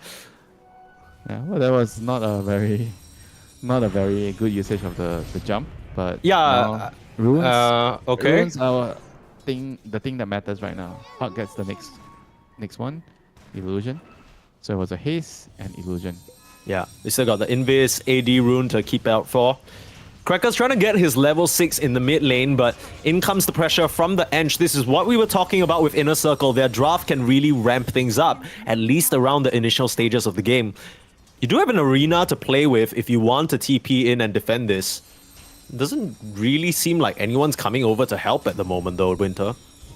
They need the Lash. If the Lash is not ready, he's regenning. So they're not going to be able to hold this. This is going to put Silencer in a dangerous position. He's going really close to pull the wave back, And TPing in now, Moonlight. Easily clear the creep wave, and that should suspend the push for now. Oof, that was close, you know. It would have been really, really bad for them to lose the tier 1 tower this early on, just to the Enchantress creeps. Yeah. And that's exactly what the game plan is for Inner Circle, isn't it? They are already, I would say, pretty happy with this current state of affairs. It's less than 1k gold lead, nothing crazy at the moment, but none of their cores have really suffered so much except for maybe the Slada. It's like a small bump, right? I wouldn't say he suffered. It's like Yeah, he's what, 300 gold behind the troll? 400? not too bad. Yeah, not too bad. It's not the worst, so it's definitely not too bad. You know, I think he is going to be definitely okay with this exchange. Top lane. DK. Trap. Oh, they found the DK. Oh. I was just about to say, it's a pretty nice armlet timing, but they line things up perfectly. Bring in Moonlight to get the job done, and Bachuk will be the one to get the last hit. So now they're opening up this avenue for them to pressure this top tier 1, although between the 3 of them, or 4 of them, I don't really know who can take this objective. Meanwhile, they're losing their mid lane tower. There's an AD rune for the park. Yeah, you know what I'm gonna say, right? Losing a mid lane tower is definitely not worth. Yeah, I mean, you also use the ultimate for the Mars in that case, so that's his playmaking potential kind of down for another minute. They're not going to even defend the top one, tier 1 tower. They are electing to use the ward. They have a ward bottom that sees the troll. I think they spotted him earlier. He was walking into the ancients, and now they're going to hunt him with this ward and take this tower. I think that's also a very, very nice idea. I think certain teams would have maybe attempted to defend a tower since it was kind of like full HP, you know, the tower. Yeah, but I guess they're keeping in mind that now that Cracker has that global silence available, the fights, even without Arena, could be pretty scary for them. Here comes Panda, using that AD rune, Sister Shroud, preserving the life of Cubify for a little bit. One more curveball will get the job done, though. Very nicely done. Panda, you know, we were a bit worried about this puck pick not really having the same level of presence as something like a sniper, but I think he's doing a fine job of controlling the map right now. Yeah, he's been getting all the runes so far, you know. Illusion rune, haste rune, AD rune. Like, if you're getting all the runes as puck, you are definitely going to be controlling the game, and he's doing an excellent job so far. Yeah. It's going to be getting his Witchblade very, very soon. That's going to power up his pick-off potential. You see Silencer, you see Snapfire. They're done. You're gonna kill them, you know, basically. I mean, just now he didn't even need the Witchblade, right? Just a couple of orbs and stuff like that. I'm sure he had an AD rune, but AD, come on. okay. Maybe I'm giving him a little bit too much credit. You still got to be careful though, because I think the key thing you were mentioning, Winter, is this puck still suffers a lot until the first defensive item. If they can catch him with the global silence, there's no save, right? On the side of Inner Circle, he's just going to die. Yeah, they need the dagger and lash. I think with the dagger and lash, you blink him with global, you kill him. I think once you have the dagger, you can make that play.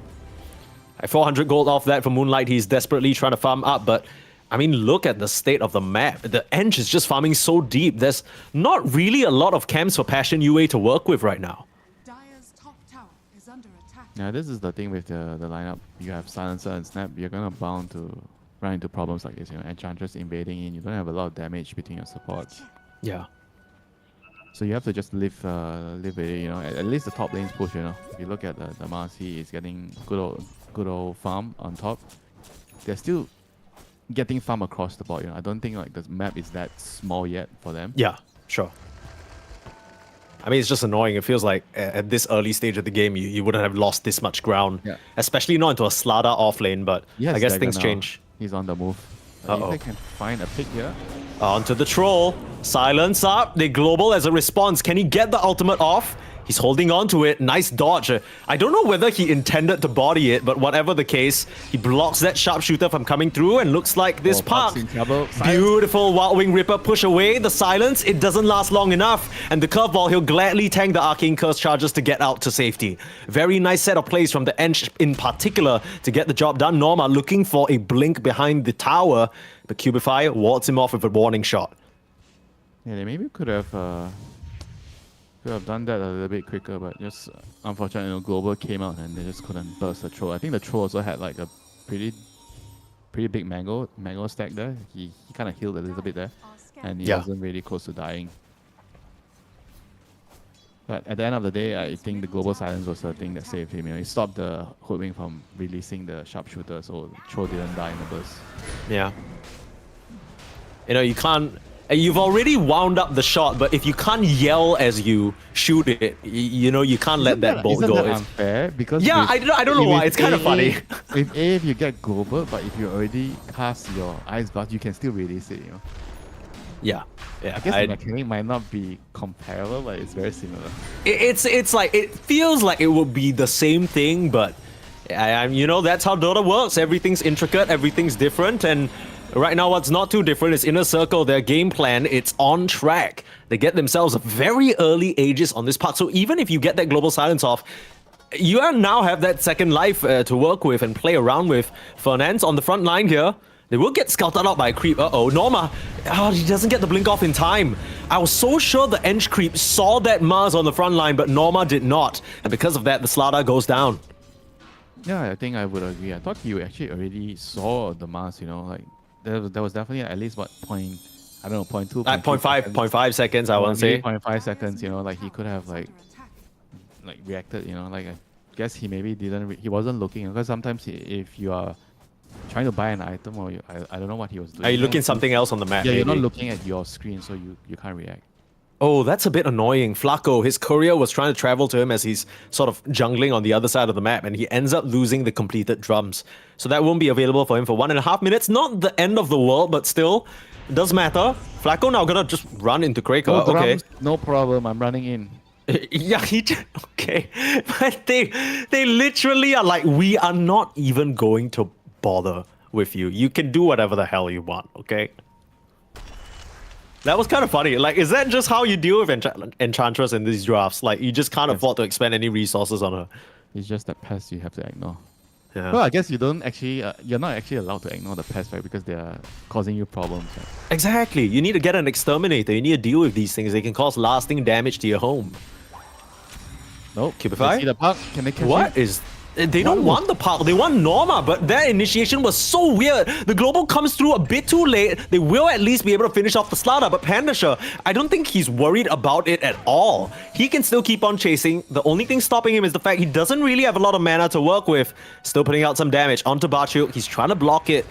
And even with the DK Dragon form around the corner, they don't have a blink yet, so Yoi can't actually jump on anyone. The jump back in, Pandasha, nice arena, that's beautiful. Coming back for the reset now. The rest of the team needs to try and help him out. Jaunting away for now.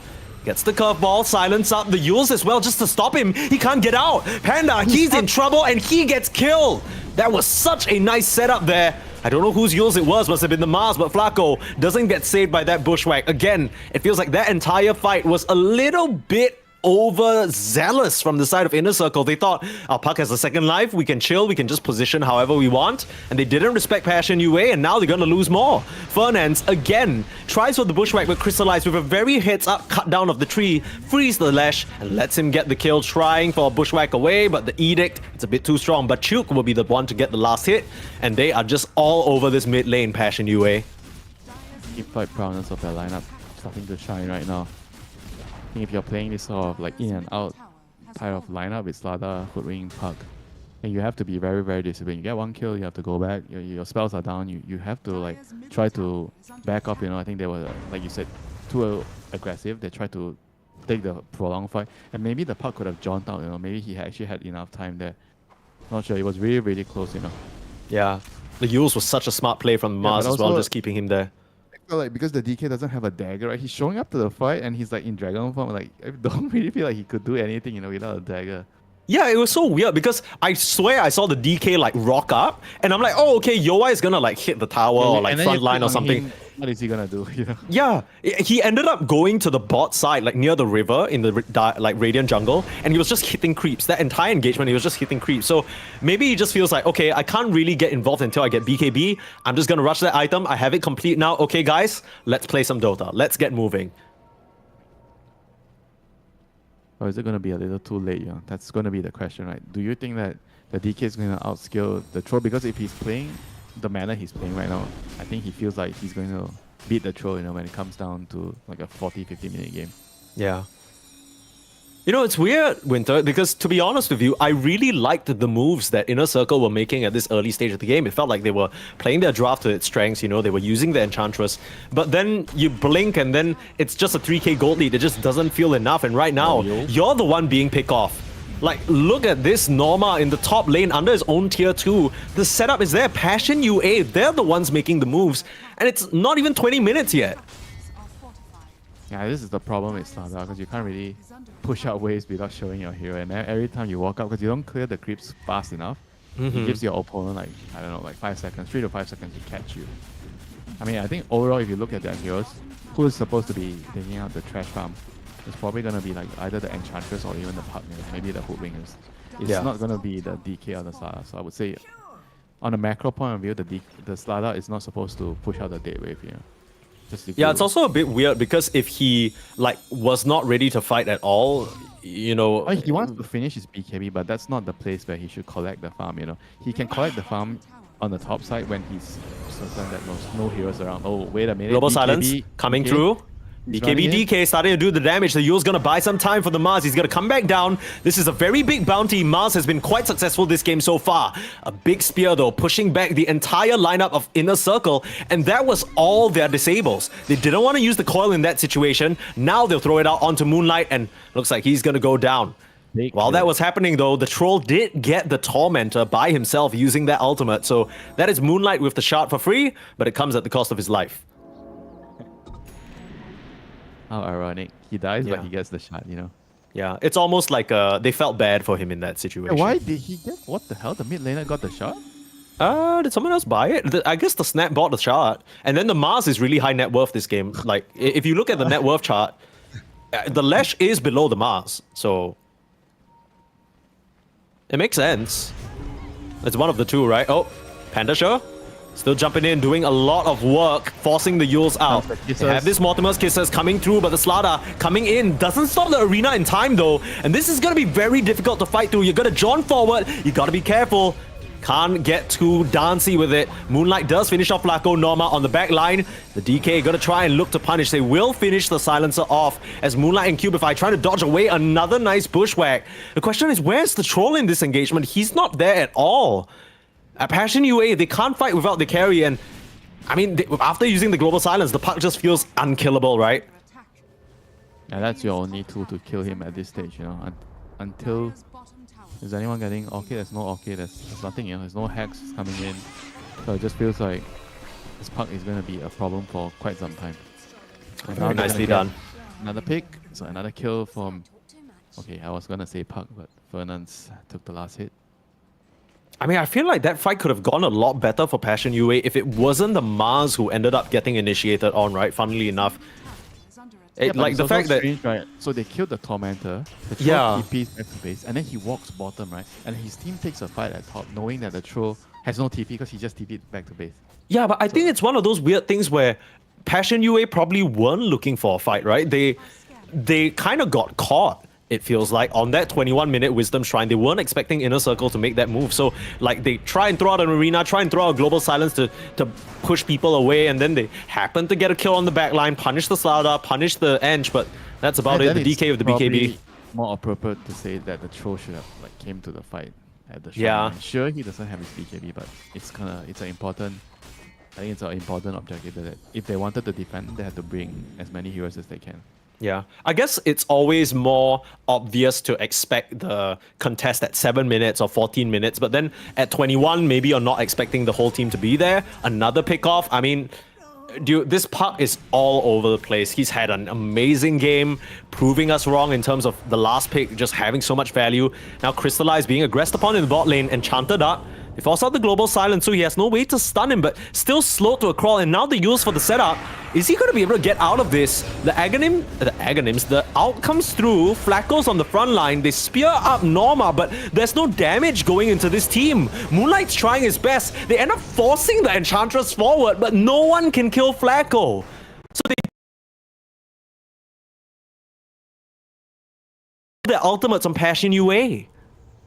Yeah, there's no damage, you know, if they don't have a Snapfire, Mortimer's Kiss raining down, you know, because the Troll doesn't really do a lot. I was surprised that the Lash didn't like really get in there? you get in and kill somebody because they use their spells to kill the troll, you know.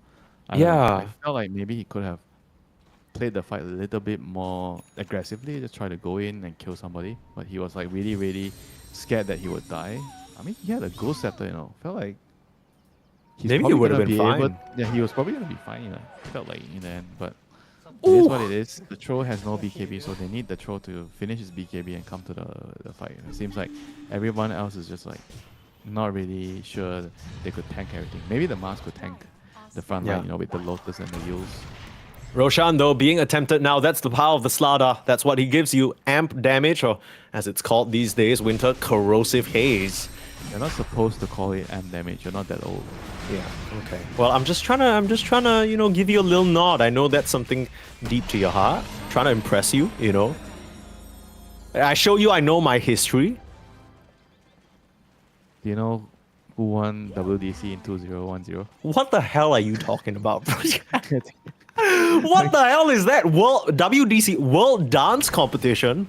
The World Dota Championship. Oh shit! You're What the saying hell? I'm testing your knowledge. out, you know, Okay, so- okay. Look, I don't know. It was meant to be a cute thing. Okay, now you're making it a whole quiz. It's not fun anymore.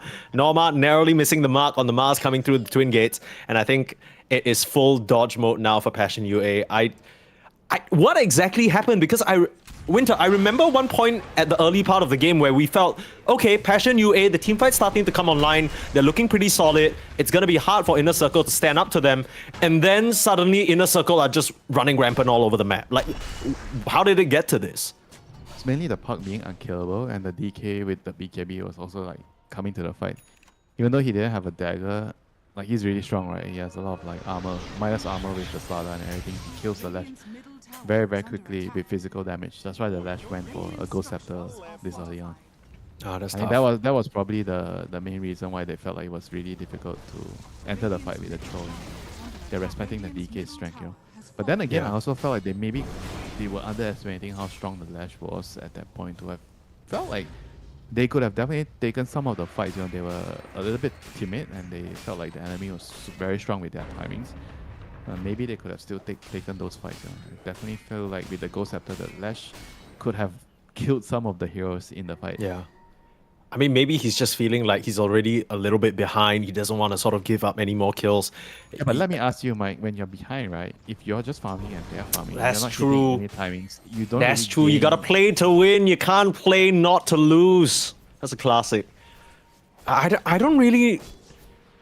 You're at the point now. It's funny because earlier on, Winter, you were mentioning it feels so bad on the park when you gotta go for a defensive item. So Panda was forced to go for a Yules, but he still has a Parasma at 26 minutes. This is a crazy timing for this hero. Yeah, he sort of knew that he could survive the global, and the rest of the heroes, they don't really catch him that well. You know? Maybe that's what he felt. I was expecting the Puck to, okay, they got a Bit of a setup they got a here. Dragon, they got a Immediate dragon. BKB. Do they have any way of cancelling him if he TPs? He still has that second life. They're trying to get crystallized towards him now. The chase down. The rest of the team. Inner Circle connecting with their carry. And he's made a bit too much distance away. They can't continue the chase. SNY, Mass of Madness. He's moving. He's schmoving. Fernand's throwing a bushwhack. Ooh, catch a carry. Why not? Crystallize. That's a Lotus reflecting the boomerang. The boomerangs usually come back themselves anyway, so he didn't really need to do that. Troll already has BKB, so they need to really try to do something with this, you know. But the feeling I have right now is even with the BKB, he is not going to be able to fight the DK at this point. You know, DK is like how much? 5k gold? I know, Yeah. 4k gold ahead of him. Well, basically one full item ahead of him, and DK just got level 20, right? So he's gonna be able to have like this humongous range in the team fights with the Dragon Form. Here they come though. They're gonna give it a try. Heard a spear out. Who did they catch? DK pinned to the wall, still has that second life, and the Dragon Form running out. Global Silence and the Arena onto both supports. This is not too bad for Passion UA. Gonna get the victory feast proc. In comes Panda though. This is trouble. This park can be a real menace if left uncontrolled. They spear Flacco, but they don't get the pin on the tree. Doesn't matter anyway. Looks like the Ench will be left for dead. And Passion UA, they managed to flush Inner Circle out of that top part of the map. Oh, here comes over. Norma. What's going on? Silence forcing the BKB. Ruh-roh.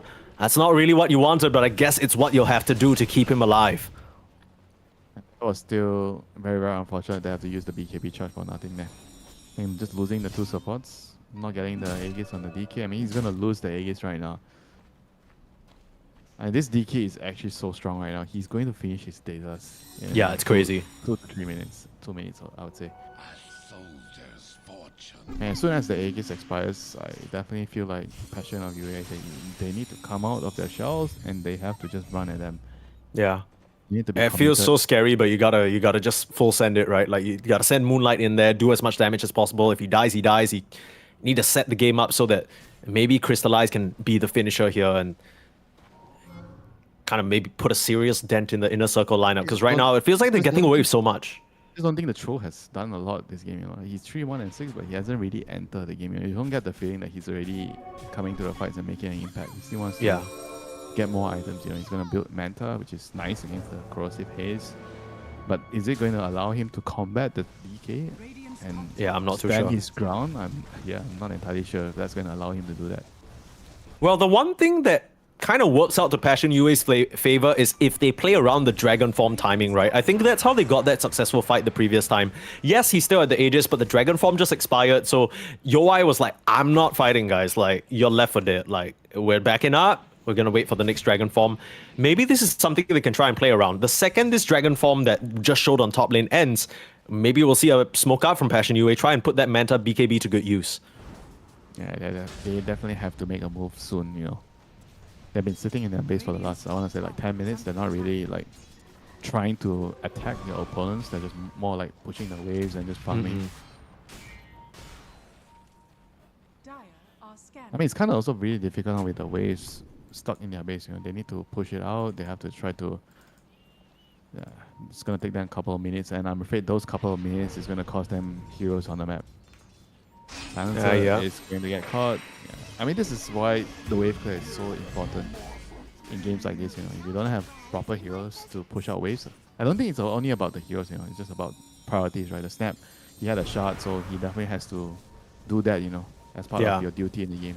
You gotta assign the right heroes to clear the right waves. Spear back. Uh-oh. This is pretty good. They got the troll on the DK. They need to get Yoi out of here. Global Silence, they held him down. They got him. Crystallize and the Global coming from the buyback. Caught Inner Circle completely off guard, and now they gotta run for the hills, but a first hit route. Are you serious? In comes Moonlight, and in comes the Thunder. They finish off the Ench, make it a 3-0, just to buy back on the Silencer. You take that on Monday all the way through Sunday. Yeah, they were really cocky there. They were not ready for the spear back. I mean, they had use, they have double use actually on Slada and Puck, you know, so they could have definitely stopped that, you know. Like how did the Mars actually just blink in front of the DK and speared him back when his teammates were like kind of around him? Yeah, they were all there. Nothing happened to the Mars, you know. And that's illegal stuff. I will say that as we're talking about the Mars, I think Bachuk has done a great job this game. His setups have been so integral to Passion UA staying in this one despite being down. The momentum of the game, it really comes down to a lot of his initiations and the Yule setups. And that's a big kill though. That really slows down the tempo of what Inner Circle want to do. And it's going to give the Troll even more time to kind of hit his groove, right? I'm not sure which build, what items it's going to allow him to kind of like feel comfortable to stand up and go up against the Dragon Knight as a Troll. He has his level 20 now, so he has a lot of armor during his melee form. But at the same time, you know, is he going to be able to out DPS, you know, and not get kited around? Because Troll is always like the problem you're facing in a team fight is if you're getting kited around the team fight. That's all these use around. That's like the 4-star. Oh, Moonlight on the high ground, getting caught out. He has a Hex though, gonna reveal it. Still. Blink. Oh! He's out. Dude, that Dragon Breath tickled his butt crack, but it's not gonna matter. Norma with the catch. Norma with the kill. Now BKB from Bachuk, forced out, has to get his way back up to the high ground, but can he make it there in time? No! The cookie the wrong way! Oh, that's tough, that's tough. He's gonna Yules back down into his death likely. Panda gets the finishing blow and a series of slip-ups. Passion UA. That is not what you wanted in this situation. That opening that you had carved for your troll for a bit more time, now you've just lost your mid, lost your offlane, and you might lose your mid-Rex. Do not accept cookies from mysterious grandmas. No, do not do that. It could be laced with poison, it could be laced to kill you, and it could lose you a Rex, Winter. Oh no. Oh. You know, My Bachu's heart- got to be kicking himself. I think, if I'm not mistaken, he was trying to be cute, turn around and use the bulwark to resist some of the damage coming out from the DK, which, credit where credit is due, that's a high-level Mars play, but in this particular case, it bites him in the bum. I'm not sure what Moonlight was doing there too, and now you're gonna lose more. I mean, things are falling apart here for Cubify and his team, because one lane turned into two, one pickoff turned into multiple core kills, and I mean, now Roche has just respawned. As soon as they know this has happened, Inner Circle's gonna go get that one for free. Like the sequence of events that happened, the Mars just got his BKB, he's feeling good. Guys, I just got my BKB, let's go. And then that actually happened. He has to use his BKB and then he has to die. After using his BKB, they lose the Rex and now they're gonna lose Roshan. That has got to be like the worst sequence of events that could have happened for them, you know, for Passion of UA, you know. Like, Yeah. I don't They want can to say they are still- just unlucky because it's definitely preventable. But it's still, Yeah, it's still bad, you know. For sure, but at least that last part of the puzzle is not over yet. The Roche is still up for contention. They have all their ultimates other than the Mortimer's Kisses available. That's up in 8 seconds. They can play for this Roche, but it is moving up towards the top lane.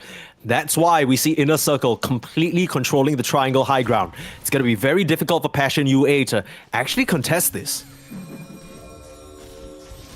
Here we go. Their last hurrah, you know.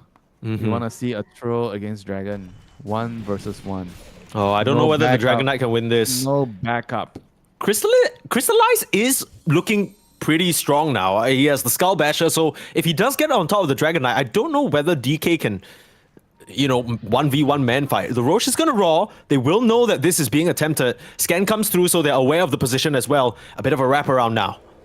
Pings come through, a bit of a mistaken Ghost Scepter, trying to place a ward, ends up going Ghost instead. Flacco jumping up to the high ground. Panda sure starts the initiation, coil up, wants to eliminate the support. Global Silence coming through, Bachuk still holding. Yoai is forced to pop that BKB to run away. Looks like the Hoodwing will be the casualty, trading out 1-for-1 on support so far. The Global Silence coming through a second time. That must have been a refresher he just picked up. Stun onto 3. Can Passion UA hold? They need to find a way to get this troll in, but Moonlight can't get out.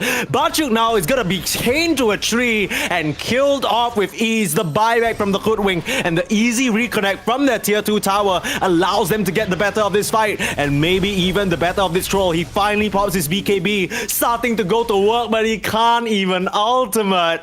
Yoai with a double kill, and that was just too clean. This puck is everywhere, and now this puck might be ending the game.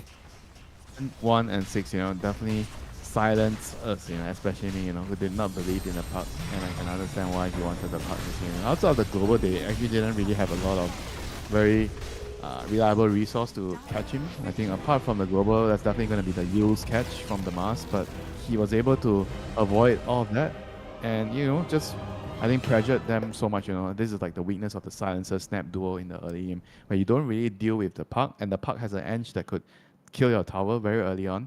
And caused a lot of problems, right? The early game was like a huge problem. There were like 3 to 4k goal, I think around 10-15 minutes in the game. They were getting pressured, and I felt like that was a lot of it due to the fact that they have this type of like very defensive duo, right? Silencer and Snapfire. You don't really give a lot of power in fighting runes, right? I think the reason the Puck had a very, very strong start, he picked the 6, the 8, and 10, 12, I think even the 40 minute rune. He got the first 4 to 5 runes, you know, and he was just everywhere and was killing the Mars, killing everyone on the map. He was ruined up, all bad and nasty for sure, and he ends this game with a highlight reel to say the least. I mean, really nice stuff coming out from Inner Circle. Honestly, we didn't really believe in the draft, but they're giving us something to believe in. Hopefully, Passion UA can give us a very strong comeback and take this to a Game 3, because I'm excited. These two teams are showing us some pretty cool Dota. I'll stick around after a short break. I'll get Game 2 up for you after that.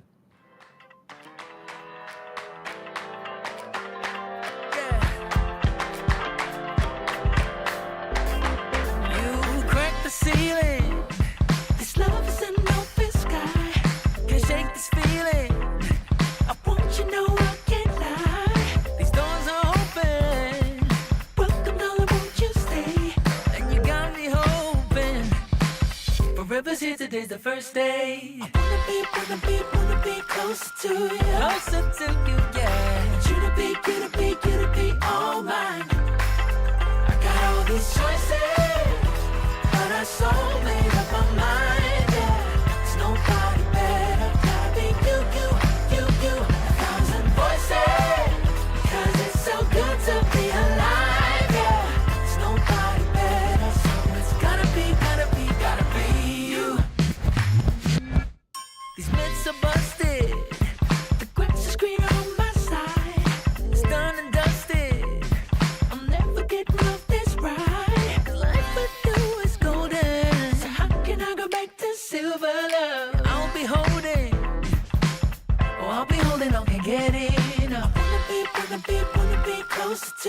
closer to you, yeah. You to be, you to be, you to be all mine. Oh,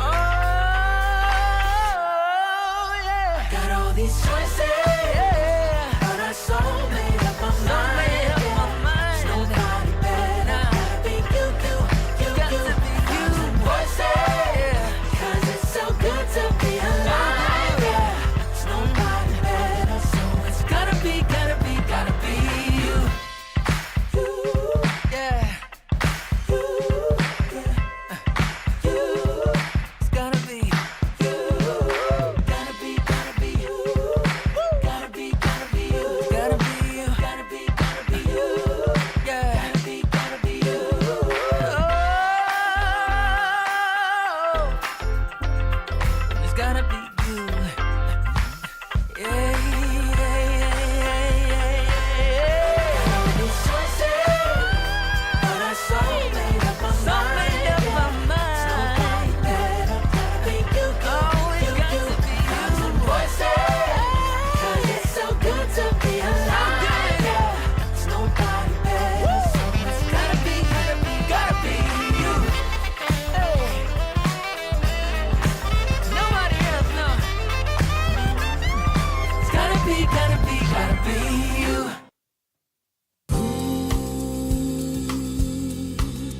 Am I a boy, a used lost toy, running so scared, eyes wide shut from pain? This fight, this poisoned land of fools and broken dreams. Oh, please set me free. Take me home.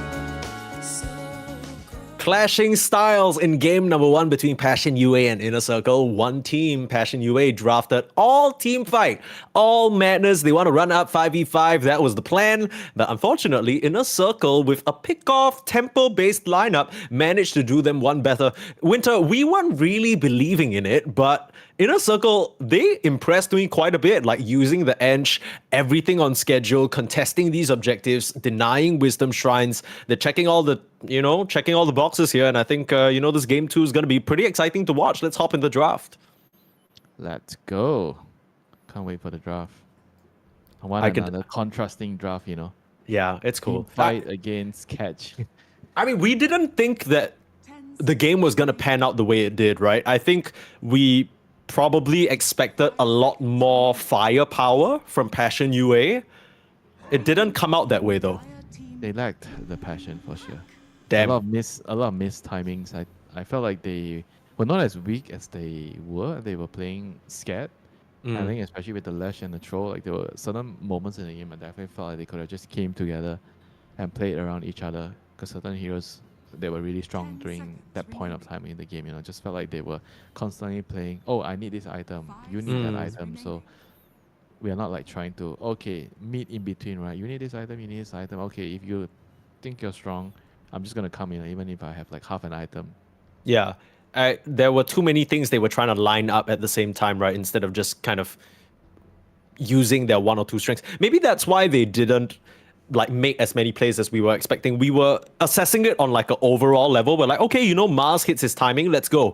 Lash is ready to bounce because he has a Ghost Scepter, let's fight. But yeah, then but also the fact that the Mars went like use Lotus first, before that, like that's also like yeah, I think rather makes things tricky for sure. It disrupts the timing. It makes it really slow. Because I can understand if you get used first, but then you have to buy the dagger and then you get your Lotus next year if you're so pleased to have Lotus that game.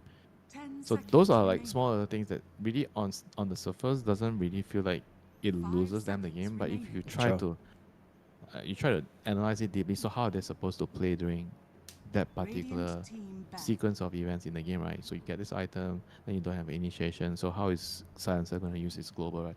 Those are all the important questions you need to really be asking about yourself. How does this lineup work? It's not just about how does my hero work, and I'm going to just play accordingly, right? Sure. Every game is different, and I always have this saying, the player is just playing the hero, he's not playing the game. So it basically means that you're only playing to your own timings and strengths. You're not enabling, you're not playing off the timings of your teammates, and you're not really, because sometimes your hero might have a weakness. Sure. But I think an easy example to understand is right now they first pick the Puck, and then the enemy picks Silencer to counter him. But you could also pick a defensive support to save the Puck, right? So then you don't need to wait for your defensive item timings, and then if someone else has like a really good early game timing, you have a pipe, you have a dagger, you play around that person's timing because you have a defensive resource in your lineup that allows you to bypass that threat in the map that you have, against the global Silencer. And I feel like these are things that are definitely clearly missing from the from Passion of UA in the first game. They were not exactly playing. I think the laning and all that was fine, but when it came down to the macro movement, how you're supposed to play, off timings, how you're supposed to move, they lack a lot of synergy between the players. Yeah, and I know exactly what you mean, Mars Lotus, because I was complimenting the Mars. I thought he was playing a pretty decent game setting up for his team. But I see what you mean, though. It's kind of hard to play that situation without your Blink Initiator. There's the Sand King that we were talking so much about in game number 1's draft. We were wondering, has it really fallen off? Is it not really as attractive as it was before? Inner Circle, after that splendid game from Pandasha TQ, game number 1, he just danced on them, right? He's so confident. He's like, give me that puck, 9 pick it. All you need to do is ban the DK, ban the Huskar. I'm ready to roll. He gets met with a Sand King silencer. So now do they block pick the Hoodwing? Because you don't want to give them Hoodwing and Sand King, right? And maybe you're considering Hoodwing and your puck again. Yeah. Tusk, you still could pick the Hoodwink if you want. Fernandes did pretty good with some of the bushwhacks in the previous game. You can also run the Tusk 5, Hoodwink 5. It depends on the comfort level of these teams. Do you also want I think the idea is you want the Tusk into the Silencer's lane. Silencer doesn't like to play into Tusk. You die very, very easily. And there we go. The Enchantress game here to steal the Sand King stacks. Would you say it's a little bit of a different story this time though? Because now the Ench, even if she brings a creep over, there's gonna be a Sand King sandstorming in front of the tower. Surely it's not as simple to put pressure on. And you could still annoy him. You block the camps with your creeps, so he doesn't True. stack. Ooh. This is Ange counter. You hook the creep, you kill the creep. Yeah. And Nature's Prophet, okay. Ramping things up here. This could be, I think this has to be a pause one, right? Like the way that it's looking right now. Most likely. Silencer, Nature's Prophet, not the lane with the most synergy, I would say. 10 seconds remaining. Yeah, they just both kind of want to pepper at you from afar. I feel like Primal can 5 run over them, you know. seconds Like, they don't really do much to Primal. That's true. Yeah, he just runs in there and presses trample, and I guess the slow from the arcane curse could be a bit annoying. Like you arcane curse and then you blood grenade, and then he's not actually fast enough to catch up with you. We'll see. It also depends on the player comfort thing, right? Because I don't think every off laner just has primal in their pool. Okay, if there's no Primal, I think Dawn might work too. Dawn is really nice against MP and your Tusk. That works. They go with the Beast. The Beast will give them more creeps on the map, more zoo. And they have a lot of momentum to play off in the early game with the Helm and the Enchantress creeps, you know, like the Gate gangs. I think Silencer is going to have a hard time in this game. Yeah. You don't do anything against the creeps, you know. The zoo heroes are one of the biggest weakness of Silencer. You don't really like fighting unit heroes. Dire Yeah. team ban. I also like that this hero gives Norma a bit more agency about his own play, right? I feel like one of the weaknesses of the Slada is that you can't really get much done by yourself, especially in the mid game. You're always kind of looking to tag team up, get pickoffs on the map. Like, I feel like with the way this is set up, it unlocks the Tusk to go roam and play with the Ench, and then the Beast can just occupy the whole bot side by himself if he gets off to a good start.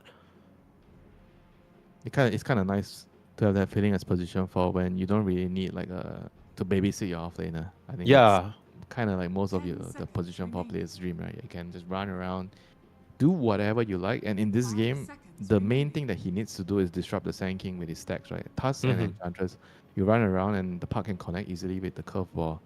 So I definitely feel like he's going to be very, very active in the early game, and you have to also calculate the fact that they can bring the MP to the fight, right? He's going to TP in. I assume they're going to aggressively defend their stacks. They're not just going to let you run in and take the stacks here. But this is a Ooh. this is a hero that is kind of like, I think, in conceptually wise, very good at dealing with Sand King because you can connect to the stacks. You just use your webs, you travel across, so you can come over to the fights. You can scout with the creeps. There's a lot of creeps in the game, you know, a lot of creeps. Yeah, they got a lot of little babies running around, whether it's spiders, beasts, enchantress, creeps, whatever. Where's the zookeeper? Who's gonna be the zookeeper? Okay, you know, I know we're not in Southeast Asia anymore, but man, we got animals left, right, and center. This is rough. Passion UA, how are they gonna deal with this? I mean, on paper, they have a Sand King, right? You know who's the true zookeeper? I Who? know I'm cutting you, but the zookeeper is Monkey King. ooh, Yes, I like He's that. going to slap them. Okay. No, but do you mean that as like a genuine option for like because I don't know whether you can do that. Yeah, Maybe Probably. I mean, if you do offlane Monkey King, maybe. I was thinking offlane Sand King, and then you put the Monkey King mid. No. Sand King. Sand King, does not okay. want to be demoted to the offlane because Alright. dollar XP to. Okay, so clear the track. what's the option? Offlane Monkey King? Really? Is this ATF Part 2 or like? Winter Wyvern offlane. It's a good Wyvern Jeez. game. Okay. Yeah, I mean you got a lot of creeps to deal with. You can turn them against their owners. Players who want to play Phoenix. There's a lot of I think really good heroes. Underlord is also decent. The root is Ooh, very I like Underlord. I mean, That Tide works is kinda too. like an Underlord. But I would have preferred the Underlord because of the root is more effective against the Tusk and the Puck here. Sure. Yeah. I mean the route into Hook also is quite a straightforward combo, I right? think the Tide is mainly here to kind of disarm or disable the Brute. Your Anchor Smash is good against the creeps and the Brute Mother. Yeah. Kraken Shell, so you're unkillable.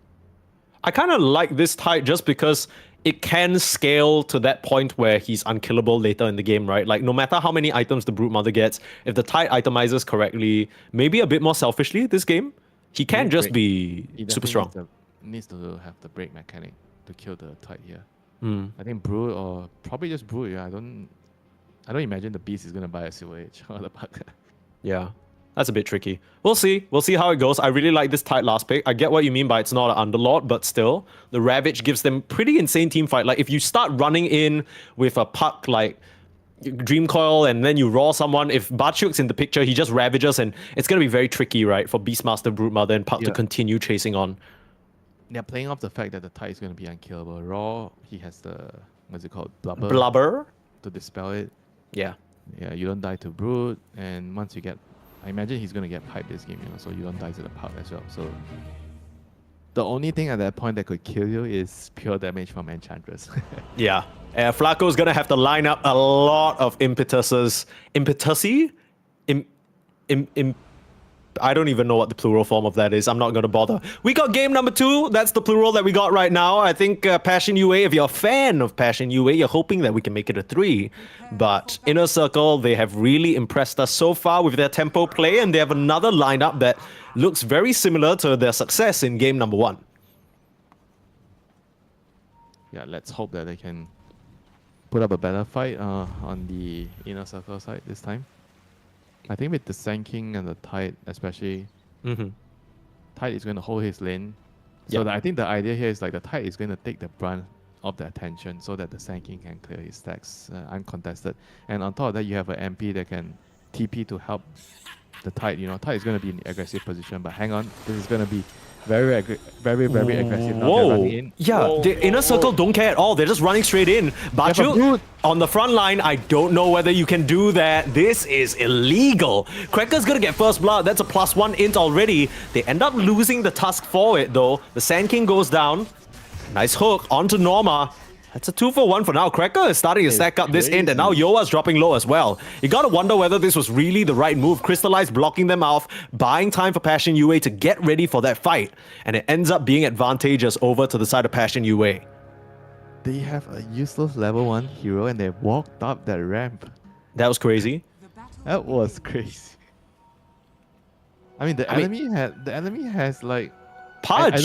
I don't even think they have like a useless level 1 hero. All their heroes are pretty strong at level 1, Yeah, you pop an Arcane Curse on them, like the Sprout is so high value, the Tide Hunter's an insane body. You tried to maybe overpower him with a tag team, but it just didn't really work out that way. And okay, well, Passion UA, this is a pretty decent start for them. Can't complain much about that. And off to the races we go. Back to normal laning, no more shenanigans, hopefully. That's what you hope, but there's an MP in the game. He's gonna TP around, he's gonna gank some fools in the lane. I guess it's not a big deal because Moonlight's going to get level 2 really quick anyway, but he was forced to start with Burrow Strike to make that play happen, so has to kind of use a bit more mana, maybe, and take a bit more damage than he would like at level 1. Nothing that he can't regen up of, though. Yeah, it's definitely annoying. You want to have like your 2 Sandstorm and your Stinger at level 3, That's how you're gonna get the last hits. Dyer's turret. True. Not the worst. I think overall they got 2 kills. He's gonna be happy about that. I guess this kind of is the value of the Tide. Take a look at how aggressively Bachuk is playing. There's a tag team available, but he's not scared at all. He's just walking up, trying to find the Anchor Smash on the Brute Mother and make it hard for her to last hit. Yeah, not kidding. No. they No, they are not killing him, dude. Holy. He just stood there and tanked everything. Level 2 Kraken Shell. Oh man, this is gonna be tough. Yeah, they also have the silencer here. Interesting. So they want to have like a melee range lane, which is I think a good idea here. The Pudge, Nature's Prophet lane, so the Pudge can actually kill the ball with the hook. So you definitely don't want to play into the Beastmaster's lane and silencer if possible. Oh, for sure. And I mean, the most important thing we didn't talk about just yet, if you don't cut the tree in time, he's always going to be able to Sprout hook you. It's kind of a devious combo. If you catch the Ench in that, she doesn't really have enough HP to survive early on. Radiant's mid Laning tower phase, is under it's going to be really good for Passion of the UA right now. Yeah. Top and bot lane are looking very nice. And mid lane, you kind of have like a Sand King Puck, so you're just going to farm.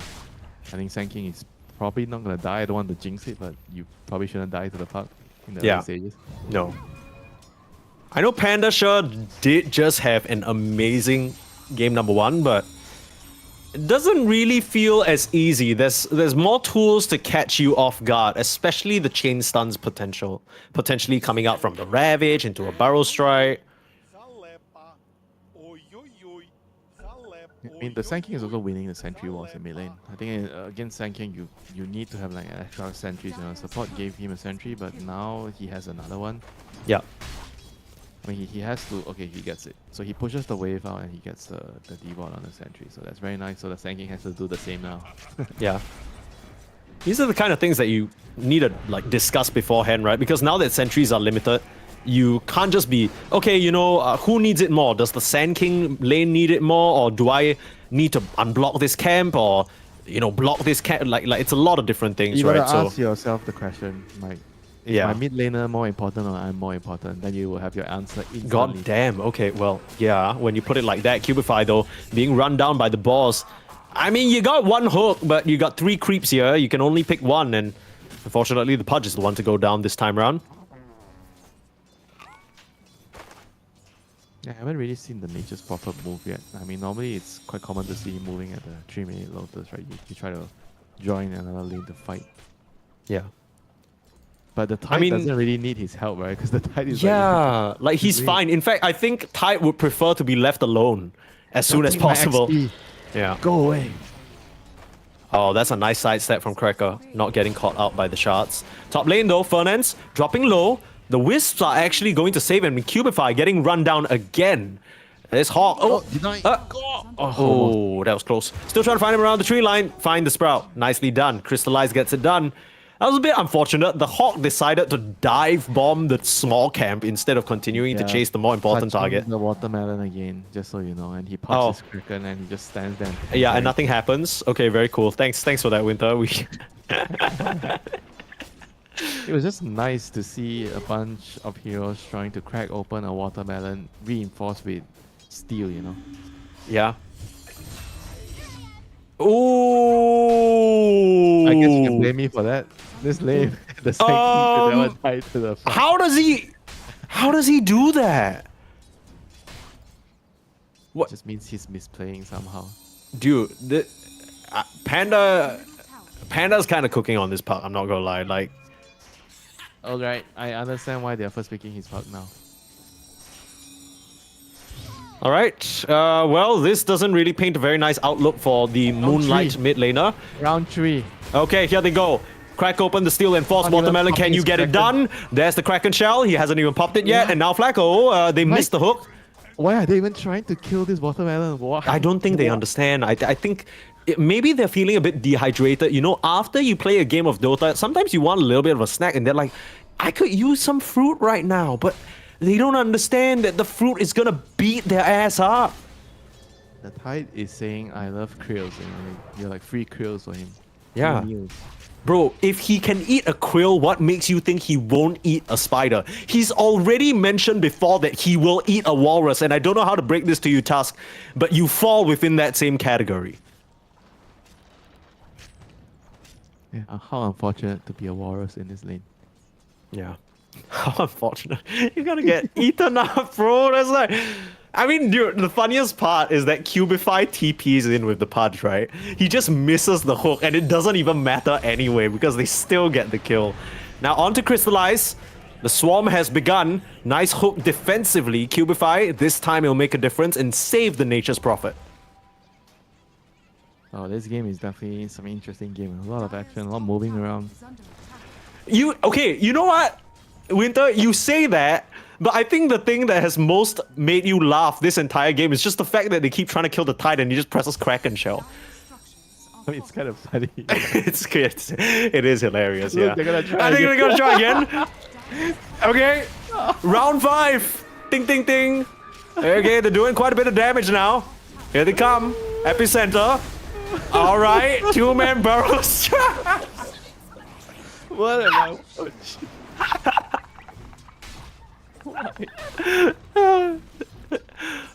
This I guess This they is just want a good old watermelon. No, this is really good. This is really good. Okay. What makes them think they have the damage this time and the last 3 times it didn't work? I don't know, but whatever the case, Bachut was clearly telling his team, he's like, guys, they have not stopped trying to kill me. If you come down here, it's free kills, and they claim it easily. Now you got 2 members who are completely outmatched by the Tide Hunter. Now maybe it's different. Panda's coming in, you got a coil. This might be the difference maker. The watermelon dropping low, but the kill from the Sprout, he's fine for now. Are you serious? You need one more orb and you finally bring him down. Panda's the one to do it, but now he's getting silenced up. Moonlight, he needs to get away from the tower. Dodging the Sprout damage, the last word. Nicely juked. Panda manages to get himself out of trouble with some timely waning rifts and ends up finally taking down the watermelon. The puck is like, okay, I gotta come here, guys, before round 6 happens. Yeah, no, it's you can't get this to double digits. That's ridiculous. Okay, well, I'm glad that madness is finally over and Bachuk's like finally slain because it was getting a bit ridiculous. With that being said, though, we talk a lot about the Tide. The person at the top of the net worth is actually this Beastmaster. He's had a completely free time up here. I don't think the Pudge quote-unquote counter really worked as well as we thought it would. I mean, eventually it kind of went to a situation where the Pudge also needed to roam, right? He wasn't in the lane constantly just trying to hook the balls, you know. So I think eventually you lose the tower and Beastmaster is just going to take over the top side. Oh dear. Oh dear, Moonlight. They're thinking about hooking him. Flacco might try for the block. You hook him back into his own sandstorm. Don't go. You need the damage. You need the invis. Nice little snowball, buying time. Moonlight is very low here. Still has an infuse, but will be able to burrow strike back out to safety. And unfortunately for Panda, he got stopped by Cracker, so he couldn't come any more forward. Taz is having a terrible game. This He's is trying tough, to yeah. kill the watermelon the first 5 minutes, and now he runs into the Sand King, tries to kill the Sand King. It's like, why am I even in this game? Yeah. He's questioning his purpose in life right now. Is it just to die? Is it just to be at 1k net worth at 10 minutes in the game? That shit's tough, man, but at least he's looking at Norma and, you know, his pause 3 is having a swallow time. Top of the net worth, like I mentioned, already finishing the Helm Dom much earlier on and making good headway towards the Overlord. By the way, I don't want to interrupt you, but have you ever asked that question to yourself? When you're playing Olga, why do I have 1k net worth at 10 minutes? Oh, yeah, absolutely. Absolutely. Okay, where are we going? Okay, very nice. That was a cute hook. They almost got Flacco, but because of the vision... Yeah, Cubify's done. Dude, I feel so bad for these supports. Like, the Tusk and the Pudge. In any other game, they'd be like making plays happen, you know, getting these kills. But instead, every single time they try anything, they just get slapped around. Life as a support, I would say. Okay, nice coil. Get the catch onto Cracker in the mid lane. This is something that happened quite a bit in the previous game as well. The Silencer would stick mid, try and get his levels, and ends up getting punished for it. But I guess the bright side is that Moonlight is not being disturbed while farming this small stack. Radiant are scanning. He's gonna have like not a very, very fast dagger. Like, I think the fastest we've seen, was it at TI? What, 8-9 minutes? Oh yeah, don't even get me started. That was disgusting. They're trying to bait a little bit with Cubify. Moonlight doesn't show his blink just yet. He's just kind of poking his head around the tree line now, maybe trying to give them a... He doesn't have it. Relax. No, as in like he has it soon, right? So he's trying to play them a little bit. He's like, oh, you know, guys, look at me. I still don't have my blink. And then it flies out and then he catches them by surprise. That's the whole setup, right? Bottom tower has been denied. Alright, I'll give you that. Maybe it was intentional. Yeah. Okay, Flacco. Again, being blocked. No, that's so sad. Okay, well, he's dead. The Moonlight showed the blink there. No, still not yet. So now he has it. Now they can go smoke. But your 2 supports still don't have level 6, which is a little bit awkward. Feels like go time. You can't wait. Is under attack. Yep, go time. Can't wait. That's tough, though. Like, it feels like with the global silence, you'd be able to for sure kill the puck, but I guess you don't have that luxury right now. Who do they want the most? I think the Beastmaster. Yeah, it has to be the Beast, right? Flush him out of top lane because he's been occupying the top lane for the last, I don't know, like 6 minutes, 7 minutes. I mean, they read this though, right? There's literally nobody showing on any lane whatsoever. Nobody's there with the Broodmother. Nobody's clearing out mid. They might have somewhat spotted people disappearing with their really deep ward in the top side. And Norma's, he's farming the safest place on the map right now. Yeah, I mean, no one showing bot is like the biggest tell. I think they had to like keep somebody on bot lane. They're moving too many heroes. I mean, Dota nowadays is like all this like early game smokes. You really can only do it with 2 people.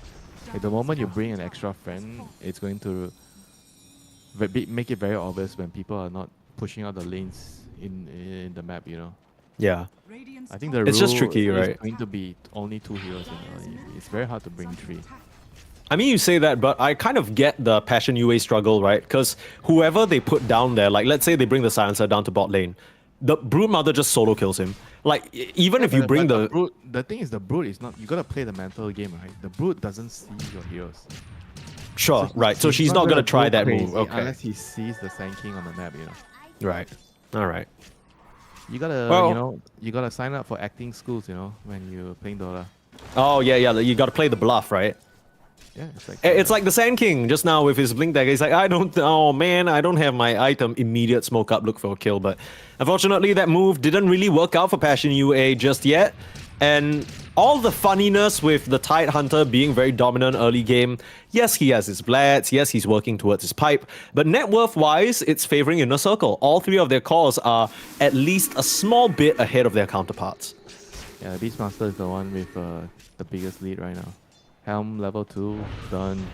He's really, really strong, waiting for Roshan to move towards his top home, and then they could kill it on the Radiant side. I mean, right now, it's more about just occupying the map. You have, if you look at the map, they have like 5 heroes across everywhere.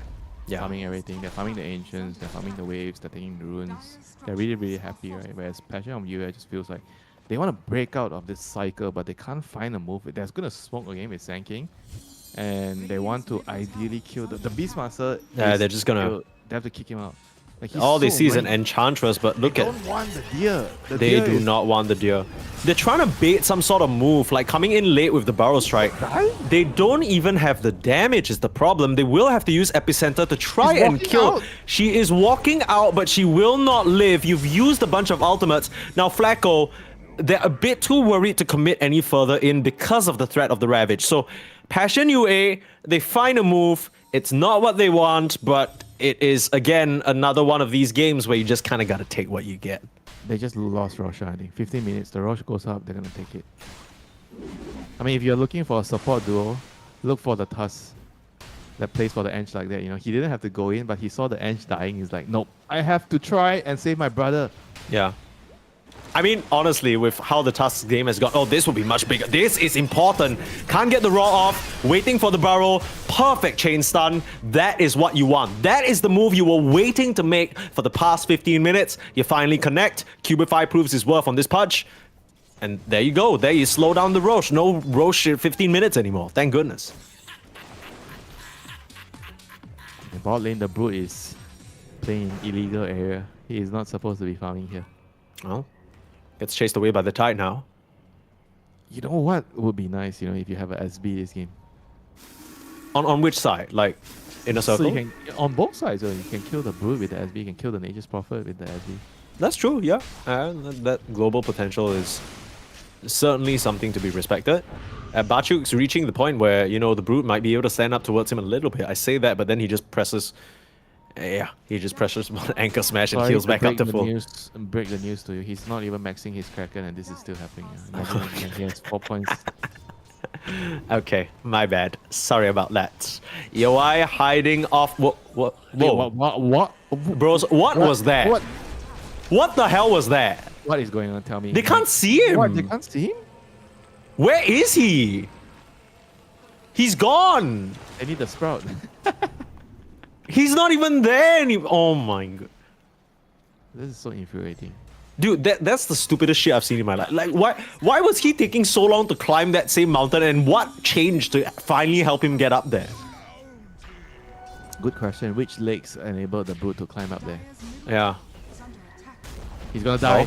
Okay. Punish. This is what you wanted. He managed to get away once, not a second time. Nice Manta though.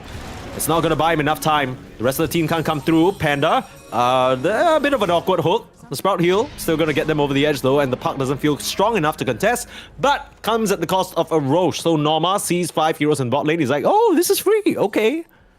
Yoink. I mean, this is like, it's gonna happen like one way or the other. Roche Yeah. on top side and wait for Radiant, with the Beastmaster being disfarmed. It's not something that you can easily stop. Okay, so quick question, Winter. I know that this is a hero that ended up getting countered by the Tide, but what was the idea with this Brute hero? Like, what was the plan? I think it's mainly contesting the stacks, you know, for the idea is like you can invade the stacks. Because against Sand King, you need to be able to invade early on. I think Brood is one of the best invaders. You just connect your webs over. And Brood is also like, I think, one of the best anchors on the map, right? I think when you're playing the side lanes, you wanted a hero that can stay there and farm ancients, and Brood is kind of the hero for that. I think Brood is underpicked. The hero is actually really good at the moment. Okay. Players are just not... Maybe they're not really practiced with the hero yet, and we might see the hero a lot more. I don't know if you're happy to see the hero more, or since you don't like dirty, disgusting heroes. I mean, I'll be honest, I he's think... gonna die again. Oh no. Is he gonna die? Well, Where's that's the kind of MP? what... Wait, where's the MP? Yeah, well, not TPing in wait, just what? yet. That was a bit weird, okay. I mean, the Pudge couldn't connect because they're a bit busy in the top lane. I don't know Yeah, what I think Bachuk is they- doing. I think they assumed the MP was gonna TP, and then MP is like, no. I'm half health, you know, but I think they could've Okay, killed him. time for some dessert. Watermelon for a little bit of a treat. Still has the Are you Ravage sure? and the huge Burrow Strike onto 3. Global Silence on top of it. Oh, maybe I shouldn't have been so sure. There's a Yules on the puck though. He's surviving for now. Able to dance away. Crystallize taking a lot of damage as Norma. He just can't do enough though. The Sprout heal. Mike, is this round 10 of killing the Tide? Yeah, well, it's not really going too well. Yowai finally coming in, looking to punish the Nature's Prophet. They get the kill, but it comes at the cost of their Beastmaster and Pandasher. He can't continue to chase in here. Has to jaunt away. Yowai will manage to kill the Silencer though. And now you're going for the second support. Cubify in trouble, but he's able to turn around and get the Dismember. That's going to buy him precious seconds. Not enough. A triple kill for this Brood Mother. Finally getting her revenge. Round 10. But you okay, this is not... Yeah, I know you got the kill on everyone else. I don't know about this guy though. That's not gonna... Maybe you can go for Moonlight. Maybe you can try for the Sand King if he's not careful. Huge little anchor smash and he's dead. And now Yowai, did you... Okay, nice Holy Locket. Trying to heal up with the Insatiable. Still has the Manta. Panda's back to full though. Went for a reset back to base and... What is going on, Mike? The task has died every time he tried to kill the Tide, and he's still trying to kill the Tide. He has no choice. What do He you has mean he no has no choice. choice? His Brood is saying, get this guy. I need the tag team damage. And all he can say is, yes, dear. What can you do? What can you do, Winter? When your pos one says, go die for me, let me ask you this question back, Winter. Who's more important, you or your pos one? Yeah, That but should I'll give you the at answer. least I'll ask why. You gotta defend yourself. Why do you want me to die? I need to die for a purpose. I don't Well, mind if it's dying, but- not me, it's you. And now the purpose might be to bait in Pandasher. Cricker, it was a mental game the whole time. He does end up going down to Fernandes though. Okay. Thunder All Shield right. died because they were discussing about this matter among Yeah. themselves. Yeah, no, Why that's are fair. we killing the Tide? And he kind of you think it's funny, you know? That sometimes when No, you it is. hear It the is team talk, actually hilarious. it actually happens. People are talking. Okay, why are we doing this? Why are we trying to kill? And people are talking and talking and talking and talking and talking in the game, and someone else dies. Yeah. It's just like a slight lapse in focus, right? Your mind is somewhere else. But right now, they still do get the Tormentor, and they escape through the Twin Gates before the Side of Passion UA can close in on them. This Tide is gonna get a Radiance. Oh, that's a nice hook. Onto Fernandes through the tree line, and that's going to be a dead Enchantress. She did just get a shot though, so kind of keeping in trend with punishing whoever gets their shot. Trying to get over to the tree line for a Sproink. Wow. Alright. Holy Locket, Imba. That's disgusting. And the voice line to boot. Jesus. That is definitely not fair. That is not fair. That is not fair at all. But I do like this Tide build. I mean, he recognizes he's unkillable this game. He just needs to do a bit more damage for his team. Why not? Where is the Silver Edge, Mike? Who is buying a Silver Edge? Why? The Brood has to buy it. Is under attack.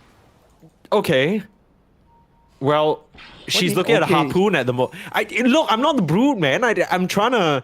I feel like Yowai just wants to kill everyone other than the Tide. I feel like this Brood is saying, look, this Tide literally counterpicked me. It's not my problem. Can you guys deal with it? That's what the Brood is saying right now. I mean, that's what the item build is telling me. Tide is saying you can ignore me, but not anymore. When I have the Radiance, I'm gonna kill everybody. Okay. We'll see whether that's the case. Right now, Bachuk has sort of been kited around a little bit. I don't think it's very easy for him to stick on a target, especially when they take down his Pudge, take down his Sand King. Control's a little bit lacking. Gosh, it's been a while since I see a Silencer with a Midas. Ooh. You don't play enough like 7k, 8k I don't Southeast. play- what? No, you don't play enough 7. Hear me out, Winter. You don't play enough at the 7k bracket. This is not the 7k bracket. Okay. Oh, okay. I thought you meant you haven't seen it in general. Oh, wait. Oh my god. You Wait. see 7k bracket, this does not happen. The Wait, Brood doesn't why do- kill you like this? Holy, he popped BKB for a silencer, like pause 5. Is that worth it? Well, only time will tell, Mike. The fight is still going on. Flacco, nice snowball, dodging away. They're putting a lot of damage into the Eng, but as we've seen before, it just doesn't work. You're ravaging 2 supports and some creeps. You don't get the touch on the park, and this might be troublesome now. Radiance Able to doing dance work. around the Radiance, starting to do a little bit of work. Norma, he just can't walk through this Tide. He's acting like such a perfect bodyguard, and the itemization, it's clean. Now you're trying to gush, no. trying to look for Yowai in the tree line, hook off the mark, barrel strike as well. No further telling targets you, to be like, found.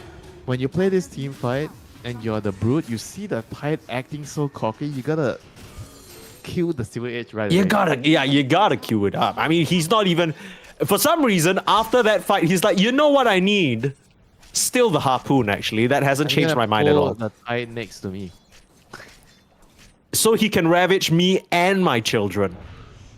Yeah, I don't know. I guess the plan is really to just try to kill the rest of the heroes first. They need to eliminate the Pudge. I think the Pudge Silencer.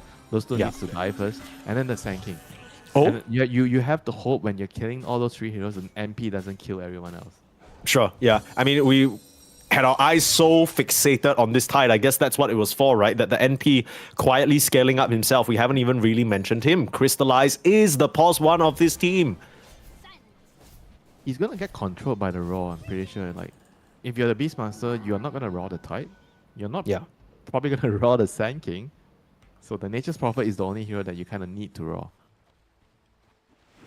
I mean, honestly, as much as the Tide is doing quite a bit now with the Radiance, the majority of the damage coming out from Passion UA is still gonna be this Nature's Prophet, especially after the Epicenter is used, right? Like Moonlight, he has one big rocket blast at the start, and he can catch whoever. We're starting to see that be a bit tricky as well because of the pipe from Norma. He goes in, he barely kills the Tusk, the Eng just fully survives because of the Glimmer and the Holy Locket.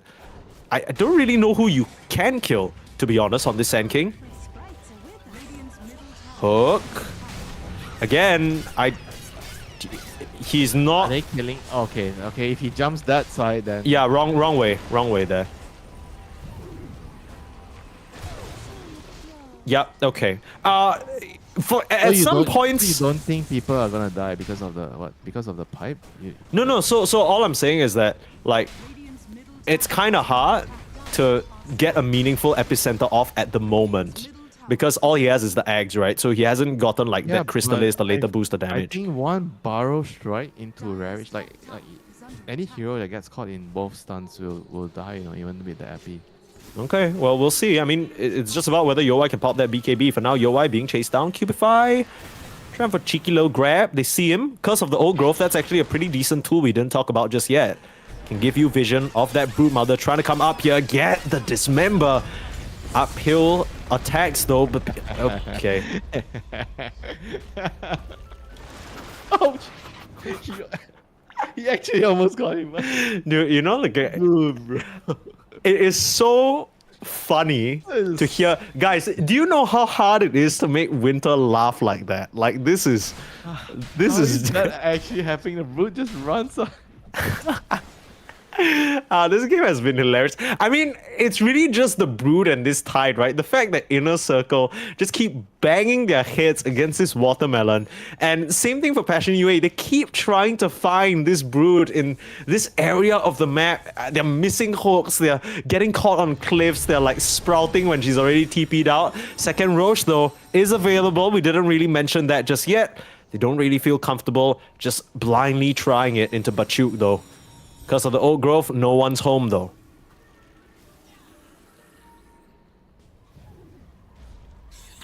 Okay. I also feel like the Sand King needs to farm a lot more. So you want to have you have the Axe BKB now, right? But you also want the level 20 and you want the shard. Yeah. He's queuing up the Hex, which tells me they think that the problem they have right now is they can't solve the Puck problem. Like he's pushing out the waves and they can't kill him, which I can kind of also agree. Yeah. It's kind of hard, right? Because you're... Puck became he was the first pick. Yeah. And nine pick and still like no good answers to kill him. Yeah. I mean, they were sort of a little bit distracted by the sheer amount of zoo heroes that were coming out, right? They were like, oh, we need to answer this. That is a very nice shards that puts Cubify in an awkward position. But no one around on Inner Circle to capitalize. They still don't feel comfortable, Passion UA. Okay. I feel like, if I'm not wrong, Fernance might have seen that. Playing the Enchantress, they see the creeps of the Beastmaster in the mid lane, but an easy dodge away for him. Backing up. Radiance Burn. Run up the high ground, but Tide says, I don't care. Yeah, no, he did literally. There's no Silver Edge, right? Just to double check. Yeah, no, still no. No Butterfly, no though, from UI. It changed his mind a little bit. He was going for the Harpoon. Just decides otherwise. One thing to say about Brood, right? Brood has I think the best level 30 talent. 25. Yeah? The BAT, right? Yeah, the BAT. Yeah. Dire are scared. It is Well, a disgusting... If you get to... But, okay, you think, right? If he gets to 25, right? And they don't have a Silver Edge, do you think he kills the Tide or no? I don't know. Because, yes, you're attacking faster, but you're still getting damage blocked like to hell on every single auto attack. Yeah, one Shivas and the Tide doesn't die. Yeah.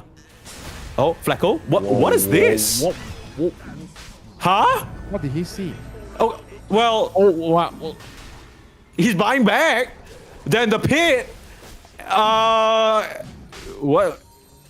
Okay, Roach is half HP. Safe to say he's mad. Bro, there's 1 more minute until Roach starts moving. Someone's got to make a move. Fernance is coming into the pit now. Bachuk and him are playing around the blind area inside the Roach pit. Okay, Inner Circle. They're back in the pit. Roche is gonna raw, kill off all of the Broodmother's babies. There's still a few more at the top side. Bachuk now gandering in. Oh, he's actually just hitting on the side. This is very smart. Like he's just trying to... Oh, Cubify, good try, good try. I mean, now the Pudge is being spotted.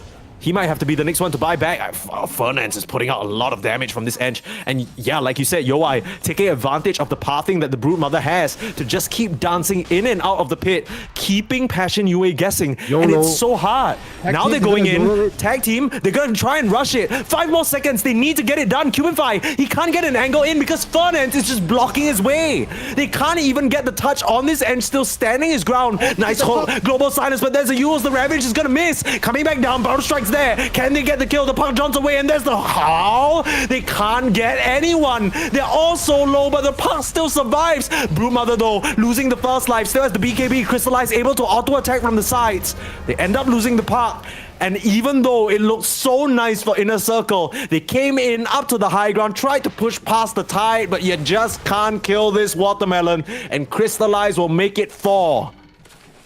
Bro, I kid you not. That fight, once you get like the fight recap, click on it and look at the Sand King damage. Click, give me the... Jesus. Sand King has 4.6k damage, 4.7k damage. I mean, the MP is like understandable. He's been right-clicking the whole way, 3.7k damage. But the Sand King and the Radiance from the Tide was the majority of the damage there with the Anchor Smash. He just stood in the middle of all of them, and it's so difficult for the side of Inner Circle to really get through him. There are certain rules that you don't break. You do not run up the ramp.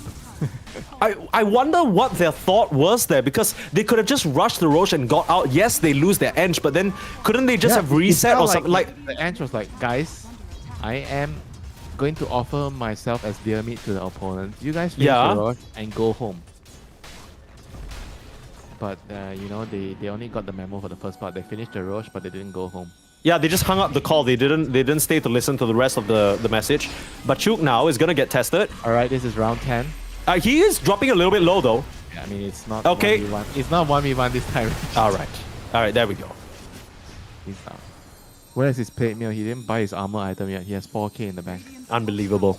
What is he saving for? Yeah, okay, AC coming up next. That's gonna make it even more difficult. But even though that disastrous fight just happened, they literally just killed Bachuk.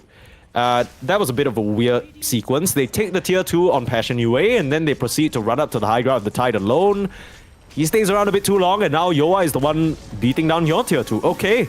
I mean, this game has been weird as shit. Now, you have finally the Silver Edge coming out in 1000 gold for Yoai, so Bachuk has to be very careful. Oh, finally. He got the memo. Yeah. He figured it out. It's not going to be so simple right now. He has armor items. I think with the Shivas and AC, he doesn't die. I don't know. I think he won't die so quickly. So you'll give them time to save him. Mm-hmm. Like you need, I think you're going to need like, they have to buy 4 stuff. I think against Silver Edge, you need to have 4 stuff. So you can kite. Like you want your silencer and your pudge to buy 4 stuff. The pudge is buying BKB. Oh, Fernance. Cubify, he's trying to sort of boss up in this game. Kind of get it. It's tough though. Right. Nice hook. Kill the deer, have some deer meat pudge, and use the gold that you gain not to buy a BKB. Yeah, he bought the next component. I don't know how to break this to you. That's a bit rough. Why is he buying BKB? Bottom tower is under attack. He wants to BKB and just grip the eat. Yeah, I think he just wants to BKB and dismember the brute, right? Criminal, they're not buying 4 stuff. They're against the task and the break. You know, I mean, I understand there's a call which you can't really use, but you still need 4 stuff. Uh-oh. There's the break. There's the raw. Oh, it's a beautiful battle strike as a response though. And they pull in the brood mother. Start to do the damage. Start to throw out the ravage, but it couldn't come through in time. Yoe manages to press the BKB, but he's hiding away now. Do they have the vision? Arcane Curse. There's the gush and there's the kill. That is not the Silver Edge reveal you want. No, absolutely not.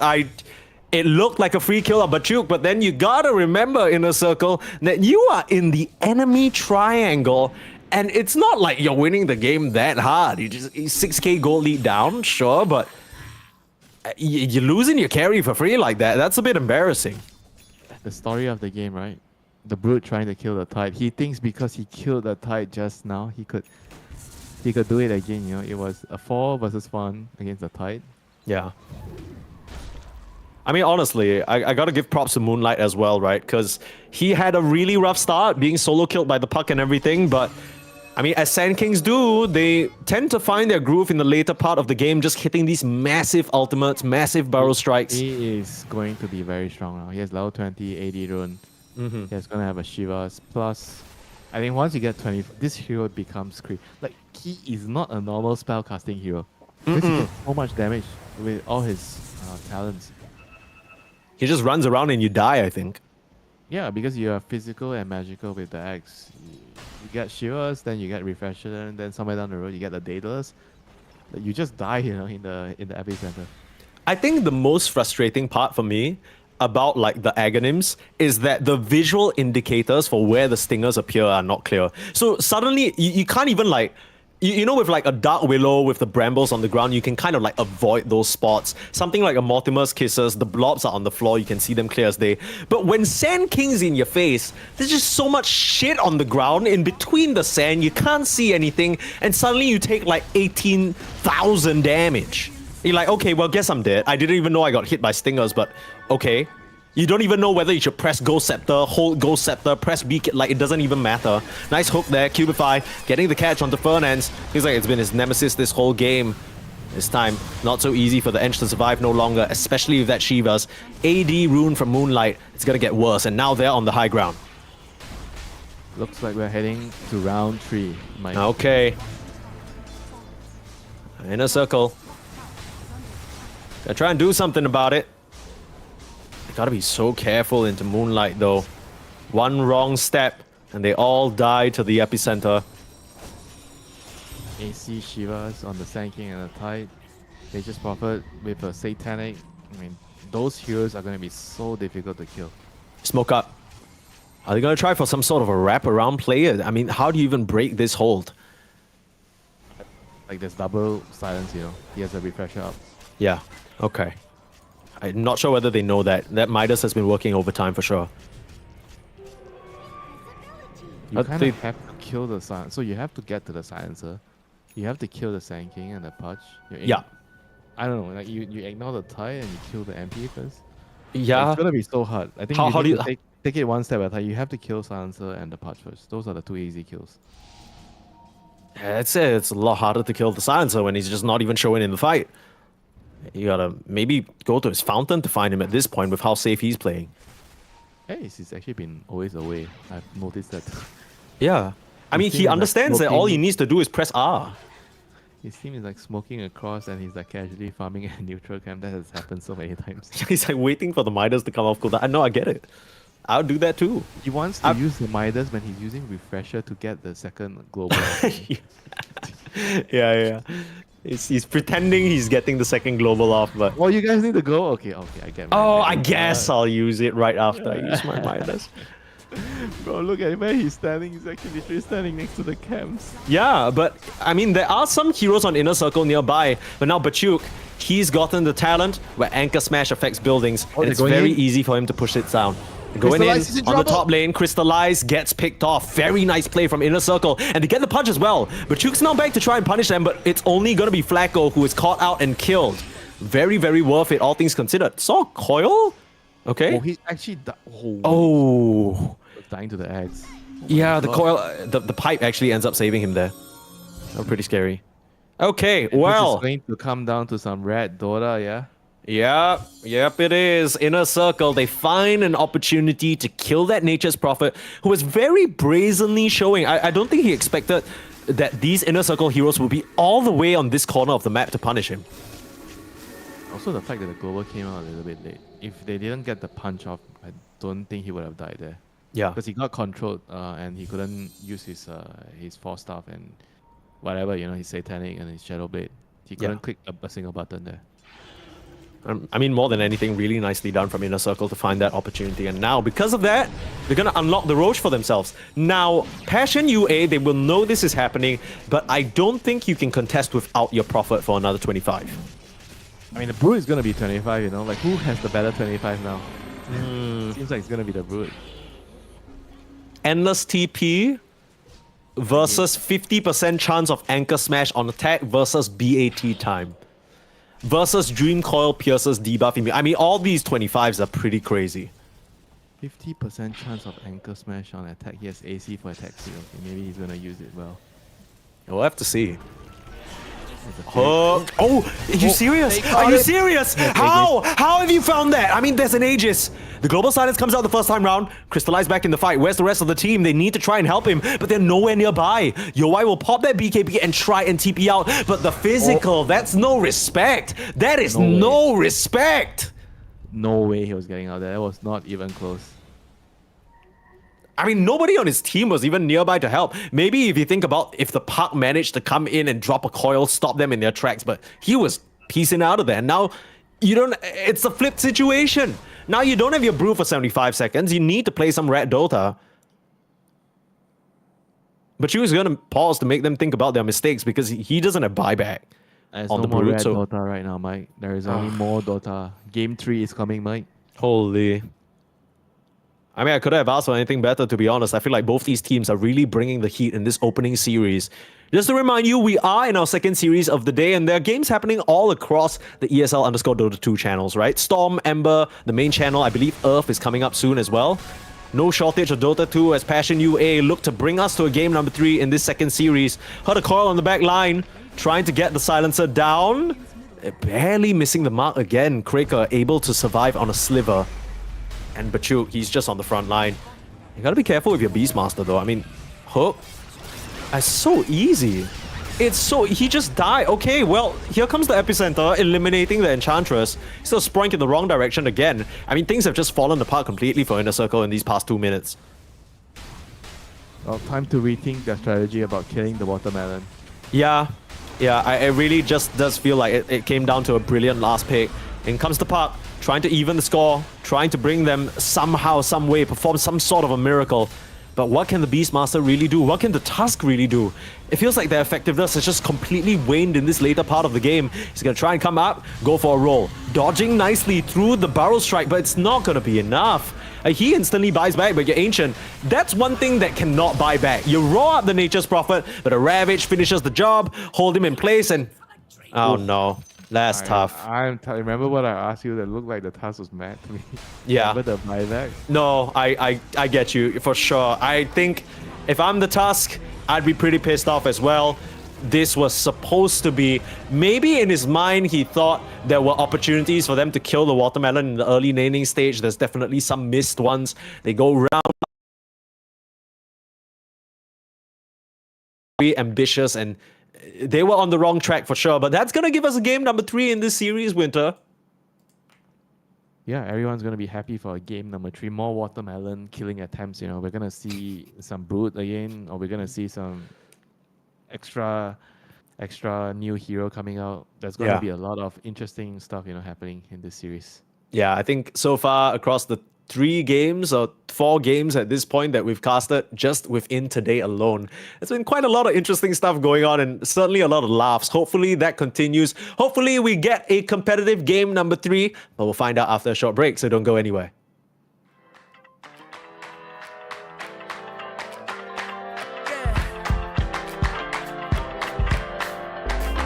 You crack the ceiling. This love is an open sky. Can't shake this feeling. I want you to know I can't lie. These doors are open. Welcome, darling, won't you stay? And you got me hoping. Forever's here, today's the first day. I wanna be closer to you. Closer to you, yeah. Want you to be all mine. I got all these choices, but I so made up my mind, yeah. There's nobody better, gotta be you. 1,000 voices, because it's so good to be alive, yeah. There's nobody better, so it's gotta be you. These myths are busted, the grass is greener on my side. It's done and dusted, I'm never getting off this ride. 'Cause life with you is golden, so how can I go back to silver love? I'll be holding on, can't get enough. Wanna be closer to you. Closer to you, yeah. Want you to be all mine. Oh, yeah. Got all these choices, yeah. But I so made up my mind. There's nobody better, gotta be you. Got to be you. Voices, yeah. 'Cause it's so good to be alive, yeah. There's nobody better, so it's gotta be you. You, yeah. You, yeah.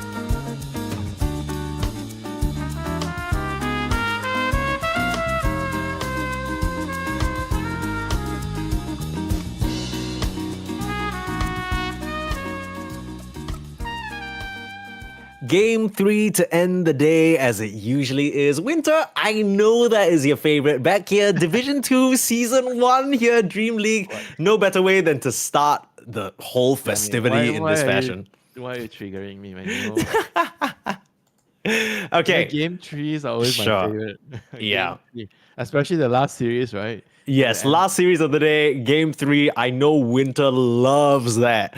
But all jokes aside and all memes aside, I think that at least for the two matchups that we've had today, I'm glad that this is the one that went to the Game 3, not because I don't think Navi Jr. could have pulled it off, but it's just these two teams. I mean, we didn't talk about it very much, right? But Passion UA and Inner Circle, it's a little bit of a grudge / friendly match, right? Like, Passion UA, you know, three of their former players are now in Inner Circle. So Inner Circle being able to best them in game number 1 must have felt pretty good. Like, okay, you kicked us, but look at us now, we're better than you. And then very swiftly getting kicked in the mouth by a Bachuk Tide Hunter. Mike stirring the pot, yeah, creating some very, very hot soup, you know. That's my job, Winter. That's what we're here to do. Just brew up some stories. I mean, at the end of the day, you know what I realized the other time? Like, I'm watching TI, I'm watching my favorite panelist of all time, Winter Chanlit Bin Dota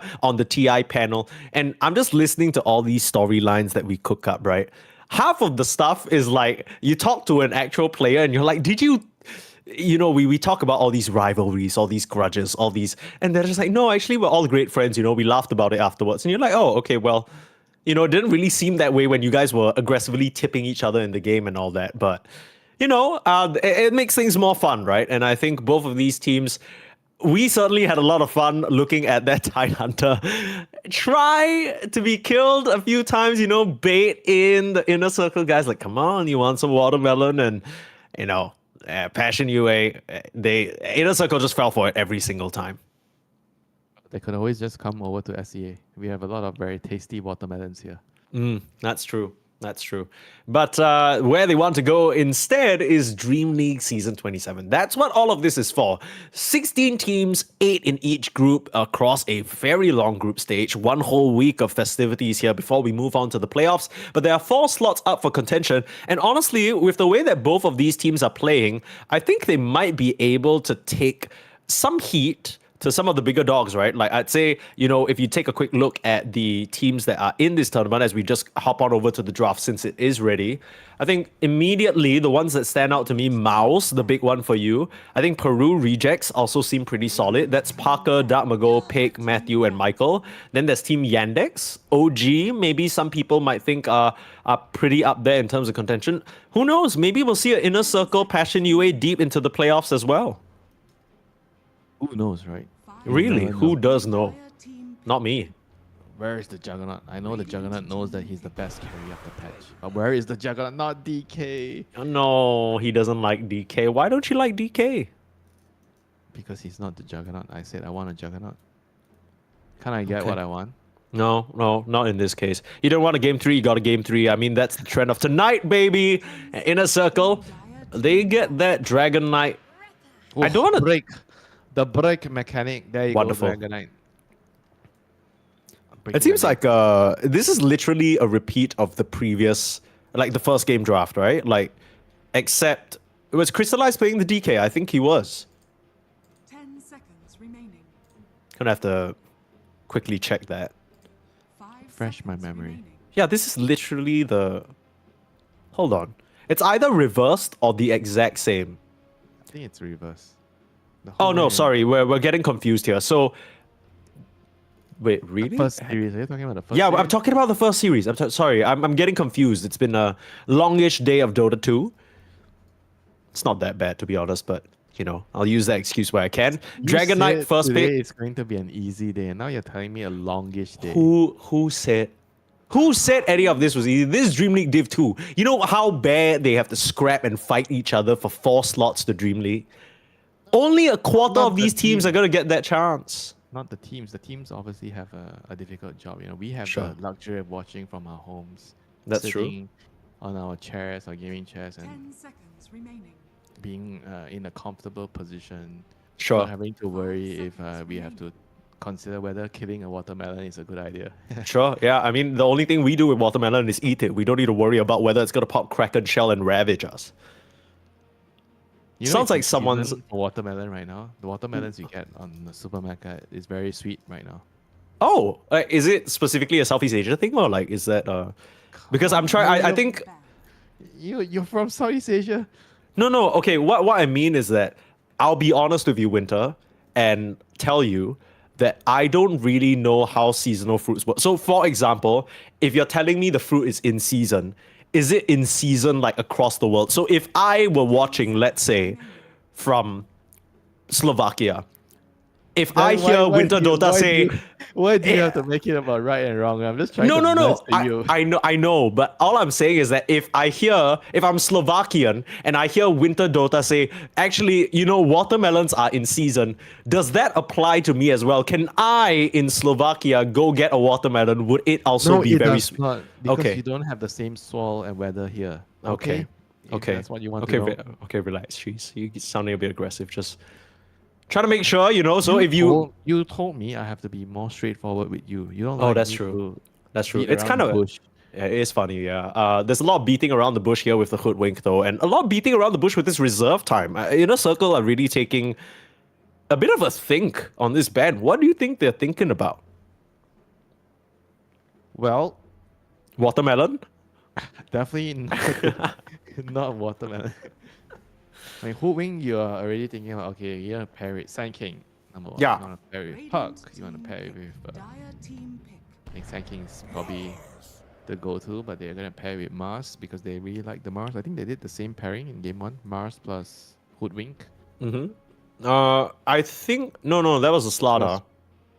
Passion. I remember seeing Mars and Hoodwink hold hands. Yeah.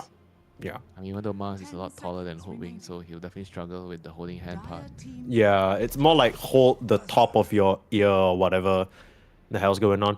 We have seen an increase in dazzle picks. I've really liked this hero personally. I think if Right. you don't have a proper way of reaching the back lines, his game is just so easy, right? Basically right now, the way that it looks is DK stands in front, hits a tower, they have to spear or initiate with arena on him, and the walls don't. You could bushwhack the real dazzle, you could wall the DK off, but it doesn't stop the Nauto projection from still coming in and saving him. So the Dazzle is actually the Mars counter with the blood spot. Maybe actually, now that we're seeing it in action.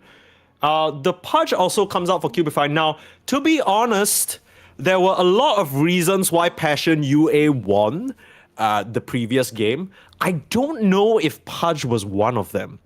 No flame to Cubify, of course, but it just didn't really careful. feel very impactful versus the Beastmaster. Be careful of what you're saying. Pudge, even though he's no longer the most popular hero, but he was indeed the most popular hero in Dota for quite some time. Sure. So whenever you say Pudge didn't do anything in the previous game, you gotta be careful, No, I mean, You gotta come up with some brilliant logical reason and rational reason why he didn't do anything. well, that's what they pay you the big bucks for, Winter. Why was the Pudge? Why was the Pudge kind of looking like a little bad that previous game? Would you like to offer your professional insight and This Pudge hero is always, I think, been really, really solid. I think teams are just like not really picking him enough because you need to be very practiced with the hero. I think the hero, if you can get past the lane, right? Because the lane is always the problem with the hero. He can't really offer a lot. 10 But if you seconds talk remaining. about what the hero does in the mid late game, he's very useful. You have a save, you have a 5 BKB seconds piercing remaining. disable, and you Dire scale team as a support Yeah. hero. I don't even know if you could call this hero a support hero. Even though you play him as a support, he's like half a core, Yeah, I get what you mean.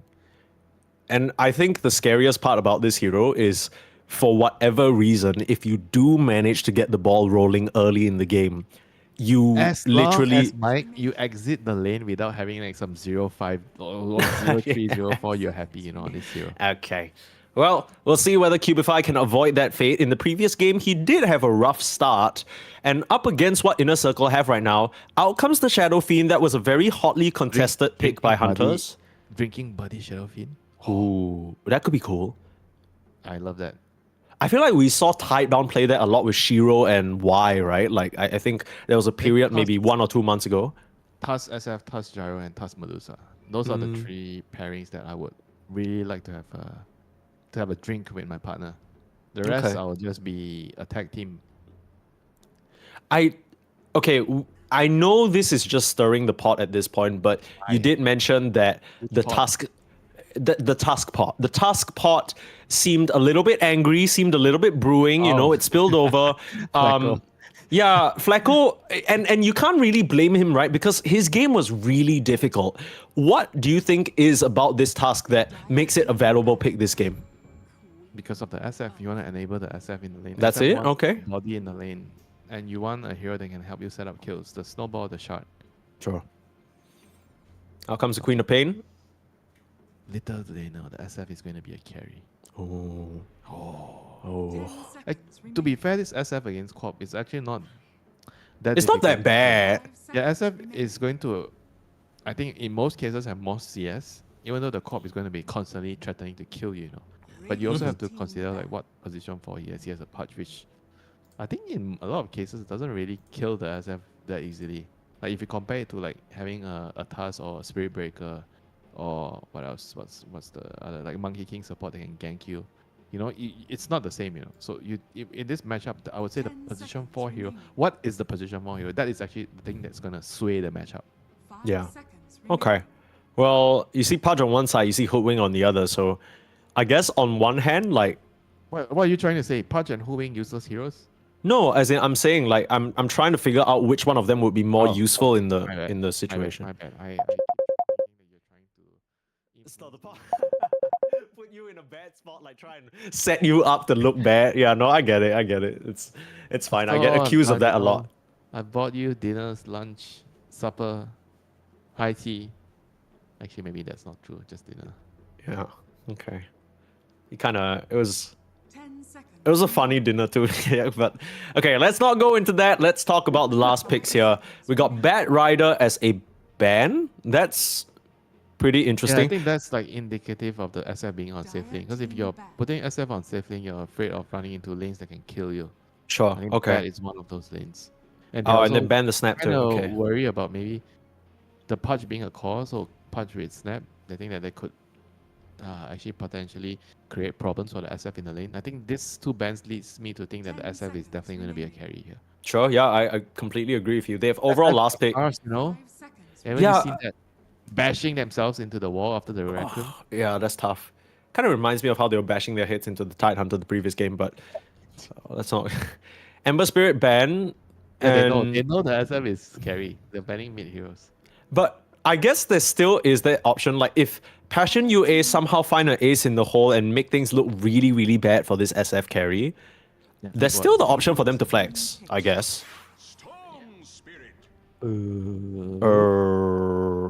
Off lane quad with Pudge. Okay, so the corp is gonna follow the SF. So the SF is going mid now.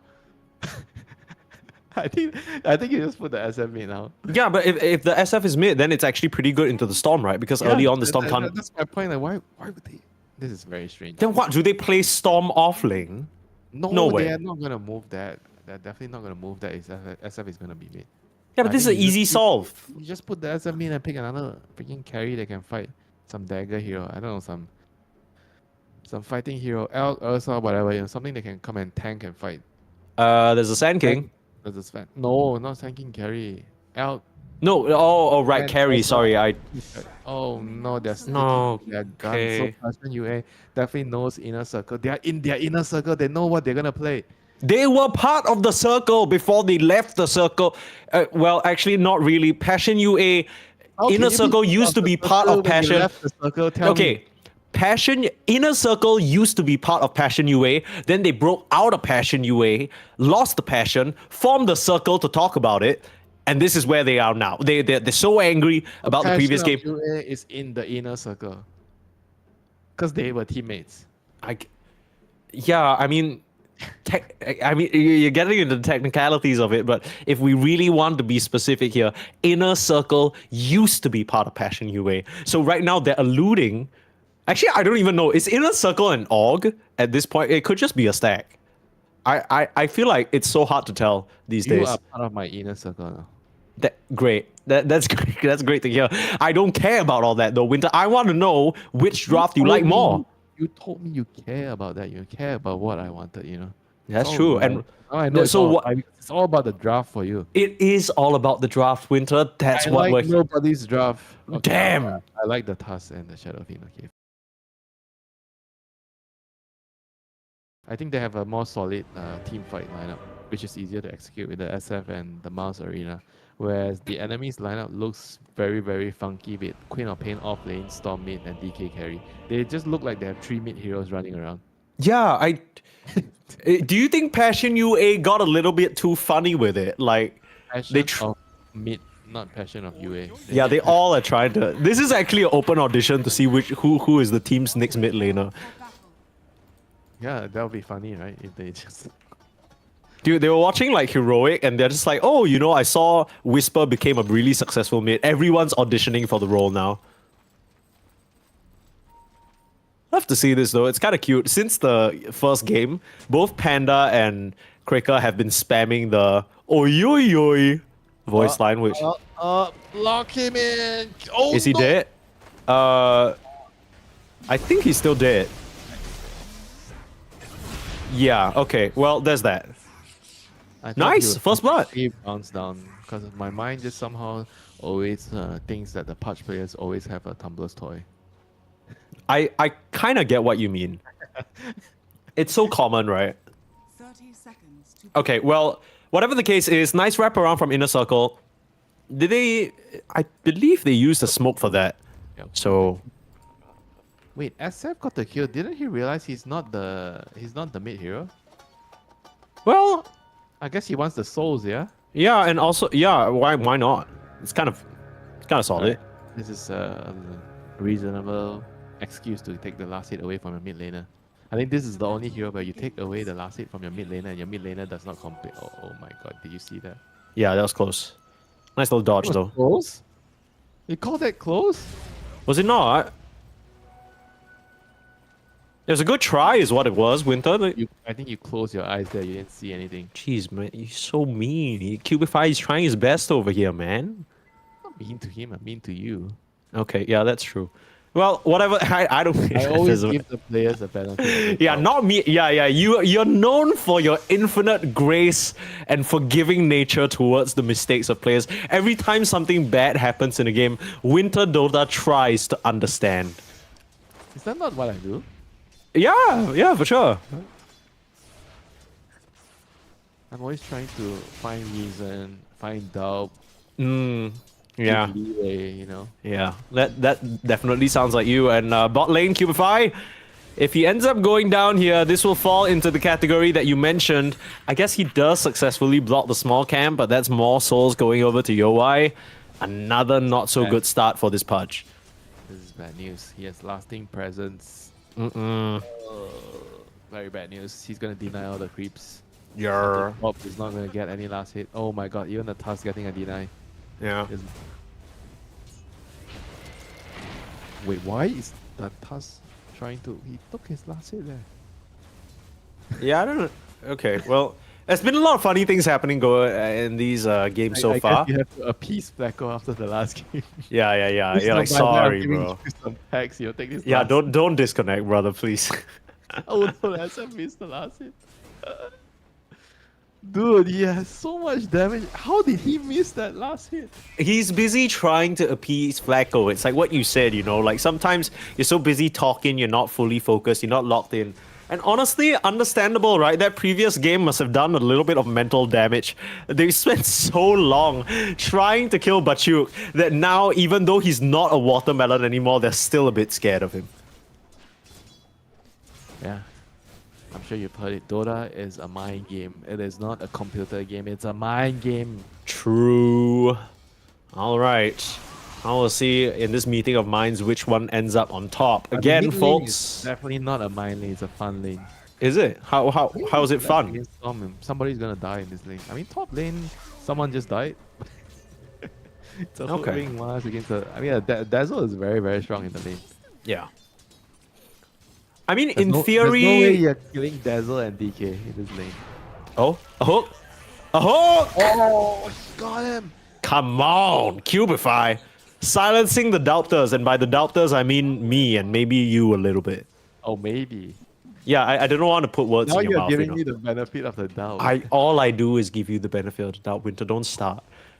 Here we go. Lotus claimed by the DK. So you talked about them not being able to kill him, and it's not gonna happen anytime soon. We don't have to look at how this lane is going to be a farm fest. We're going to look at the Pudge. Just look at Pudge. What is the Pudge doing? He's getting blocked in the shards now. They're blocking him, killing him. He's trying to run, and oh my god, the Pudge is down again. That is his third death in 3 minutes in this game. Winter, why are you suddenly feeling so much emotion regarding this Pudge? Is this triggering some sort of PTSD for you? To tell you the truth, I never dodge Pudge hooks. That's why I hate the hero. No, that's fair. It's hard. It's hard. It's not easy to dodge a Pudge hook. You know. Problem is because I played Dota so long. Like Pudge hooks were never this quick, and my brain does not adapt anymore. Okay. After you surpass a certain age, Yeah. your brain just gets used to certain things that you've been doing for like the past. Like you've been looking at the hook the same way for the last 15 years, you know. And then now suddenly the hook is so quick, you know, and then your brain just doesn't work. Yeah, no, I get you. Like, How long it took me to get used to the Jack Hero thing where you have to click your ice path again. Oh my god. okay. The second reactivation, that's real shit though. I get it. I mean, the muscle memory. Game for 15 freaking years, you know. I don't Yeah. know, 30 years. Are there any other examples of this? But the hook. Oh, Cubify, he's kind of redeeming himself here. Not gonna lie, that was a long range one from downtown. Very, very nicely done. It's unfair. The hook is so quick, and he's going to get another flash heap stack. Okay. Moonlight dropping low. Nice stun. They get blocked up. In comes Cracker though. The hook. Again, line him up and knock him down. Panda, that's the much bigger kill. And another flash heap stack. They don't care about Flacco. They got the mid laner. Flacco is 0-0 and 4. His mid laner is dead. He's not mad. He's not mad. His mid laner might be mad though, I think. Well, Why said didn't you Panda body is the a hook nice for guy. me? Well, you said Panda's a nice guy. He's happy. Middle tower is under attack. I mean, Panda's, however pleasant of a person he is, I'm sure after the first 2 games of how well he played the part, I'm sure he's very, very pleased. But He just strikes me a person that kills will not make himself. You know Yeah, how that's fair. Panda is. okay, well, hold that thought, Crystallize. This is a much easier target to take down. Nice little tag team. Whew. Cubify is really going for these. I mean, he's just kind of sat in this mid lane non-stop, just threatening either Panda or whichever support ends up showing up. 6-minute runes coming up though, Winter. You mentioned how important this one is. And Panda, he's already hit that level 6 ahead of the Storm, so there's no ball lightning to help Moonlight contest this. Looks like you'll just have to give it up unless they're lucky and it spawns bot. And of course it does.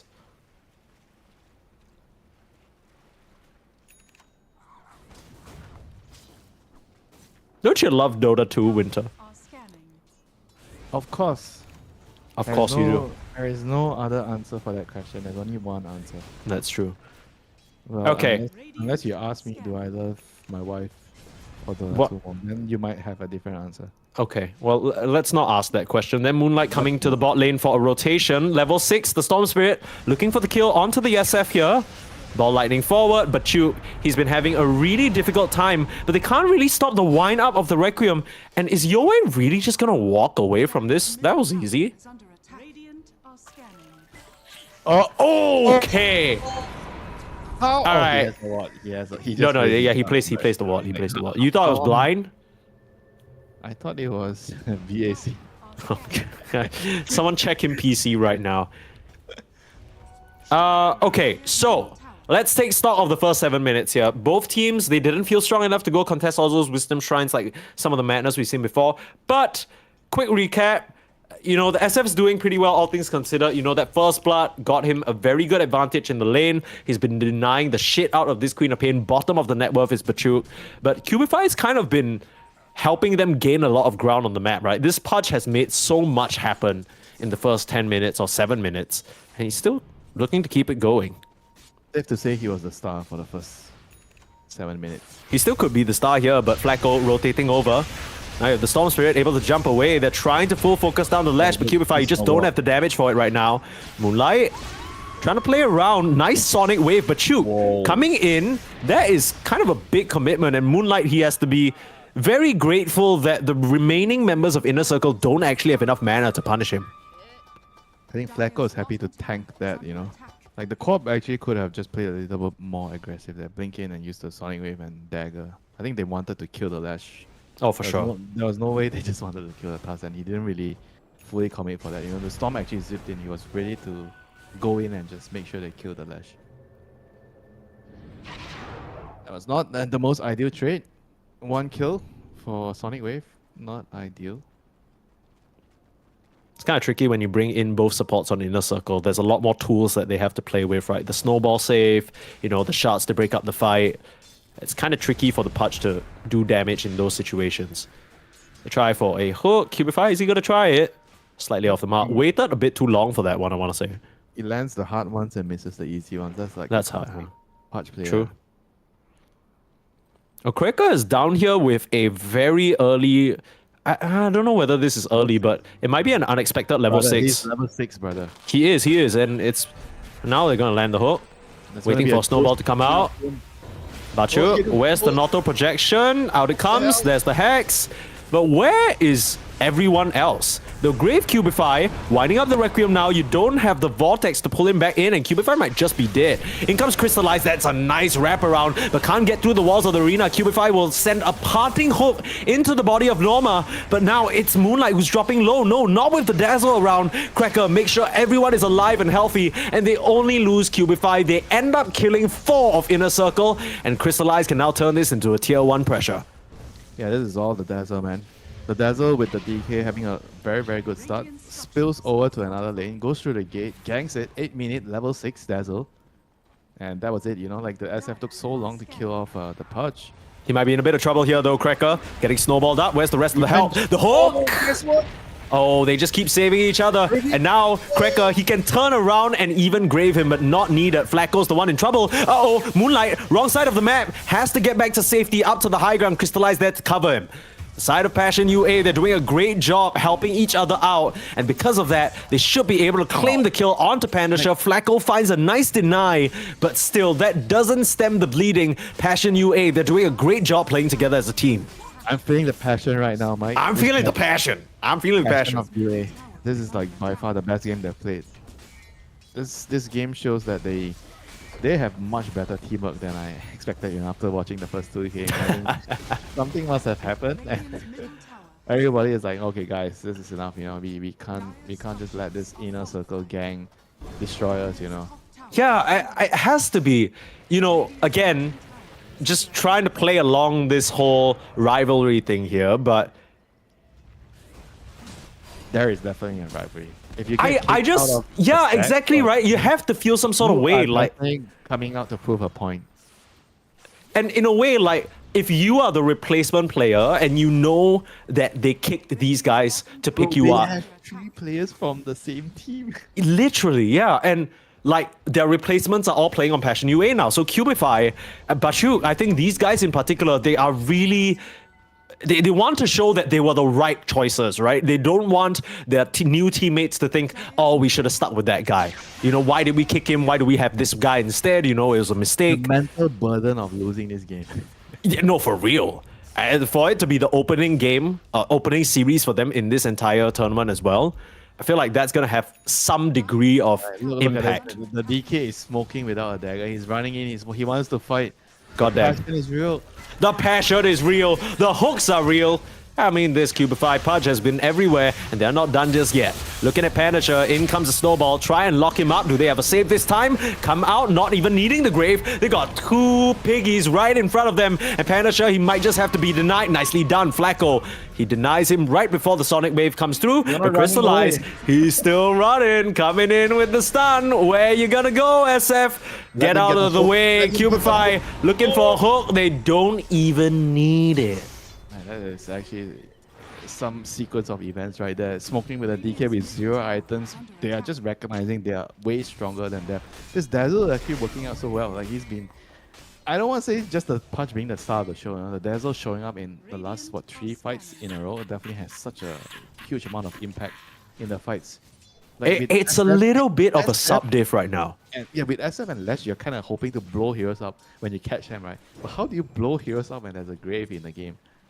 I mean, not to mention that, right? Like, the grave is one thing, but then apart from all these crazy hooks that Cubify has been landing, he's also landed defensive hooks to pull people away from the Requiem, pull people away from the Lash. And I think what's really missing for Inner Circle is the fact that this Mars has been playing on an island, right? You almost really need this arena to pull people in place for your SF and Lash to do the damage. Because of that, Bachuk has now fully recovered almost 5 charges on the Spirit Vessel.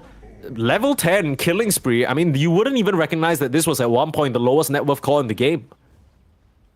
I mean, I wouldn't even believe you told me they have 3 mid laners.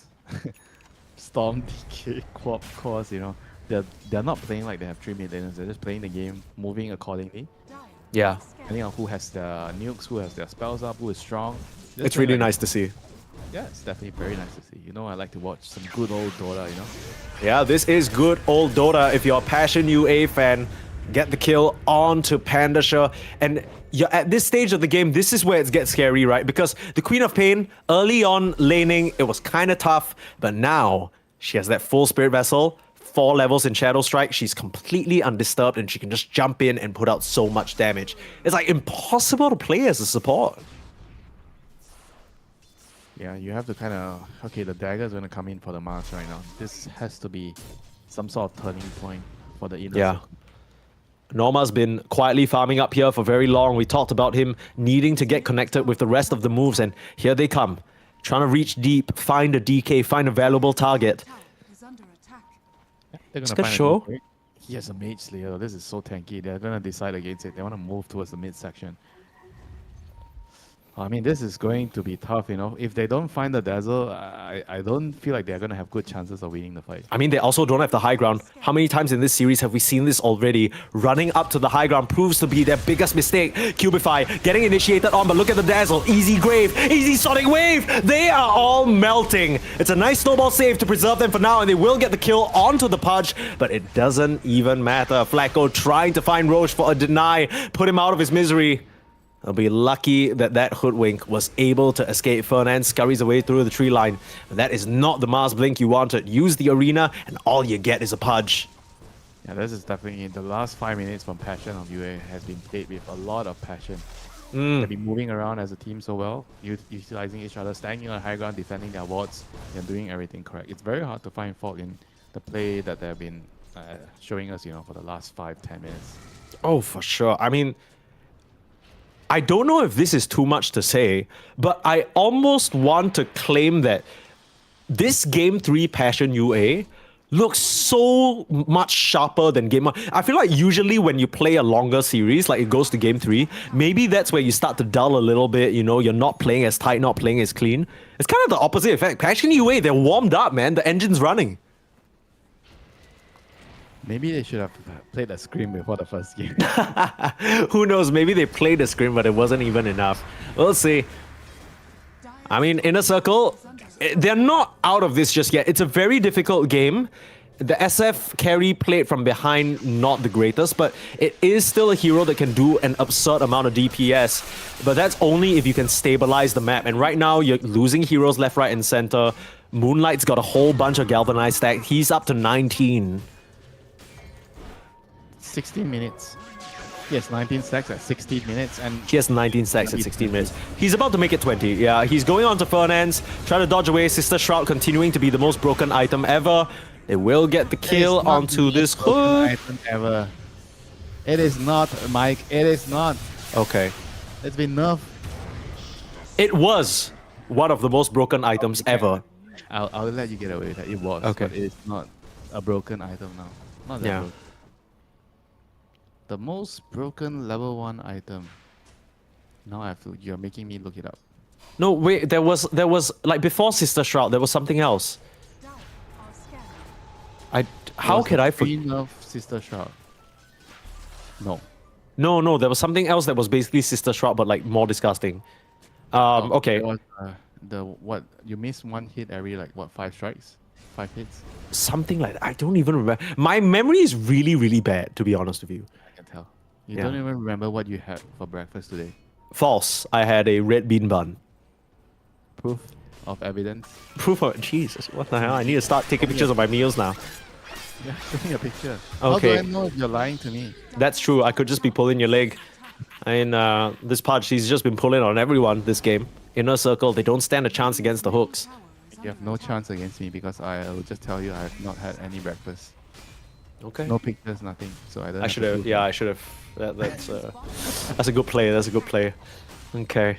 Well, Crystallize. I really like this Mage Slayer pickup. It just gives him everything he needs. He understands that there's no physical coming out. That's item against Lash, Mike. Yeah.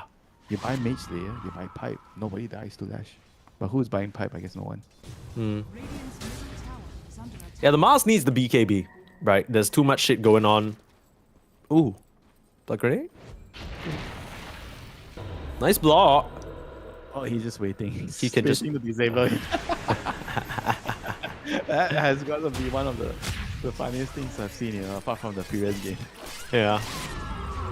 You know what's the crazy thing? I feel like most of the time is the other way around. Like as a task, you want to be running this Dazzle down and putting him in a bad position, but instead it's like that's hilarious. They banned out Kraker's silencer as well this game, right? Like they were like, okay, you played the same hero twice in a row. We want to put you on something uncomfortable. He looks even better on this Dazzle. I think he should just be playing Dazzle. Yeah. Why is he even playing Silencer? Nice try on the hook there, Cubify. Unfortunately, that was blind and he had no way to tell which way the squirrel had scurried. Okay, surely at some point, Passion UA, maybe they feel strong enough with Crystallize to go into the Roche. And then that's where we'll see some tier 2 towers being threatened. Because right now, it's just Passion UA running all around the map, getting pickoffs once every minute.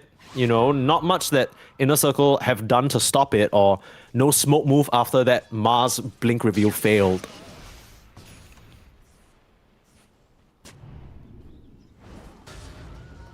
And the lead is not really that big yet, The 4K lead is like, okay, it's gonna be more now with the Tormentor. But I wouldn't say things are like totally out of reach, This SF carry with, he's gonna complete he's gonna have a butterfly in like what, 2 minutes. Yeah, I mean, he's still farming really well, right? Like, a lot of these heroes are dying across the map, but it's not this SF. And he's still... Can he somehow carry the game? That is going to be like the question. Yeah. Like Pudge, I think the Pudge bite is going to be his biggest concern in the team fight. He doesn't want to be controlled by that. I mean, he has the snowball to help him. But no snowball now, snowball's dead. Yeah. I think the main thing in the later fights is going to be about, can you control the SF in the team fights? Can he actually just stand there and output damage? Because if he's allowed to stand and hit, I think he will kill everything. That feels like their only hope is this Mars goes like mode collapse and just has the most insane setups. I just gave you a speech about how the SF can carry the game alone. And then they need the Mars to... No, because it's not enough, right? Like, even if the SF stands there and right-clicks and he's really, really strong, you still need someone to keep them in place. That's kind of what I'm getting at. Like, I don't think this SF could be the best player in the world. You could put Yatoro on this SF. You could put Prime Miracle on this SF. And I don't know whether he could do it if his team doesn't step up. Well, you could say the same for any other carry. Like, if you are playing an anti-mage and your team is just like making failed plays over and over again, do you think you can carry the game on your own? Yeah, but okay. That's a little different. That's literally what you just asked. My read, and you can correct me if I'm wrong here, Winter, is that I'm SF... already correcting you. Okay, no, hear me out, brother. SF needs to kill these heroes, right? He's not like an anti-mage where he can rat the map. Okay. So what's the play? Like, he needs to go take a fight, right? But then it's not like he can just run up, press BKB and win the fight. It's not like he can do anything particular in the fight. Yeah, but they're gonna try and kill him, and he's gonna kill them all when the snowball save comes, for the... Right, when the snowball save comes, does he have... You did not mention anything about the snowball, you're just talking about the Mars, Yeah, because like the snowball save comes, he comes out, and then he dies anyway if the Mars doesn't stun them. Dire's top tower is under attack. I get your point, Okay. I'm You don't glad. want I'm your- glad. You don't want your teammates to be falling asleep. Yeah. I hope that they still have their keyboards and they press their buttons and But you know what? It's a Sunday night. You don't want to be playing Dota on Sunday night. you don't? I think that's all people are doing this Sunday night is qualifiers left, right, and center. We got 4 streams here in Division 2, brother. Of games, you know. Okay. The Fernandes. legend, the myth of the midnight game, the weekend games, you know. Oh, I know it all too well. I know it all too well. Don't even start. Fernandes gonna give the galvanized stack number 23 for the Storm Spirit, who now has a gem, so he can sweep out all these little crevices that Inner Circle are trying to play in. Things Yeah, not the- looking the hottest. The gem is something is very important to have right now. I think you can't be afraid to buy gems early because the map is so big. I don't know if you notice it's very difficult to deward. Do you Oh. have difficulty dewarding, finding the ward because of how big the map is right now? Oh, for sure. Yeah. I mean, the thing is, people are getting really creative with where they place the wards as well. There are a lot of options. Especially if you click on the guy and he was quite big, you know you're not gonna find the ward. Yeah, it's tough.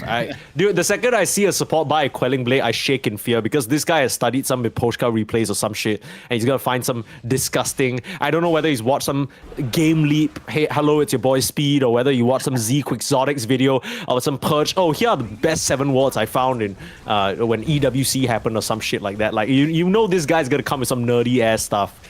And you're just like, okay, well, I guess they can see me, and I just need to play with that knowledge. That's how you can tell how people itemize on supports. Yeah, you can tell a bunch. Yeah, Like that's that. true. That tells you how nerdy we are. That's Normal true. people, you go out, you try to have a conversation with someone, you ask them what color they like, what shoe they like, and then you get a sense of how this person is, you know. But in That's Dota, true. you click on their hero and you see what they buy and you understand this guy is a nerd with a Quelling Blade.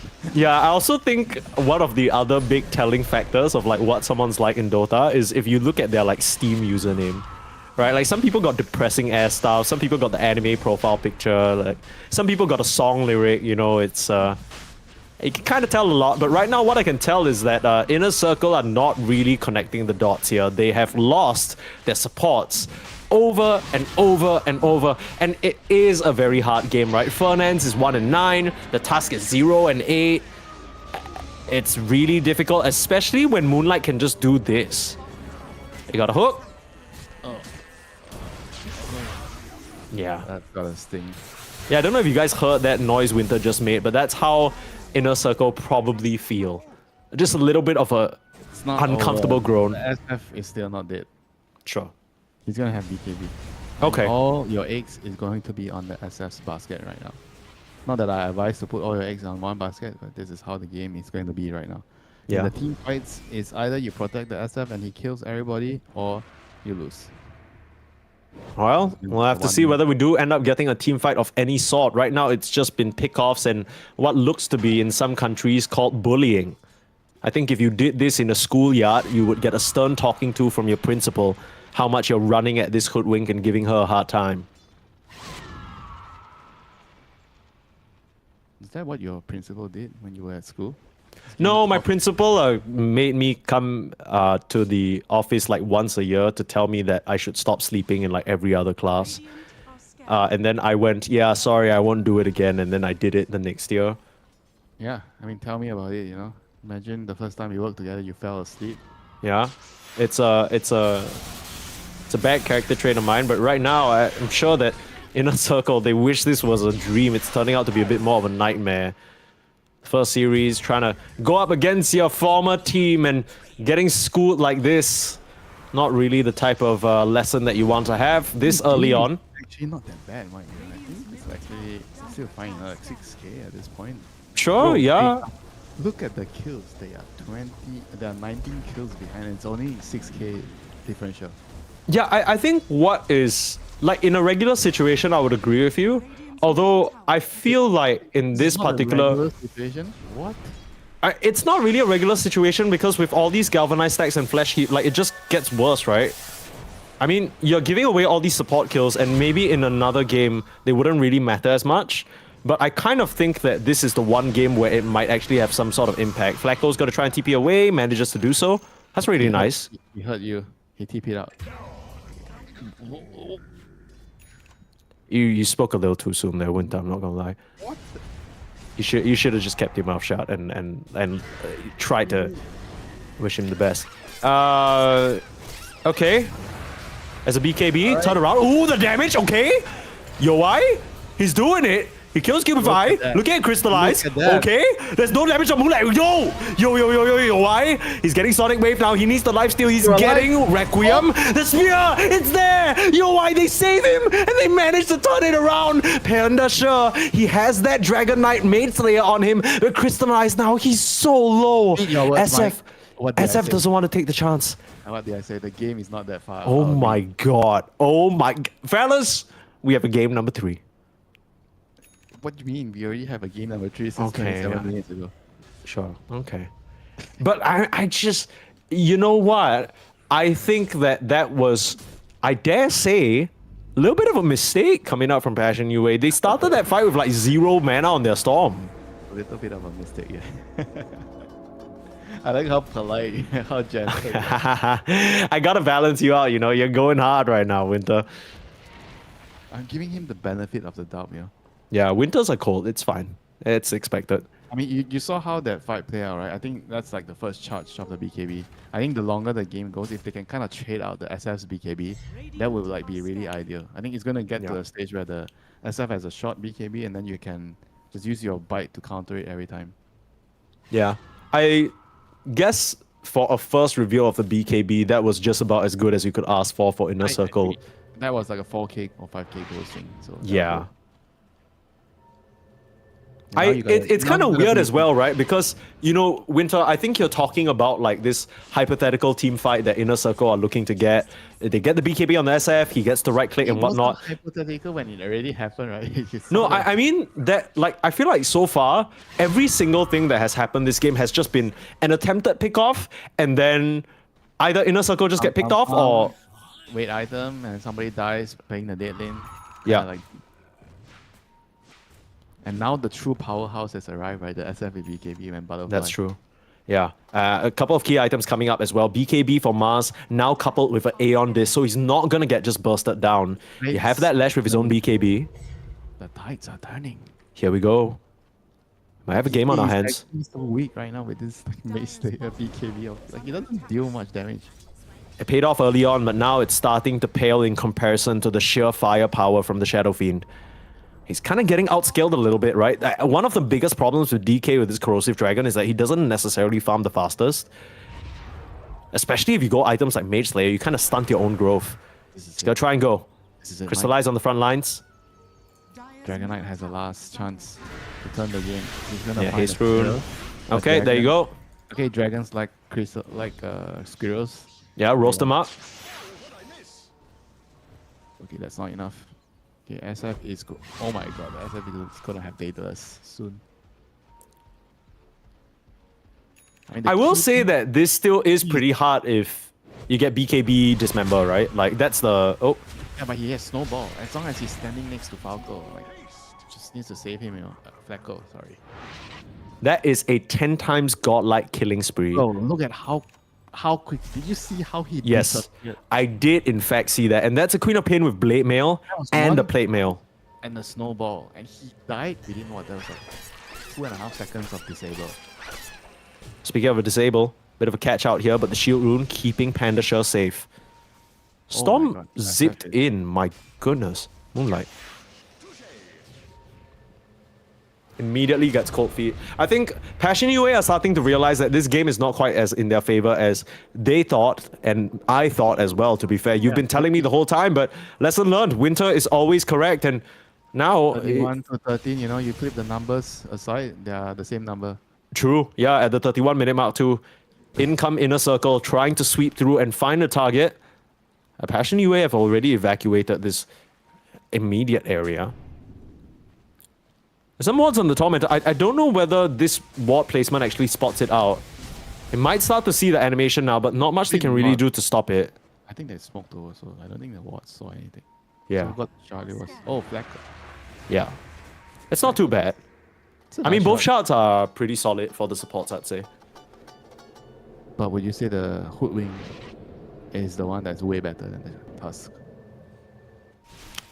I mean, Yeah, just I look would at say so. Flacco. Look at what Flacco's doing. He is just following the SF.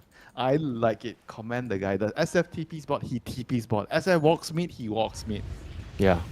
He knows his has job. one job. Stop the dismember. And obviously you need to snowball during the DK stun and the pull, but the main thing is the dismember. He knows. He's a man that got mad in the second game, and in the third game, everyone is following his orders. He has to. It has to be him, right? Like, no one else can actually stop that dismember from Cubify once he pops the BKB. Mars can't do it. I mean, if you want to count, actually, there's no one. Yeah, there's no one. Like, and I don't think there's anything they can actually get, because you wouldn't get like a basher on anyone. I mean, I guess you could technically put the Mars arena in a way to block the other heroes off.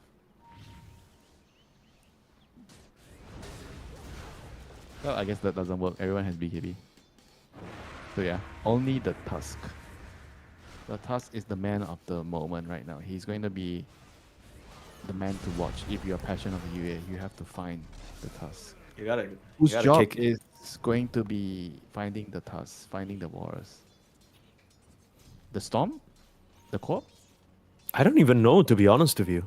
Storm? Yeah, I guess the Storm. Or it's gonna be the Dazzle with the dagger. Ooh. Ooh, probably not. We got a game. 13-31, like you said, and both teams, you can feel the tension in the air. They don't want to give up ground, but they've been poking, prodding, trying to find an angle. Blind hooks galore. Blind hooks? Yeah, he just blind hooked the high ground. He didn't even have vision there. He just tried it.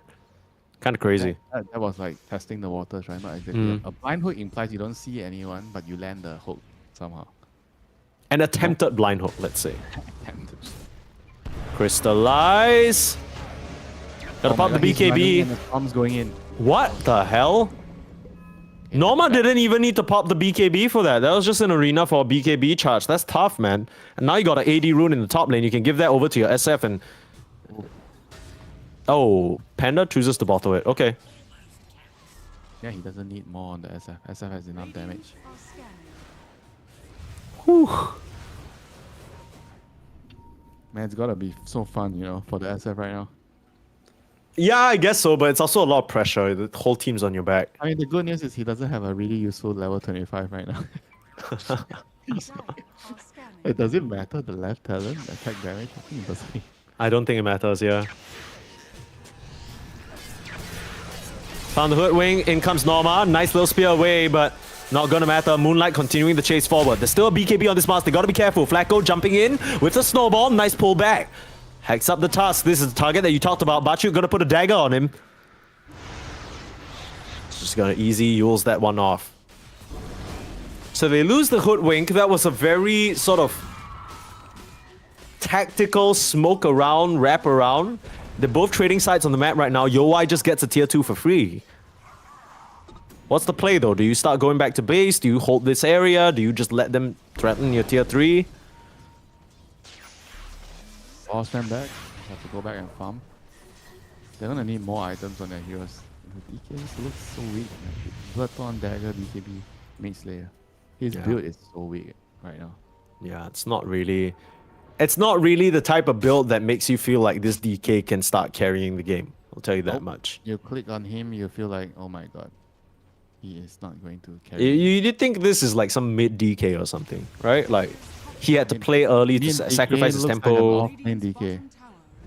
I mean, we already talked about how all three of these Passion UA guys are playing mids, right? Like, and I mean, some of the options in terms of itemization have just kind of paled, right? Like, now you look at Bachuk's item build, where he went for a Boots of Travel to try and play the map and connect on these pickoffs. Like, what use is that now in the team fight? It doesn't...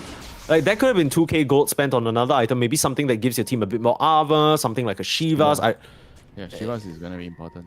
Yeah, and now he's missing that gold, right? He would have maybe been able to afford it if he spent... Hook! Wait! That's the SF! Hook. It's a blind hook. The SF is in trouble. Can they get him out? Yowai, he's in the middle of things. He's still not doing the damage. They've controlled up the DK though. Crystallize. The Grave it's not gonna keep him safe. He's trying to Satanic, but he can't survive a huge Sonic Wave though. Yowai dropping low. He needs the lifesteal. He needs to hit somebody. Looking for a target. Can't find it. They get the SF and he doesn't have buyback. Moonlight makes it happen along with Cubify. The buybacks come out en masse though. In a circle, they need to run away without the SF. Panda still cleans up the backline. Very nicely done. And now we're trying TP away, but Moonlight's on him. The damage is there. And Passion UA, somehow, some way, despite losing their DK almost immediately, they get the SF on the back of that blind hook. That was an unfair fight, Mike. The Roche was playing on the Passion of UA side. He bashed the SF twice. Oh no. I put Roche in this fight recap, bro. What the hell? What the hell? Oh my god. I think he actually ended up mattered. I think the second bash mattered. The first one maybe not so much, but the second one definitely mattered. It's in these type of games that I wish we had like a replay. They were kiting him so much. He popped Satanic. He couldn't hit anyone. It was the Yules anyway. I think it was something else. Like he just got stunned and it was Yules dodging. Yeah. Dire's middle tower is under Like the attack. Storm was zipping to one side and then he tries to auto attack the and there's a Yules on the other. It's I actually think that it was like an offensive Yules because the Tusk ends up like the Tusk is the only one in this game with a Yules. Yeah, they along with had the no Mars. Yules on the Dire side, so he must have used. Oh, the Mars doesn't have a Yules as well. Yeah, it's the Tusk. The Tusk Yules someone. Maybe in that moment he thought I need to peel these people off my SF. After all. It was Flacco. Flacco was the traitor. Oh my god, he was definitely mad in the last game, but I can't believe he is still mad this game.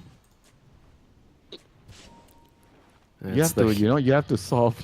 It's the hidden solve it. resentment you gotta be most worried about. You know what I'm You saying? can't go to bed mad. In Dota, you can't play the next game mad. Fernance is dead. Gem dropped, and that is tough. We talked about how important this item is for controlling the map, and Inner Circle, they lose their Hoodwink. This is a Hoodwink that just bought back as well, so now you're gonna be 4v5 at best in this fight. Don't think the SF wants to partake in this. You just have to try and defend the high ground, I reckon. Ooh, we still have a game, yeah? 40 minutes in. It's kind of crazy that it's still at this point. I mean, we talk a lot about this DK being somewhat underwhelming. Why is he still like he's not getting it? Why? He's still underwhelming. Sorry, Mike. No, but I think Bottom tower is under the Storm is like low-key the real carry right now. No, the co-op. The co-op is the carry. What do you mean the Storm is the carry? The Storm is a distraction. He's not gonna kill the SF. It's the co-op. Okay. Bro, that's the fair. co-op is going to use Sonic Wave, the Blade Mail, and the Shivas. And a Pyrrhic Cloak right now as well. The SF Dire's is bottom going to tower die, I is think, if under he doesn't attack. have Satanic when he hits the Radiant's co-op. top I tower think the SF is gonna die even with Satanic because you're reflecting all that damage and you're not counting all the damage that Bachuk's putting You out. don't think he can stand and hit the co-op with Satanic on, the active on? I think that he can stand and hit the co-op with the Satanic and then get Sonic Wave, Shadow Strike, Scream of Pain, and Pyrrhic Cloaked, and Shiva's Guarded, and any assortment of other spells that might come out from Passion I UA. like how you ignore the vessel. Like the vessel doesn't matter. Yeah, okay, sorry, I forgot about that one, not gonna lie. The vessel does absolutely matter. I appreciate the apology. No, I genuinely forgot about that. Like, there's so many other things that You mention Bachuk every single thing, but you don't mention the vessel that stops the lifesteal. I assume that he pops Satanic after the first charge comes out. Then he dispels it, right? Yeah, but it's more likely for him to wait, right? He's going to like throw a bunch of spells on you, then you have to pop Satan, you get low, and then he just vessels you after that. Yeah, the vessel timing is very Radiant's top important tower here. is under attack. Pretty interesting neutral item picked up by the SF. I guess he didn't have any better options because I feel like the crippling crossbow, the active is kind of underwhelming. Radiant's top tower has fallen. I know it makes sense into like the co-op because obviously there's the bondage facet and she gets spell lifesteal and the dazzle heal and all that stuff, He but agrees. He knows the co-op is the carry. You're telling me that the DK is the carry. I'm telling you. Oh no, you're telling me the Storm is the carry. Like, no, the oh co-op my is- bad. All Crystallize is a tower hitter. That's the truth. He's not even BKB, killing the towers right now. Shadowblade. Do you got any vision? You ain't got vision. You got Flacco though. Okay, he Trying to dodged the use. DK stun. Okay, he used the staff. Can't run. I like that he always misses the easy hooks. Yeah, it's, Him of the hook.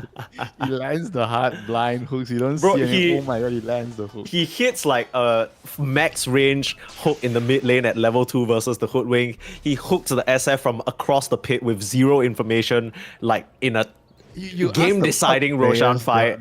They'll tell you like the hooks in front of you are the harder ones to land.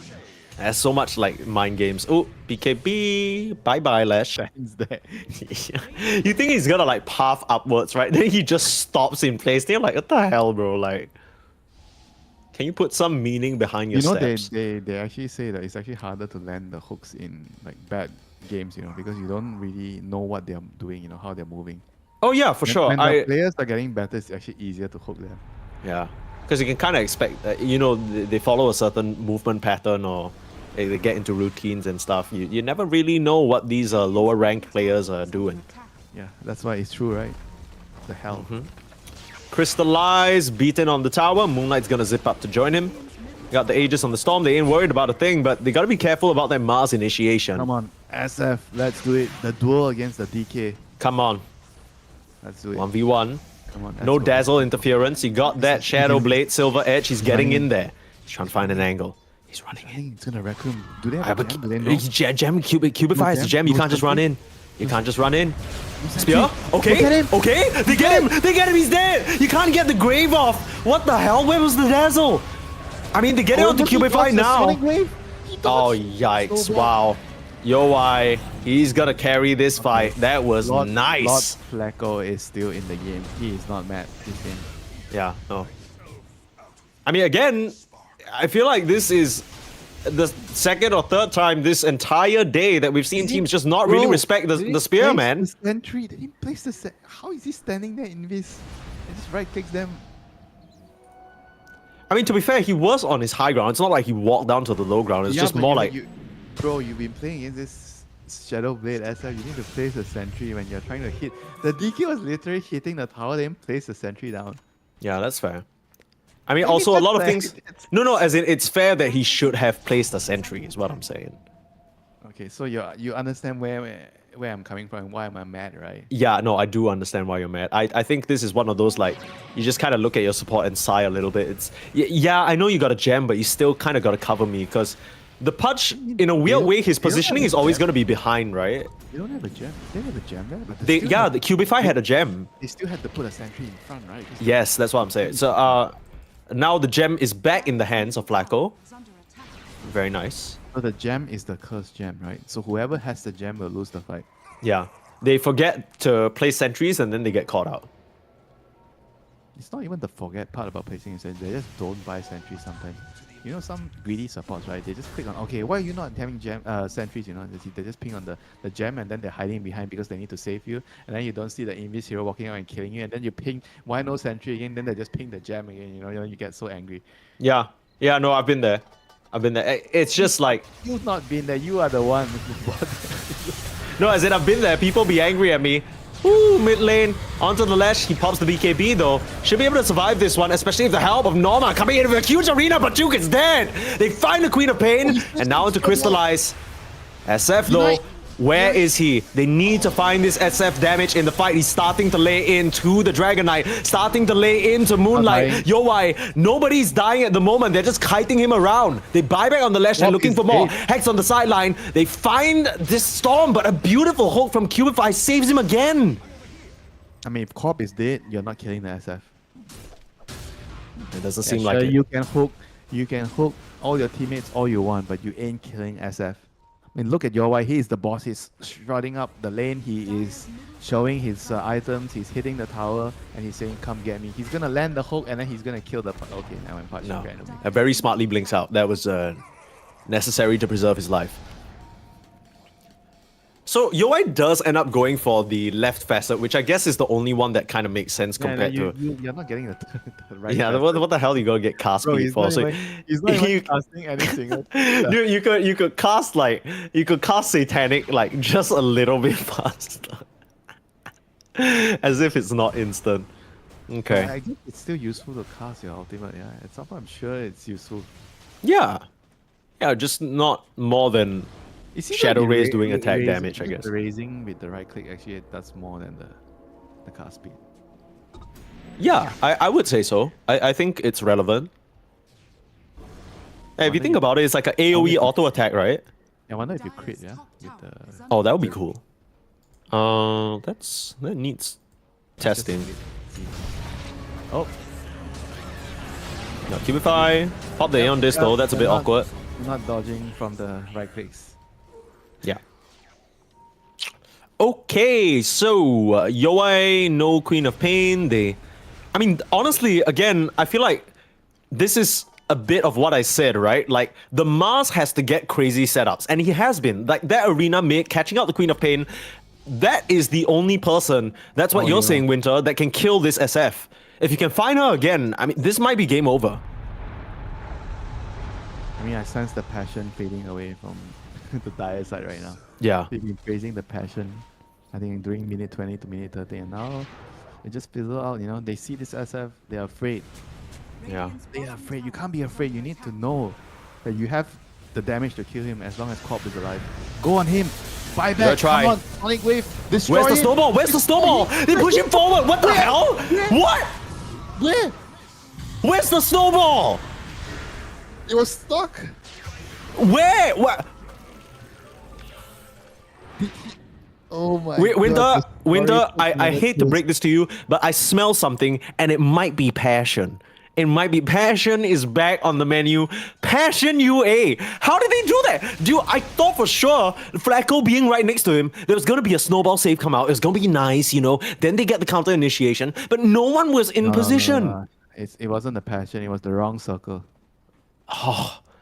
They went to the outer side. They should have stayed in the inner circle. Oh my god. Did he not click on him, or he just got out? I think he got out of range after that.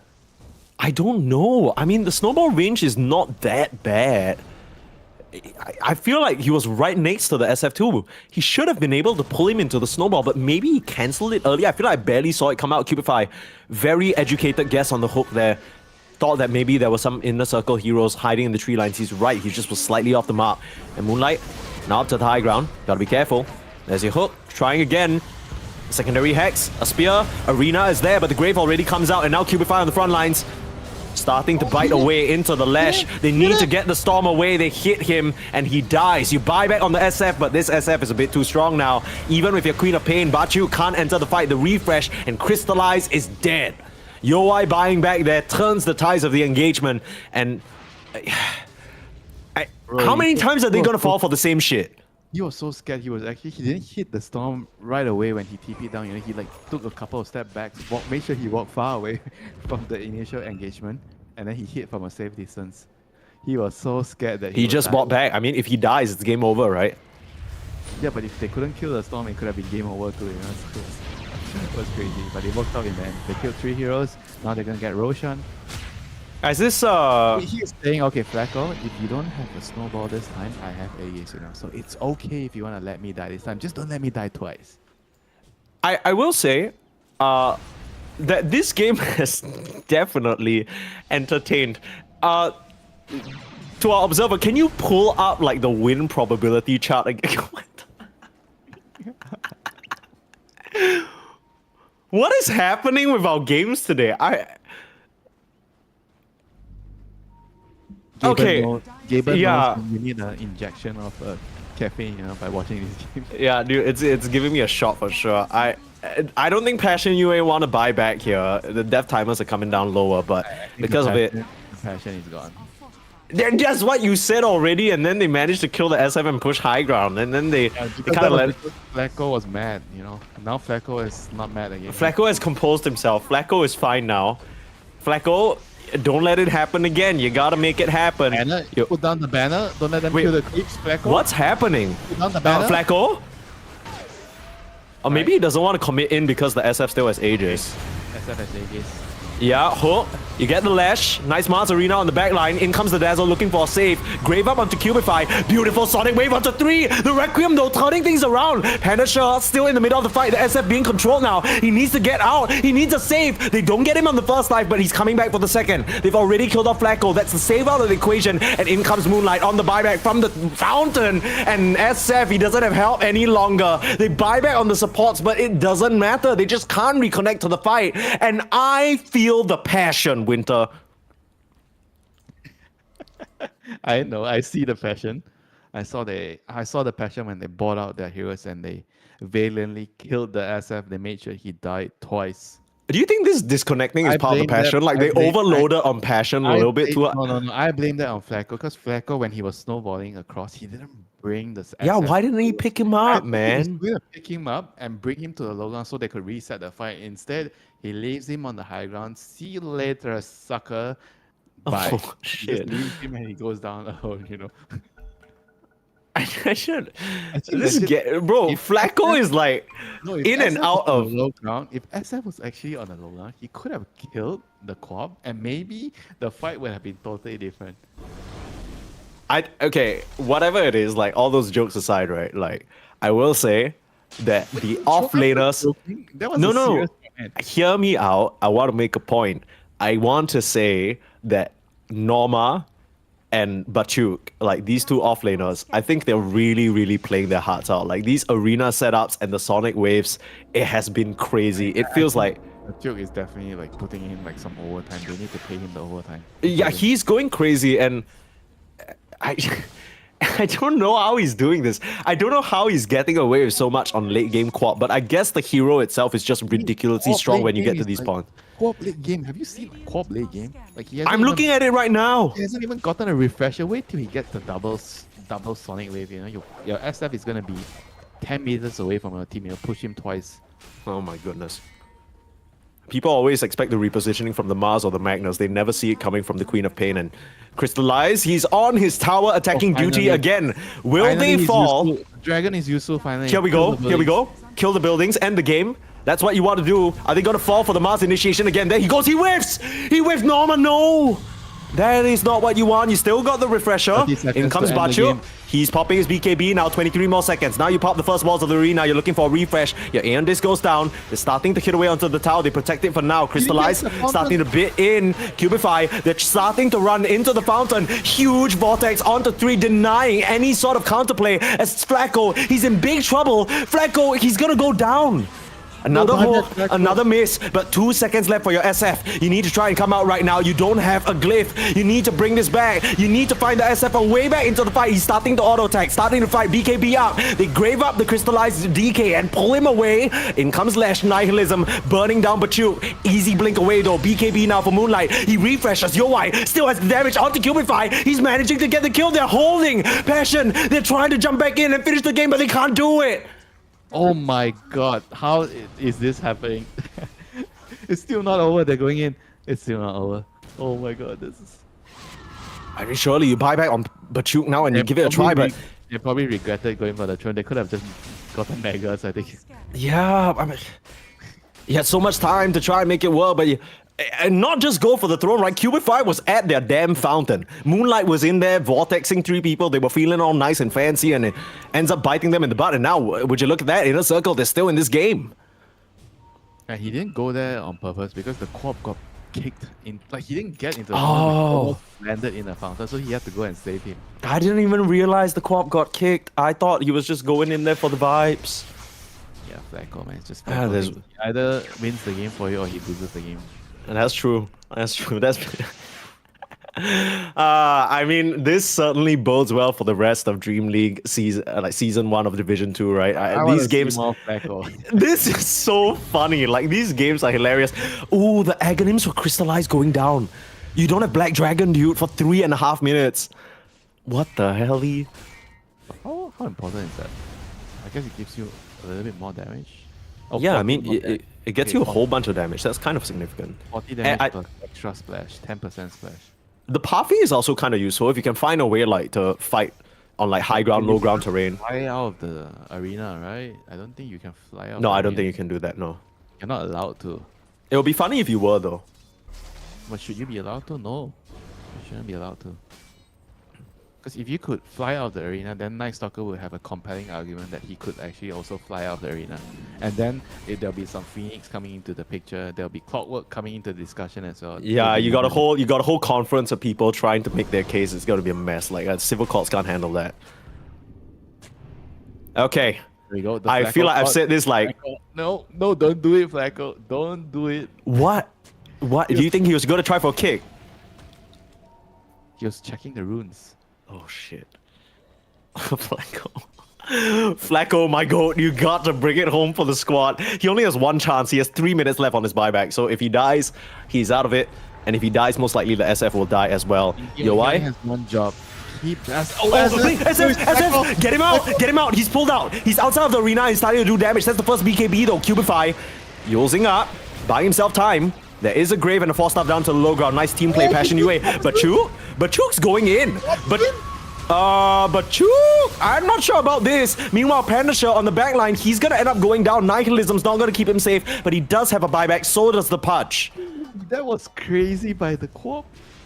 How did he even live? That's the craziest part. The Sonic Wave pushback. He live and the lifesteal, obviously. The spell lifesteal. Yeah. Okay. My goodness. That was some balls right there. He just blinked into 4 heroes. I guess you need to be a little bit crazy to play Quap well. You do need to be a little bit crazy. You need to be a bit sick in the head.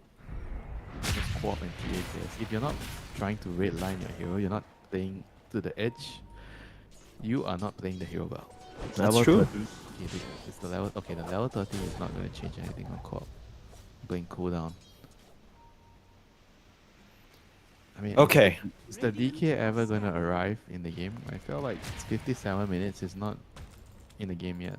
I mean, his job is to hit a tower, right? So like, if kill heroes, you don't kill heroes. You don't. oh, kill does he? villains. I didn't realize. I couldn't tell. He hasn't been doing that shit whole game. He's 6-4 and 23. He's an assisting DK. He's a tower taking DK. You know what I mean? He's a pacifist.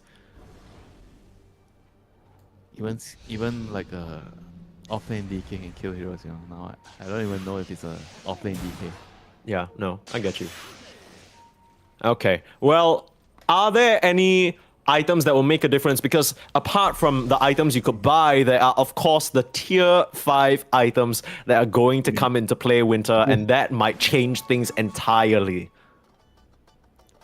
I mean, the classic one, Helm of the Undying, Regala. What else do you want? Helm of the Undying actually doesn't really help their case, right? I guess it does if you're like team fighting, but less so about like ratting and finishing the game. You got a Divine Rapier now on the SF. That's a big deal. You have the Refresher, I want to say like almost finished up for the Quad, because her buyback is like... Wait, did he sell the refresher on the SF? I thought SF had a refresher. He might have. Okay, maybe I'm confusing his refresher to someone else. It could have been a Refresher Shard as well from the Roche. Refreshed one of the fights. Yeah, I saw him refresh one of the fights. I think you're right. The Kicker Illusion, good one. A little bit of practice there. Okay. Making sure you know the range. I think Walrus Kick is one of those hard abilities to gauge because there isn't really a clear Walrus aim. Walrus kick, you know. That's true. Have you seen a Walrus? Yeah, what are they kicking you with? The flippers? Okay, that sounds painful. Do you know that they always accidentally die, like when they're gathering in the shores, because there's like too many of them in the shoreline, so they like drop out of the edge accidentally and they Oh die. shit. Scanning. Wait, that's miserable. It's so crowded, you know, there's so many of them. That's tough, man. Sorry. A it's moment of probably silence. Yeah, a not moment of very silence for the good Walruses. to What the that. hell? It just got so solemn. It's just a random video. Okay, dude, we're here casting some good ass Dota. Like, can you relax? Cubify, high ground. He doesn't see him and he's dead. He's just dead. There, you no chance. All trying to TP here. That's not the fight you want, though. Cancel him. Cancel him. Abort mission. 60 minute. It's Mad Stone time. Get your Mad Stones, folks. Get your Mad Stones. Show me those tier 5 items. You got level 30 on Lesh. Pulse Nova now triggers Lightning Storm. This guy is basically Sand King but elemental. No way, the damage is not even close to Sand King. Okay, but now it's kind of disgusting, right? Can we agree on that? Can we agree that it's pretty disgusting amounts of damage? Yes, sir. Yes, Mike. Yes. Okay, thank you for I that. agree with you. Roshan, now for Inner Circle as well. Oh, Fernance. A catch. Oh, A Hex? oh no, he's gonna Grave. die. Oh, no, it's a grave. All right. he Okay, is alive. he's fine. And zip on out of there. But the Dazzle, is Don't know he about going to Tekka. be as lucky? I think the Dazzle just had to sacrifice himself for the cause. Alright, Kraker. You know, That's the tough part. Dazzle should be given a self grave. You know, when the target you grave doesn't die and the TP out, you should be given a grave on your Yeah, side. like a refresh grave or something like that, like a consolation prize. Although, even if he did have a grave for himself there, I think he would have died because there's no way. At least Like, he had some hope, right? Maybe he could have gotten out of that situation. he needed a bit of passion for that one, I think. And imagine if you give the hero that, everybody will be scrambling to save your allies. It encourages the right behavior, I think. Okay, tier 5. I'm looking. We got a Fallen Sky for Bachuk. That's a timeless Fallen Sky, so he has 15% debuff duration and 16% spell amp. That is disgusting. Book of the Dead, also timeless. These guys spell amp, they're going crazy. Stygian Desolator for the Dragon Knight, that is plus 40 primary attributes. So this is a strong boy over here. And still trying to find Mad Stone for the rest of them. Helm of the Undying now for Panda Sure. That is kind of a big deal. Helm of the Undying for Norma. These are all amazing. Minotaur Horn. So you get that. He's actually backpacking the BKB and using Minotaur Horn with Evolved. So it's kind of crazy. Now he has Aegis. No worries. I mean, these are also, like, I want to say, the best case scenario. Like, these are the most useful items you could probably ask for on these heroes. Maybe you would have argued to say that Yowei could potentially use a Helm of the Undying, and that would be better, but I think the Minotaur Horn kind of is very useful for him as well. he needs to stay alive. He does, yeah. Hoodwink, Book of the Stay Dead. alive. The Bee Gees wrote a song about this, I'm sure. No idea which song, but sure. I mean, it's going to be about Flacco keeping the SF alive. I think the story of the team fights are going to be similar. Guys, Flacco and SF. This is how I find out that Winter doesn't know the BG song, Staying Alive. That's crazy. It's a... Oh, they're on. They're up. They're looking for the Purge? Okay, well... That seemed awfully easy for him to break out of. I guess the Aeon Disc is popped now. This is gonna be a very tricky defense. They hook away. Are they just gonna give this Rags up? Flacco with the kick, Crystallize, gonna pop that BKB, they got the SF, they need to try and bail him out. He's hexed, popping his own BKB, the Minotaur Horn as well. Huge Sonic Wave, doesn't really connect on much, but the nice second turnaround. Pulling him up now, into the sky, Yowei, all eyes on this SF as Moonlight, unfortunately getting control, has the buyback. Oh, the Corp Just is watching. actually destroying them with the axe. I mean, I'm just watching the SF, but yeah, the co-op, like you mentioned, holding them in place. She's running low on mana though. They got the first life of the SF now. Co-op, she's gonna drop. She does have buyback. You still have that dismember. The spear, it's not gonna connect, but the arena comes through and Cubify drops. You away. He needs to survive and he beats out the Dragon Knight. They managed to do it, but they buy back. SF needs to buy back and rejoin the fight, but he can't find anywhere to connect. It's Panasha who ends up dropping to the deck and he can't survive the second scream from the Sonic Wave. They get their advantage of the fountain, they buy back, and they win the fight. They get the rapier, and maybe now, finally, Crystallize can do something in this goddamn game. The game is not over. There's 3 buybacks. But Flacco has no buyback. Dude, I'm just literally watching the SF in the whole fight, but you're right. Like, it's this Queen of Pain. The sheer amount of damage she was doing. 21,000 damage in that fight with 3 Sonic Waves, bunch of Shadow Strikes, the blinks over and over and over and over and over, and they just can't stop her. They just can't stop her. They had to turn around with all 4 members and focus her down, and she just buys back.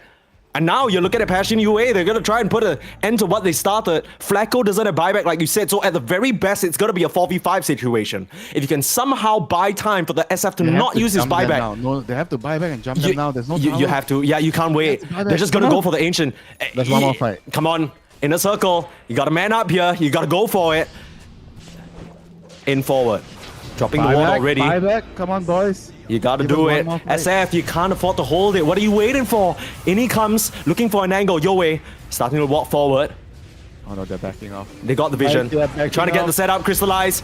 He pops that. Oh, the hook. It's slightly off the mark. Yowei starting to do the damage for the arena. The Sonic Wave. It's way too much. Bachu is starting to do it again, but managing to blink out back to safety. Pandasha, it's just going to drop, and you don't have the Lash anymore. Yowei, he's still full HP though, turning around onto Cubify, but now it's Crystallize against him. He has a Divine Rapier on one side, starting auto there, and they get the SF. They get it done. Passion UA, do you feel the passion now? Yes, yes, Mike. I feel the passion. 65 minutes on. Finally, they get the job done. finally DK showed up to the game at 65 minutes. Yeah, I mean the DK is just finally did something in the game. I mean everything else, it was the co-op and the Storm, even the Pudge and the Dazzle like carried their way. You know, the DK just felt like really underwhelming. I guess it was also partly because of the build. He went for this Mage Slayer Orchid build and it didn't really pan out really well. He didn't get a lot of kills with it and it kind of stunted his growth a lot. But guess what? Co-op late game, you know, it's pretty hard to beat that. Winter, I'll be real with you. I feel like that game should have ended 8 separate times. Like that. I don't know how it got to that. That game shouldn't have even happened, you know. It should have been a 2-0. It should have been a 2-0, but this is what we like to see, and this is the opening series, guys. There's so much more Dota 2 to enjoy for the rest of this tournament. This is only the start of Division 2, and we have many more of these amazing teams, but at least for today, we had to say, unfortunate, good luck, better luck next time to NAVI Junior as they lost 2-0 to HunterZ, and of course, this series, I mean, this game was the one to watch. There were so many moments. We were in despair mode for so long. But I think just because of the storyline, Passion UA had to win this one, right? It was too much mental damage if you ended up losing to your former teammates. That you just have to do it. It would not feel right. So still, even with that win, I don't think Passion UA would be too happy about their current situation in terms of how messy that game was. It probably made them a lot more panicky than was needed.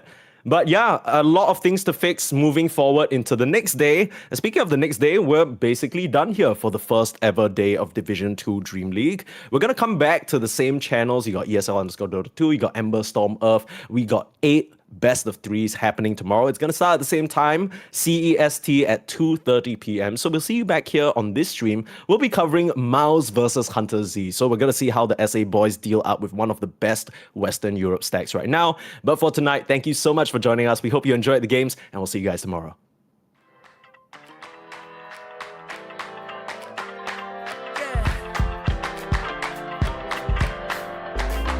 You crack the ceiling.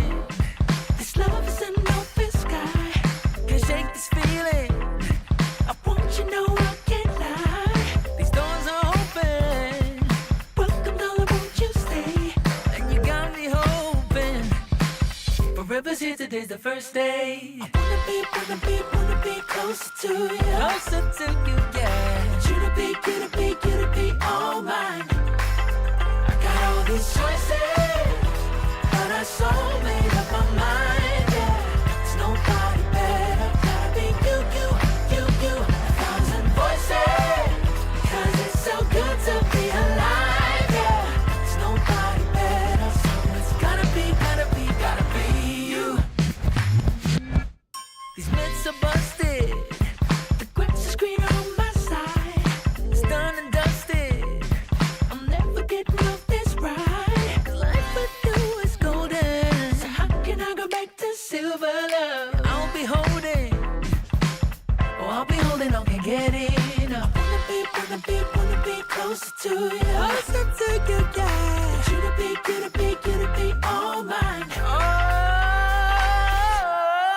yeah. Got all these choices, yeah. But I so made up my mind, yeah. There's nobody better, gotta be you. Got to be you. 1,000 voices, yeah. 'Cause it's so good to be alive, yeah. There's nobody better, so it's gotta be you. You, yeah. You, yeah.